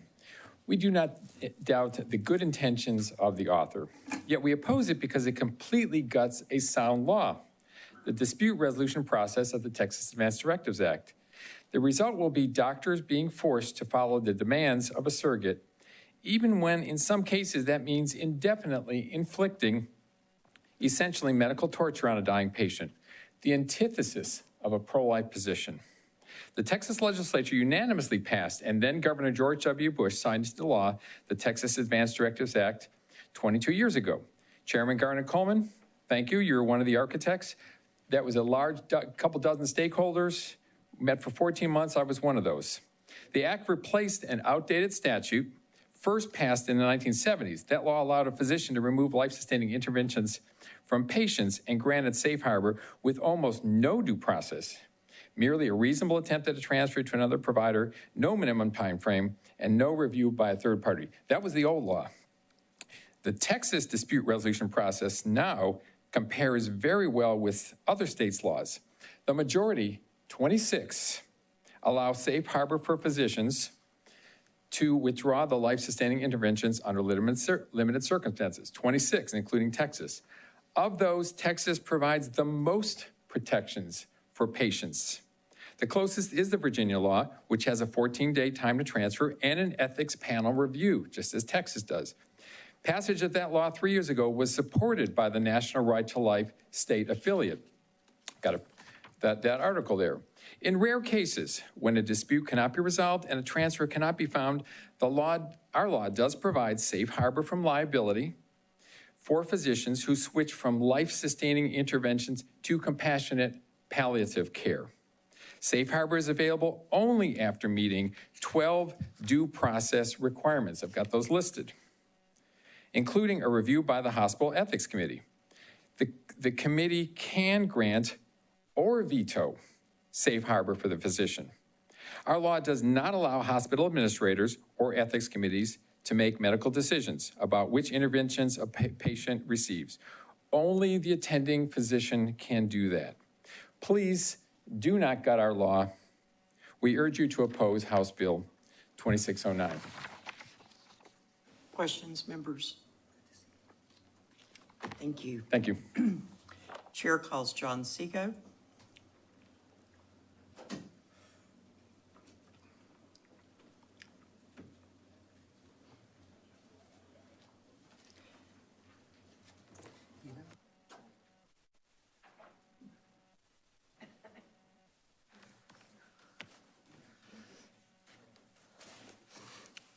Madam Chair, members of the committee, thank you for the opportunity to allow me to testify. My name is John Seago. I serve as Legislative Director for Texas Right to Life.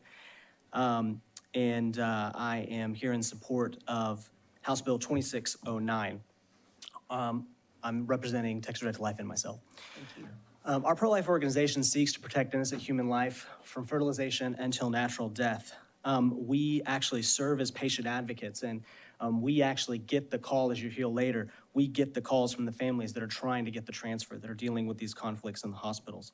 I'm also a doctoral candidate in bioethics, and I've written on this academically, presented at different events, and if you're having trouble sleeping tonight, I can let you read the draft of my dissertation on this topic. In 1999, Texas adopted this unique model to deal with conflicts between physicians and patients, as we've been talking about it, or patients and their surrogates. But no other state has this model. Virginia is the closest thing, and they actually have judicial review, something that we would support, but I don't think the other stakeholders would. When passed, experts believed that this law, that the Texas Advance Directives Act, would be the gold standard, the new gold standard for other states to adopt. However, no other state has adopted this or followed in this model. Now, the law was described by its champions as balancing patient autonomy and professional integrity. But the current law doesn't balance these two. In fact, it gives the final authority to the physicians and his colleagues at that institution. It doesn't balance them. Some call this a conflict resolution process. But after 20 years of actually getting the calls, going to the hospitals, me sitting in the ethics committees, our organization doing this for 20 years, we actually see that this resolves the conflict between two parties by getting rid of one of the parties, by hastening the death of one of the parties. That's not conflict resolution. What I handed out was a packet with 2 other lawyers who handle these cases, wanted to be here, they couldn't. They agree. This is not a balanced between two parties. The people who are considering the disagreement is not a third party. That ethics committee at that hospital is not a third party. There's a lot to fix in TADA, as been talked about, but House Bill 2609 is a very limited approach, and it's actually the most effective. It balances the playing field between the two parties that have a disagreement. This is the most effective way to reestablish the power imbalance and actually to encourage cooperation, not confrontation. That is the gold standard now. Contemporary bioethics has moved on from this process. This was cutting edge in 1999. The bioethics field in the literature right now, they actually say this is the second generation of solutions, and they're not promoting it. They've moved on to the third generation, which is to help with better communication and better negotiation.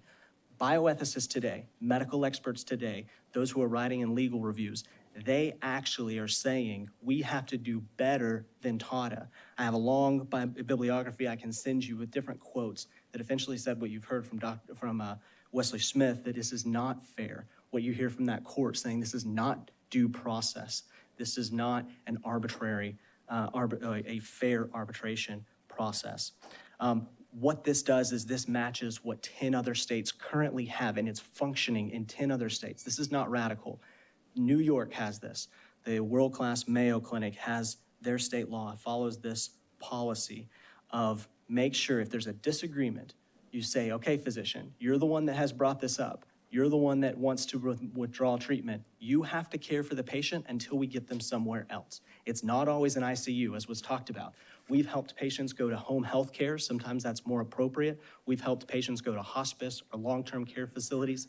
We rarely try to get them to another ICU. This is the most effective way. We need to incentivize a law that incentivizes the two parties to work together, not to have a confrontation and then watch the clock for 10 days or any amount of days. That doesn't help the two parties come together. We've seen this firsthand, as you'll hear later, I'm just asking you to support this bill, House Bill 2609. I'll yield for any questions. I have a question. Members, any questions? Representative Smith. Hey, John, thanks for your time. Yep. I appreciate your heart in this. But tell me, what do we do when we can't get a transfer? Let's ask the other 10 states. So New York has had this policy for over 20 years. They've actually had a different experiment going on with treatment pending transfer. You can always get them into another care environment. And if you can't, if it is the extreme case, you can't even send them home. You can't even get them to hospice. That means they're actively dying. Why are we trying to rush the process if someone is actively dying? So there are extremely rare cases that you can't transfer. Now, in our experience, it has been issues like Chairwoman Click brought up earlier, is the hospital is not cooperating. They're not putting the trach in for us to transfer. Now, very rarely do we go to courts because it was mischaracterized earlier. We can only go to court to get an extension. And whenever the lawyer shows up in court and we take our patient there, we actually have to prove to the judge we already have a transfer. We just need a few more days to get the paperwork in. The bar is very high when we go to court. So I can only go to court not to review the ethics committee, but just to get the transfer extended a little bit. Now, in very rare circumstances like Tinsley Lewis, we actually get a judge to look at the constitutionality and they put a temporary restraining order. That's effectively putting in place the bill in front of you. When you get a temporary restraining order, that says, all right, physician, you have to care for this patient until you can transfer them. When that happens, all of a sudden, the patient is stabilized. All of a sudden, we start to see them being weaned off. We feel like we're working together with the hospital to try to get them stable enough to transfer. That's what I mean by incentives. Whenever you see in these other states that have treatment pending transfer, we can see how it works, and they have faster transfers because they're working together, and the hospital knows if I don't get this patient stable, we're going to keep treating them in the ICU, and that's not always the best place for them. So are you saying in these other states the bills, the laws are practically identical in terms of the effect? So there's an array of issues. So there are 10 states that are very similar to this treatment pending transfer model that we have before you, where it puts the duty on the physician to care for the patient, to continue the life-sustaining treatment. Now, it was also mischaracterized saying this is crazy. You can require the physician to do anything while they're stuck. No, this is life-sustaining treatment. Ventilator is the most common one we see. Sometimes we see dialysis. Okay, so this is life-sustaining treatment.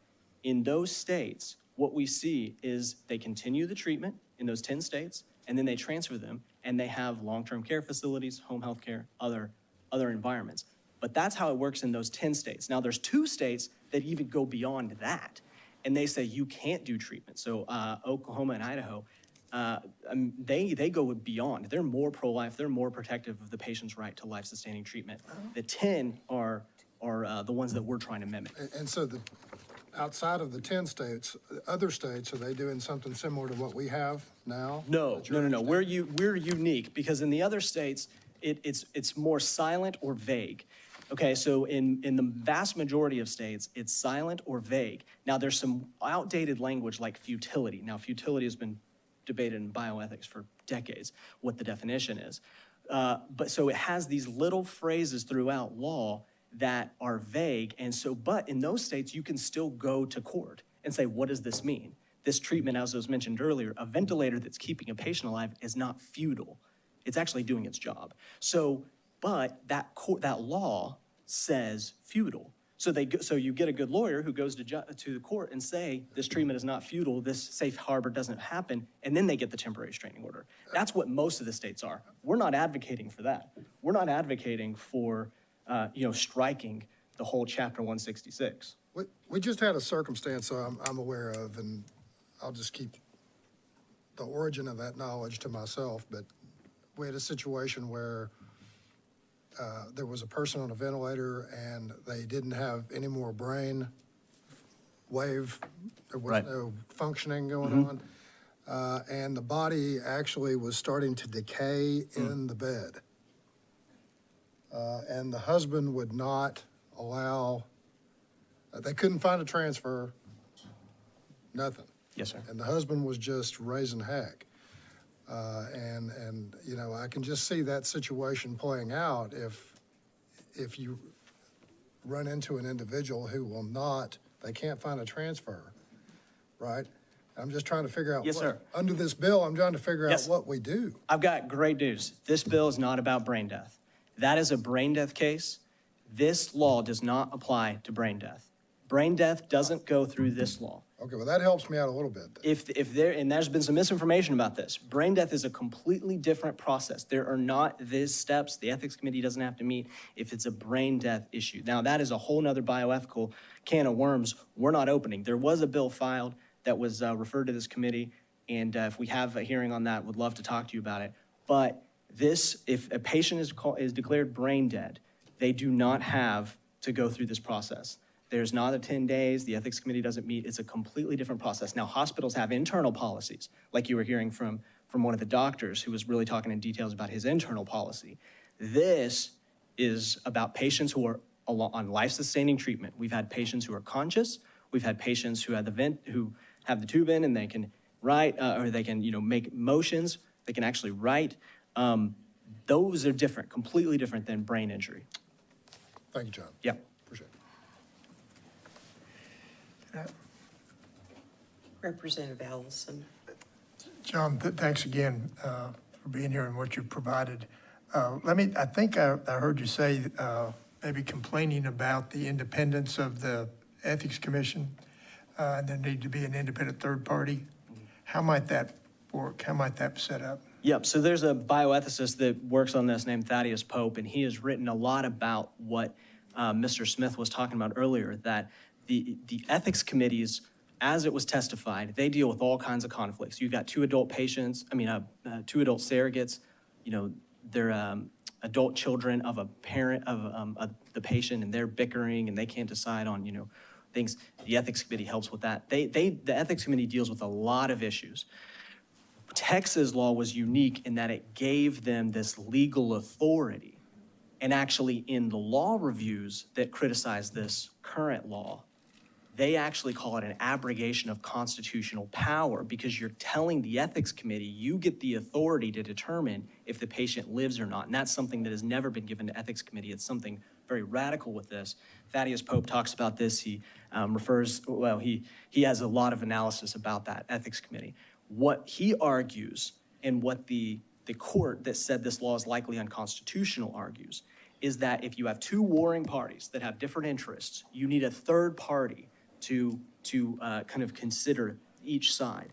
But an ethics committee is run by that hospital. It's actually members of that hospital staff. Now, I've been in them whenever I walked in with a single mother. She was advocating for her 12-year-old son. We walked in, and 15 white coats walked in. Okay, so the power imbalance, not just of the numbers, but of the committee itself, but institutional. It's an institutional body right? It's to that. So to have a third-party arbitrator, you could do like a regional, those have been promoted as like a regional ethics committee that's not affiliated with any specific facility. These are pretty radical ideas that haven't been tested except in Australia. You could go that route, or you could do what Representative Parker is trying to do and get to the heart of the issue. Let's level the playing field. This is the most effective way to do this. Senator Creighton filed a bill this session that tries to go through step by step to fix the process, all the little due process and issues that were being mentioned. Who's on the ethics committee, that's addressed in his bill. Reporting, that's addressed in his bill. It's a very long bill. It's very complicated, and I doubt you'll get two stakeholders to agree all of those are the right fixes. This is the most efficient way to get at it. By eliminating the 10-day, whatever. The countdown, yes, and making those two parties work together in the best interest of both, incentivize both, because the families don't want to stay in that hospital either.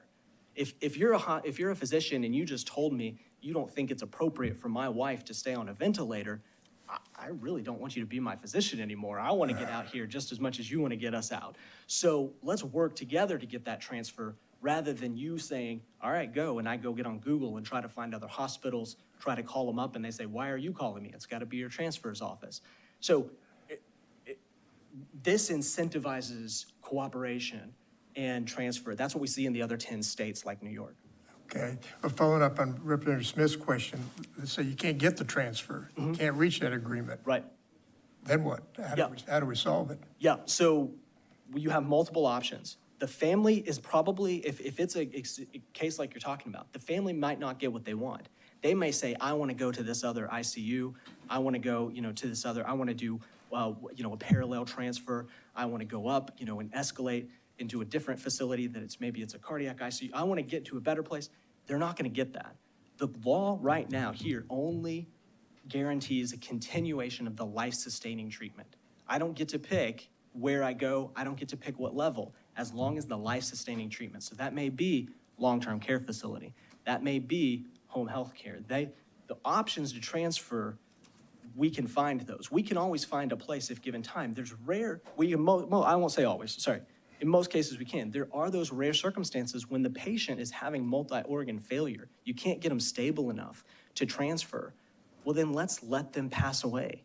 Let's let them, if they're in the active process of dying, why are we rushing? It's to push this. And so that's kind of that's our position, is in those extreme cases you're bringing up. So at some point, would you agree that at some point, it would be appropriate or ethical to withhold? Absolutely. Yes, it is absolutely. But the question is, who decides? Who is it ethical to decide? I've talked to my wife about this, and I'm a bioethicist, so she's heard more than she wants to about it. I've explained to her the circumstances in which I think it's appropriate to withdraw the ventilator from me. But that's a personal decision that we've talked about together, and her as my surrogate, I want her to be that authority. Unfortunately, in Texas, it's not up to her. It's up to that physician and that ethics committee. Okay, thank you. Representative Collier. Thank you, Madam Chair. Thank you for clearing up the part about it doesn't apply to those who have been declared brain dead. I appreciate that. Yeah. However, I feel that part of the position that you've taken puts the patient in the middle as a pawn. And let me explain. You said that they have to continue to treat the patient. And you said that it is used as a negotiation tool. If we remove those 10 days, then they would be more than likely to come to the table to try to work out some other type of agreement. Well, you're putting the patient in the middle of this. If the real issue is, there's a belief that there's a life that is going to continue if they give them life-sustaining treatment, then let that be. But now you're saying take away the 10 days so that we can level the playing field because you feel like there's an unfair advantage. But if you take away those 10 days, it just seems that you're telling the hospital you have to do what we tell you, and you have to put all of your resources into this patient to the expense of others. And I'm not saying, and I'm not making a decision on this because this is a tough, very tough issue, but that's what we're here for. Yeah.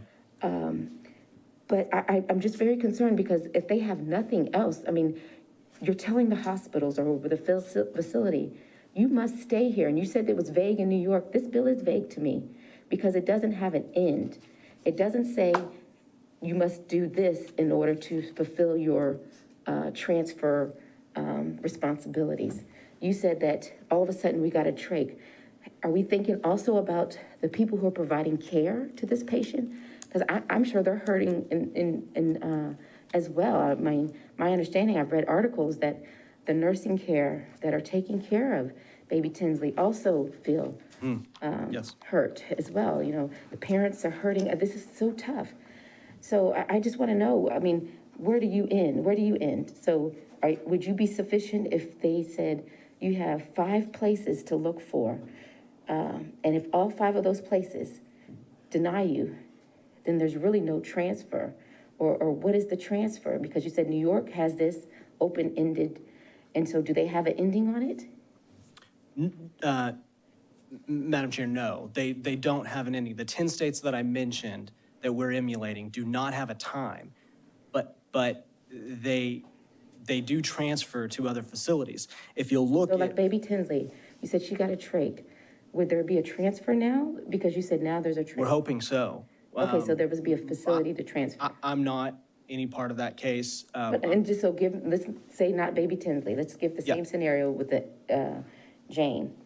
So with Jane, if they got the trach and they got her stabilized, would your negotiation, now you would say you got to continue to treat because the hospital said we've done all we can?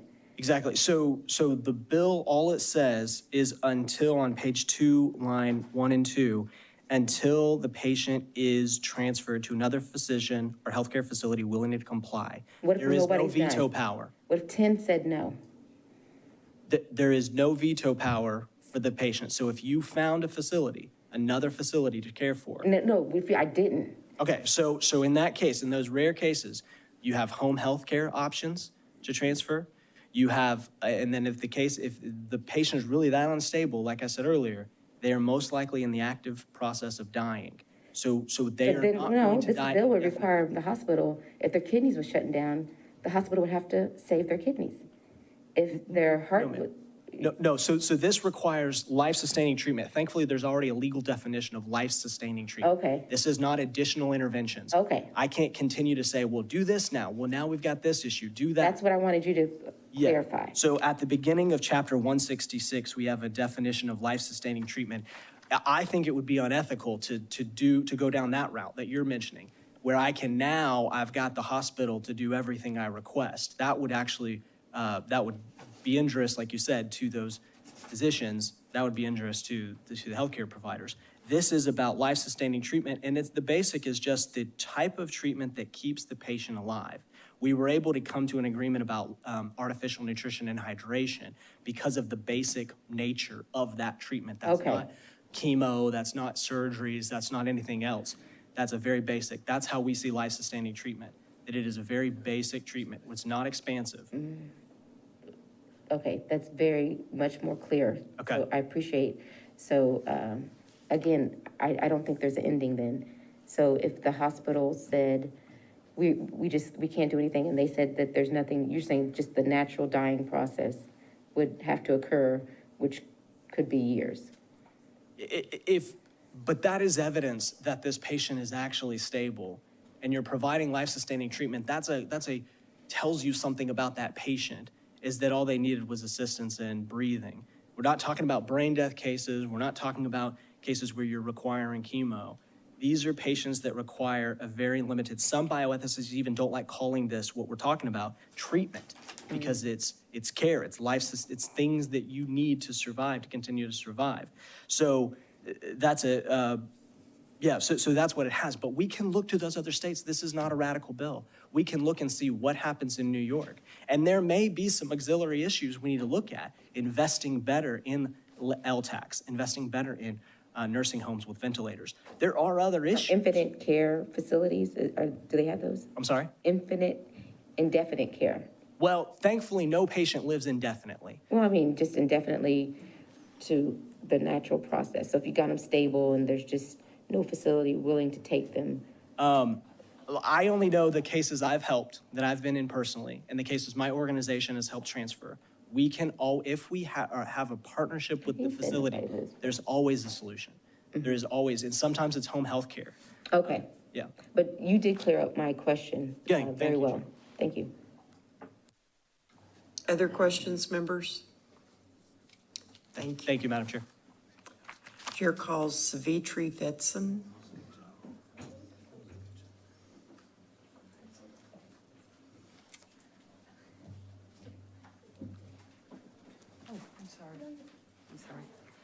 My apologies. Good evening, Madam Chair, members. I'm Dr. Savitri Fedson, and I'm here representing both myself, my patients, and the Texas Hospital Association. What I'm giving you, I'm actually going to deviate a little bit because I do want to clarify some things that have been mentioned. But just to give you perspective of who I am, I'm a professor of medicine at Baylor College of Medicine, and I'm an advanced heart failure and transplant cardiologist at the Mike Lee DeBakey VA Medical Center, where I also run the ethics committee at both Baylor St. Luke's and at the VA, and run their consult service. As far as a cardiologist, I am the chair of the American Board of Internal Medicine Exam Rating Committee for subspecialty boards for heart failure and transplant boards. I'm on the clinical right guideline statements for American College of Cardiology, American Heart Association, Heart Failure Society of America, and the International Society of Heart-Lung Transplantation. In your position on the bill? Oh, excuse me, I'm opposed to the current bill. Thank you. So as a physician, I routinely care for patients who have a 50% chance of surviving 2 years. These are people with critical ischemic heart disease, valvular heart disease, but heart failure. And often, in order to see what options I might be able to have for them, I have to see if they might be a candidate for an LVAD, the type of pump that Dick Cheney had before he had his transplant, or indeed get a transplant. In order to get there sometimes, I need to give them technologies to make sure that the ultimate treatment will actually benefit them and not cause them harm. And to that end, I just want to clarify a statement about the definition of life-sustaining treatment. The definition of life-sustaining treatment is not only a ventilator. The definition of life-sustaining treatment, according to the Texas statute, is any intervention that will sustain the life of the patient without which the patient would die. That would include dialysis. That would include chemotherapy. That would include ECMO. All of these would be considered under the statute's forms of life-sustaining treatment. And I think that's very important to talk about because there are no place for indefinite or indeterminate care at this point. We are not, generally speaking, simply talking about ventilatory support. And I think the cases that have gone to the 046 are not simple cases about ventilatory support. We're not talking about the classic tracheostomy and PEG tube. There comes a time with medical conditions when our efforts to cure or even temporize the disease have more harm than benefit. Recognizing the limitations of modern medicine technologies recognizes that dying is not a failure of medicine. It is ultimately the inevitable end. There comes a time when the therapies and interventions we have at our disposal cease to prolong life, or even the patient's chosen quality of life, what they would like. It ceases to be able to maintain what a patient would want.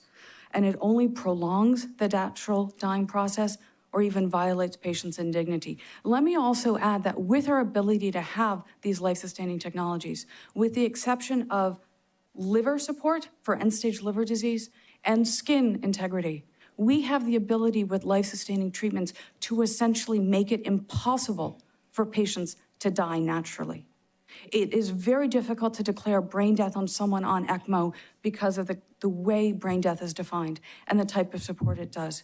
So these life-sustaining treatments ultimately, and with all due respect, yes, we want patients to be able to die naturally, absolutely. Maintaining this level of technology impairs our ability to actually allow patients to die a natural death. It is incredibly difficult to let a patient die these days with the type of support that we have. And one aspect of this bill that helps with the family is that it gives them a way to let the patient die naturally. Medical technologies does wonders, but does clearly do harm. During the past year, we have seen the emotional toll this has taken on our providers. We have felt their moral distress, absolutely. Nurses especially are leaving the field. Our scarce resources has actually not been ventilators, but people. Our scarce resources are the people to care for our patients. And these nurses are leaving and they aren't coming back. Not allowing professionals to provide compassionate care by demoting them to the role of a technician at the demands of the emotional demands of family wishes is a disservice to their commitment to the patients and their disservice to their service to healthcare. The decision about appropriate treatment should not entirely override professionals' opinion of those to care, to understand the complexities and care. And these include our health professionals, our ethicists, our chaplains. They are trained professionals who could take the most recent data and the most recent studies that may say this is an appropriate option for the new treatment of traumatic brain injury. Our professionals are the one who are going to know if that's appropriate. Those are the people who are trained to review the scientific material. I hope that you vote against this bill. Our trained professionals need to be the ones to help determine this. With all due respect, families feel loss and sorrow. Providers too feel loss and sorrow every time they lose a patient, for every patient they have touched, and they have to go home and then they have to come back and do it again. Allow physicians to use their medical judgment and do not force them to indefinitely intervene in the dying process. Do not force them to prevent a natural death. Help preserve the dignity of patients, yes, but please help preserve the dignity of our healthcare professionals. I'll take any questions. Thank you. Questions, members? Thank you. Thank you. Chair calls Hannah Maida.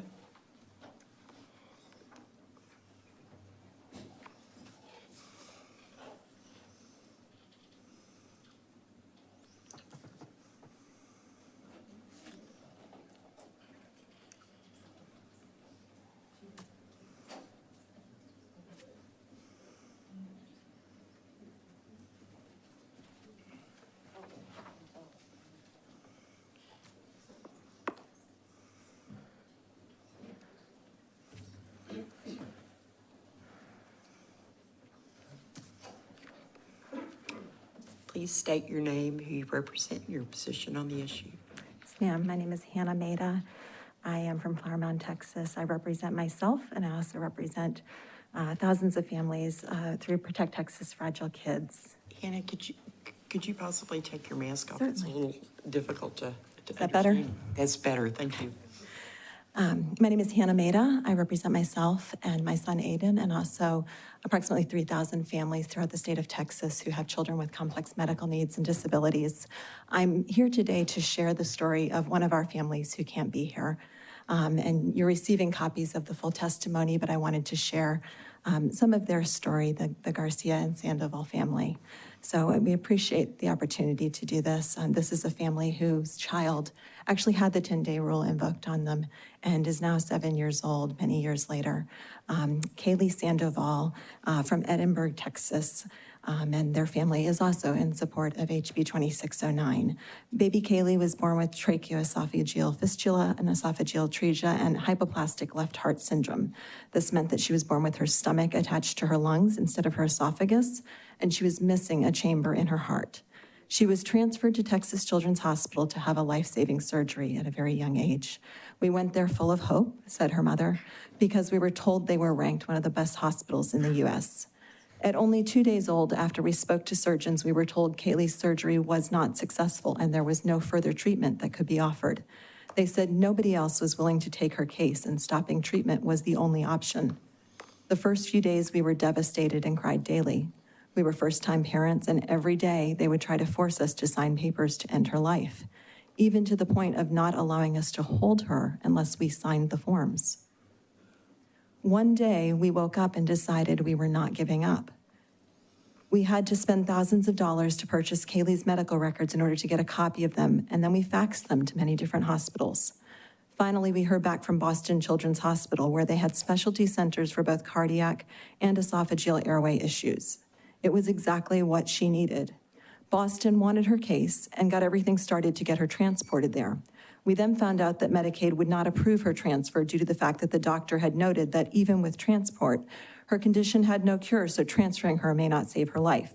We were broken and back to square one. We kept pushing, and we were able to get a donated flight with a medical team willing to cover the transport. Still, TCH was determined to hold us there and refused to discharge Kaylee. Their excuse was that there was no secure bed space at Boston Children's. While we were trying our best to get Kaylee transferred, Texas Children's invoked the 10-day rule. They found a lawyer and obtained a restraining order, which only seemed to create more conflict. We were berated, attacked, and called horrible parents on a daily basis. Days before the date given by the Ethics Committee, Kaylee contracted a deadly infection, which made it impossible to move her. Her condition deteriorated. All we wanted as parents was to know that we tried everything and for Kaylee to pass on her own.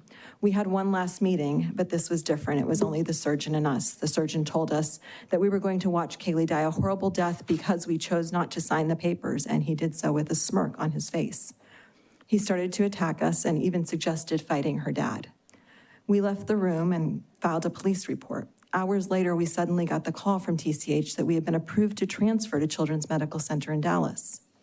The next morning, Kaylee was already at the airport when we received a call from a doctor in Dallas saying they had no records for our daughter and there was no bed space for her. He explained we could still go, but they couldn't promise to help her. 6 days later, Kaylee had life-saving surgery that she desperately needed in order to live. The surgery was a success. As her parents, all we wanted was for someone to give her a chance to fight. Kaylee proved everyone wrong by living, recovering, and she is now a beautiful 7-year-old girl. You'll see some pictures there on the last page. Kaylee loves to go outside for walks, ride around on her scooter, and play with her siblings. She was actually scheduled to have her tracheotomy tube removed when COVID hit, so her doctors left it in as a precaution. Kaylee still has some health issues, but she has a wonderful full life at home with her family. If Texas Children's and the 10-day rule had had their way, Kaylee's life would have ended at 5 weeks old. We're asking you to please make the necessary changes to remove this 10-day rule and help save the lives of other children like Kaylee's and spare other parents from having to go through the horrible things that we went to give their child a fighting chance. Thank you for your time, committee. Happy to answer any questions. Thanks for being here. Thank you. Chair calls Tommy Farrell.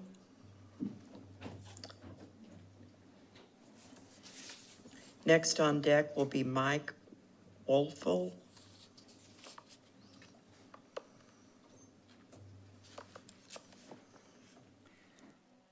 Hello, I am Tommy Farrell, representing myself, Hendrick Hospital in Abilene, Texas, and the Texas Hospital Association.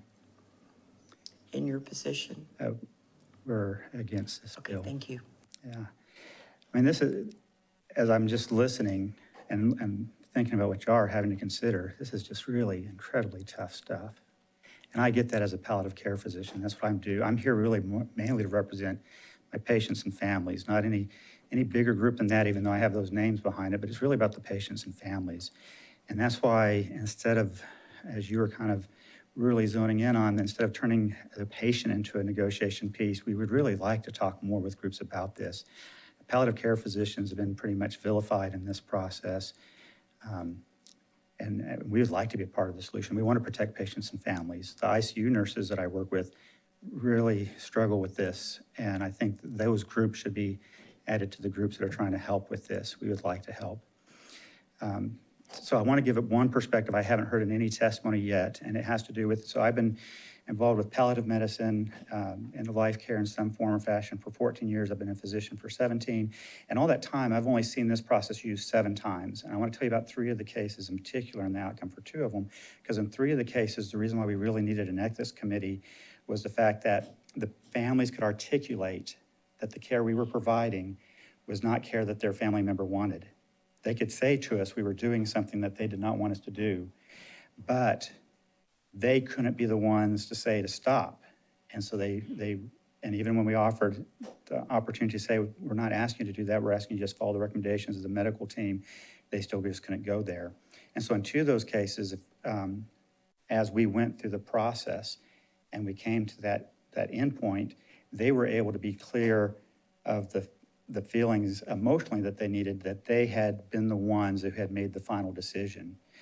And so without this, if we just change, again, I agree, let's get together and make protections for families, but if we do it by an unlimited time, we're gonna cause suffering of either that person who is continuing to be kept in a suffering state indefinitely, or until the families are forced to say, yes, I'll remove care because we can't find a transfer, after we look at many facilities. And you said the number 5 and you said the number 10, and we do go to those numbers. It's easy when it can be, that's the last point to make for us in West Texas on transfers. If we can go to an LTAC, that's really not too bad for us.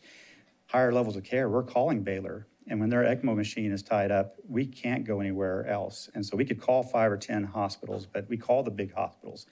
There's only about 5 or 10 big hospitals in the state, and then we go outside the state if they ask us to. And so we're working on this process, but you would back us up there. We got backed up real easy with COVID. We'd get back up if we were having to keep people indefinitely on ventilators in our facilities and using dialysis machines and such. So that's why my encouragement there I think for the patients and family's sake, we need to keep working on this, but not this way. And so that would be my testimony. And if anyone had questions about ethics committee processes that are different than the others, I can mention how ours has worked, but I've used my time on what I wanted to use it on, but I can answer questions about ethics committees or such too. Members, questions for the witness? Thank you. Thank you. Mike Wolfel.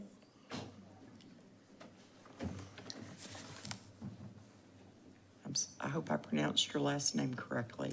It's Wellfell, like fell in the well. Thank you for this opportunity. My name is Mike Wellfell. I represent myself. I am for HB 2609. Our eldest son, Bob, age 24, was exercising to become a Navy SEAL in 2010. He passed out in our community pool. Taken to the hospital, his heart was restarted. The hospital ran a simple test and the doctor immediately said he will not make it, even while his heart was beating and other pivotal test results were pending. This was my first hint the hospital wanted Bob's demise. He was alive in a coma. Over the next few days, he began to breathe over the ventilator when we cheered for him. This was the main sign the hospital said was needed to show that he was recovering. Administrators quickly removed the nurse who noted the progress. We were stunned. They wanted our son gone. The 10-day rule would give them the convenient option to simply kill him. No recourse was available to us or any appeal to stop them from snuffing our son's life. I could try to transfer him.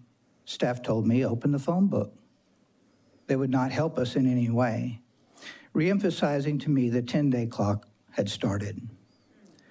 This law effectively silences a family's involvement in the life and death decision of a critically ill loved one. Moreover, the law facilitates a death culture in a money-minded hospital. As an example, we discovered the Kingwood Hospital, and I'll name their name, their staff forged both my initials and my signature upon arrival to donate our son Bob's organs. We were quietly informed they viewed him as his body parts as $1 million man. Soon after, the Kingwood Hospital shamelessly won the national prize for most organ donations. Another example of the law's death culture, Bob was removed when we weren't present for a, quote, test, but came back with a lower back skin shear. A nurse confided to us they did this to hasten his demise since he could not heal in bed. The skin came off. Later at home, we were doing surgery ourselves on a 5-inch by 1-inch deep hole in his back that went down to his spine, daily carving away blackened necrotic skin. I'm an aircraft mechanic by trade. None of us have any medical training. Another culture of death is we discovered they had stopped feeding Bob for 2 weeks, and for no reason. They were also drawing blood a couple times a day to further weaken him. The hospital called for us to get there quick. Our son was coding, dying. We dashed over, but no coding or any changes had occurred. They lied to get us there quick so they could formally hand me the notice. You've got 10 days, and I quote, you've got 10 days to get him out of here. As the day approached, a nurse in tears asked us, please come before Saturday. I'm the one that has to pull the plug. so it's not the administrators that do the dirty work. We were forced to take Bob home. My wife and I, Jackie, and I have 14 children. Bob is our oldest son. Fortunately, we have a large family. We were able to take care of him. We took him home. He had a peg tube, catheter, and a trach. There we saw signs he was improving. He would breathe over the ventilator, indicating with us cheering that he was improving. But we had no medical experience. He lived another 3 months. Bob coded and died in a different hospital. The torturous, callous, and immoral nature of the 10-day law that is overlooked in this conversation is the family with a loved one in ICU who is pushed aside, snubbed, and told they have zero say whether their loved one continues to be treated or is told that he'll be killed in 10 days. I was told before entering an ethics meeting, we don't have, quote, we don't have to let you in or let you speak. In a meeting where a decision is made to pull the plug on my son, any input by us, whatever happens, our input was meaningless. Sir. The 10-day law may work well for dictators, but not for patients in Texas hospitals. Sir, your time's up. Thank you. Before you cast your vote, answer for yourself, please. Should Texas continue to be America's leading killer of ICU patients? Members, any questions? Thank you. Okay, these will be the last two witnesses.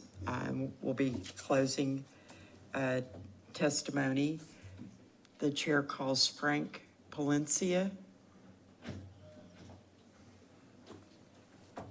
And then next on deck would be Julie Grimstead.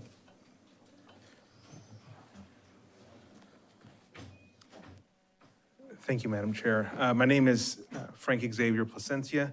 I'm a neonatologist and an ethicist here to provide testimony against House Bill 2609 on behalf of the Texas Hospital Association, myself, my patients, and their families.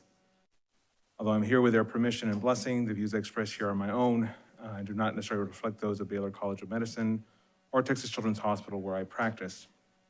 Now, along with being an ethicist and a neonatologist, I'm also palliative care certified, and so the care of ethically challenging dying babies is my niche, so to speak. House Bill 2609 would require the indefinite care of dying patients. Allow me to share a story that illustrates why this is such a bad thing. I cared for a preterm baby with horrible meningitis. For those of you not familiar, that's a bacterial infection of the brain. He survived initially, but he appeared for all intents and purposes to be brain dead. Unfortunately, due to his prematurity, there are no accepted guidelines, and so it's really hard to determine brain death in a premature baby. Unfortunately, his body became incredibly swollen, so much so that his skin began to crack and bleed. Then a pustule formed on his scalp, which oozed a lumpy substance. Unfortunately, this turned out to be the remains of his brain tissue, though we did not realize it at the time. Despite numerous discussions over many weeks, his parents couldn't bring themselves to stop life support. Eventually, he became old enough that we could attempt the brain death test, but again, as it's so difficult with small babies, it took multiple attempts before we could get a satisfactory exam. However, he was eventually declared brain dead and his parents accepted his death. Unfortunately, the nursing and medical staff were traumatized at being forced to care for an infant whose body was degrading in front of them. As clinicians, we hate to give up. We don't like to admit defeat. It's not what we're used to, especially on a precious baby. Likewise, it's unrealistic to think that every parent can make that loving decision to stop life support on their dying baby. But in this case, their inability forced us to violate our oaths and to provide care for a cadaver. I urge you to vote against House Bill 2609 and maintain the integrity of the Texas Advance Directives Act. Thank you.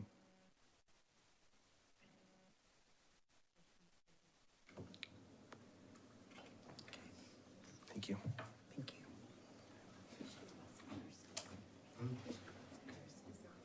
Chair calls Steve Oates.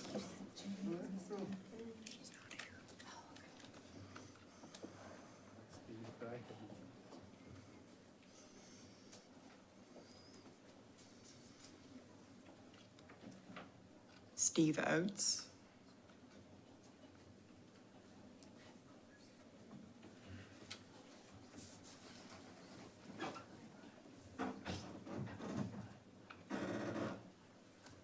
Julie Grimstad? Yes. Yes.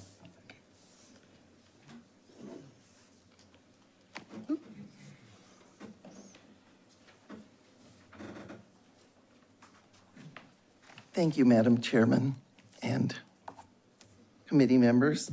My name is Julie Grimstad, and I'm here in favor of HB 2609. I'm the president of the Healthcare Advocacy and Leadership Organization, but I'm here representing myself. I have been a volunteer patient advocate for over 35 years, mainly assisting patients to protect the lives and safety of their medically vulnerable loved ones.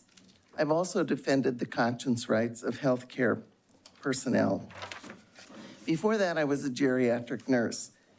And currently, I do a lot of writing and speaking. When I write about this issue or when I speak about this issue, I get some blowback from people saying that I must be exaggerating, but I'm not. I have been in some of these ethics committee meetings. One in particular, there were 16 people from the hospital in that room, including the woman's doctor, and only her mother would have been there if it hadn't been for Texas Right to Life's attorney and myself. The doctor in that meeting indicated that this woman's daughter would be better off dead than her having to take care of her for the rest of her life, which could be for years, he said. So she was not dying. Not only that, the patient was conscious. Just that morning, we had videotaped her responding to us, to her mother and to me. The attorney had taken a video. The hospital would not allow us to show that video at the ethics committee meeting to prove that she was responsive. So the family really has no power in those ethics committee meetings. It's a kangaroo court as far as I'm concerned, the ones that I've been to.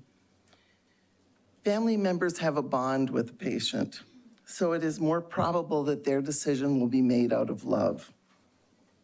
Up against a room full of experts advocating for the cessation of treatment, what chance does a family have? This is simply not fair. The Texas Advance Directives Act stipulates that, quote, treatment cannot be given to you or stopped over your objection. And then 046 contradicts the very purpose of TADA and advance directives by empowering physicians to override patients' wishes. I hope that you will repeal the 10-day rule, and I thank you for hearing me. Members, any questions? All righty. Thank you. Thank you. That ends our public testimony tonight on HB 2609. For those of you that have been here much of the day, you can submit your written testimony via the committee's portal. And the chair recognizes Representative Parker to close. Madam Chair, members of the committee, thank you for your time this evening and hearing the testimony that's been before us. I want to thank everyone that's traveled hundreds of miles to be here, many of which that due to time constraints now are not able to come forward this evening. And I want to stress to each of them the necessity. I would ask that they would take their thoughts and put them in writing and put it as part of the record so that each member of the committee can, in fact, review their testimony. I want to make a couple of thoughts as we conclude this evening's discussion. First and foremost, as I said in my opening remarks this evening, I believe that Texas can do better. There's been a lot of misinformation in my assessment as to what we're trying to accomplish with this bill. This bill is exclusively focused on the 10-day countdown itself. We're not in this bill talking about all the other structures with regard to the committee process and so forth. We are focused like a laser beam on the 10-day count. I want to thank my good friend, Representative Coleman, for caring about these issues so deeply for 20-plus years and for your own acknowledgement of the fact that there are opportunities to improve the bill. And I want to let you all know that this is not a partisan issue. This is a bipartisan issue. This is Texans working together to solve a Texas issue. I also want you to know that I believe that we can do just as well, if not better, than the 10 states in this country that are honoring life and these end-of-life situations far better than we are right now. They're doing a better job. It's not indefinite. We are looking for transfers. Transfers don't always mean a transfer from one ICU to another. Transfers to an LTAC. Transfers to home health care. Allowing a precious child, precious adult, to get a tracheotomy, not to be held captive for long periods of time without that. It's important that we understand that we need to change the culture. It's the culture of this. Chairman Click, when you spoke this evening earlier with regard to the challenge that you've experienced firsthand, as I have, in trying to get these precious cases, these precious individuals that we've heard from so many of their loved ones tonight transferred, the challenge is so great. The clock is ticking, and it's like you're shutting, one door is shutting after another. And everyone is working within this context that is hypercharged, and it's unnecessary. If we open it up and we allow this decision between the family and their patient, and we put the structure in place of New York and Ohio and Florida and New Hampshire and Maryland and Massachusetts, and the list goes on and on, we can all walk out of here this session doing something extraordinarily good. With all due respect to my friends that want to study this further in the interim, we've studied this in interims for year after year after year, biennium after biennium. I want to work with each member of this committee, and I want to do so in the next 2 to 4 weeks. And then with the broader body to resolve this. We can do this, my friends. This is the Texas House. This is the Texas Senate. This is the Texas way.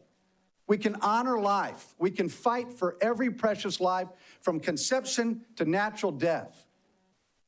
And so, again, I close by sharing with you my thoughts that I started my legislative career in 2007, bringing this bill to this committee. I've been fighting tirelessly all these years. I've been consistent, if nothing else. And the reality is that when you see firsthand, and the baby Tinsley case is an example, as I said earlier, when you see that baby on day 10, you see the parents have a conversation with parents the day before on day 9, and they don't have a comprehension about what is really happening. And on day 10, you see that baby, as I described my wife Beth and I, going and being in that ICU room and seeing that baby track us with her little eyes, my wife and myself, and that she would literally touch my wife's hand and interact with her hand as any other healthy newborn baby would. The fact that we that night as a society would allow that baby to be removed from that care, and now 18 months later, she is still alive.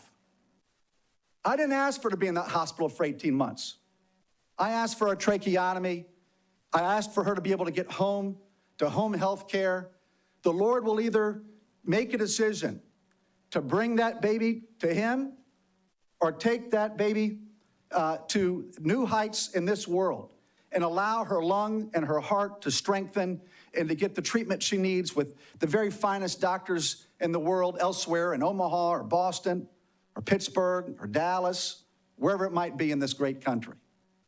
But I also want every one of us to know that I have absolutely no bitterness towards our hospitals or our doctors or our nurses. Let me be very clear. I have the greatest respect for our hospitals and our physicians and these nurses that are on the front lines every day saving lives. This is not about them. This is about the law, with all due respect to my friend, that is putting them in a bad position. It's putting families, it's putting patients, physicians in hospitals in a bad situation. And so I, again, just so appreciate your time this evening, recognizing the history and the trajectory of this state and this country and the role that Texas plays. What Texas does, the rest of the country will follow. We can do something extraordinary that can be the model for the rest of the country. We're not gutting a bill. We're providing a better outcome that supports life for families and patients and following the models of these other states. So I just want to thank you for your time. You've been very, very gracious. I look forward to working with each of you. And please, my door is open. Let's engage. Let's start the conversation, Garnett, in the morning. Let's do our very best to do something for the people of Texas. Not to wait another interim, but to take action here in 2021. The people of Texas deserve it. I don't want to hear any more stories of the suffering of the families that we've heard tonight. It's despicable. You know, you think about everybody that's come from all over this state. You think about Terry Schiavo's brother, Bobby, being here tonight, fighting for the cause of life. And we all know the history of all of this. Garnett knows it uniquely with the Bush family and so forth, here and on that issue. And so it's just important that we work together. That's my message. I implore each and every one of you to be engaged in this issue. Let's work to find a solution so we don't come back in the 2023 session once again, spending hours and most importantly, losing precious human life that we could protect. Thank you very much, Mr. Chairman, Madam Chair, and members of the committee. I greatly appreciate it. Thank you. If there's no objection, House Bill 2609 will be left pending. The chair hears no objection. House Bill 2609 is left pending without objection. Thank you, Madam Chair. Thank you all very much. The chair lays out House Bill 1399 and recognizes Representative Kraus to explain the bill. Thank you, Madam Chair.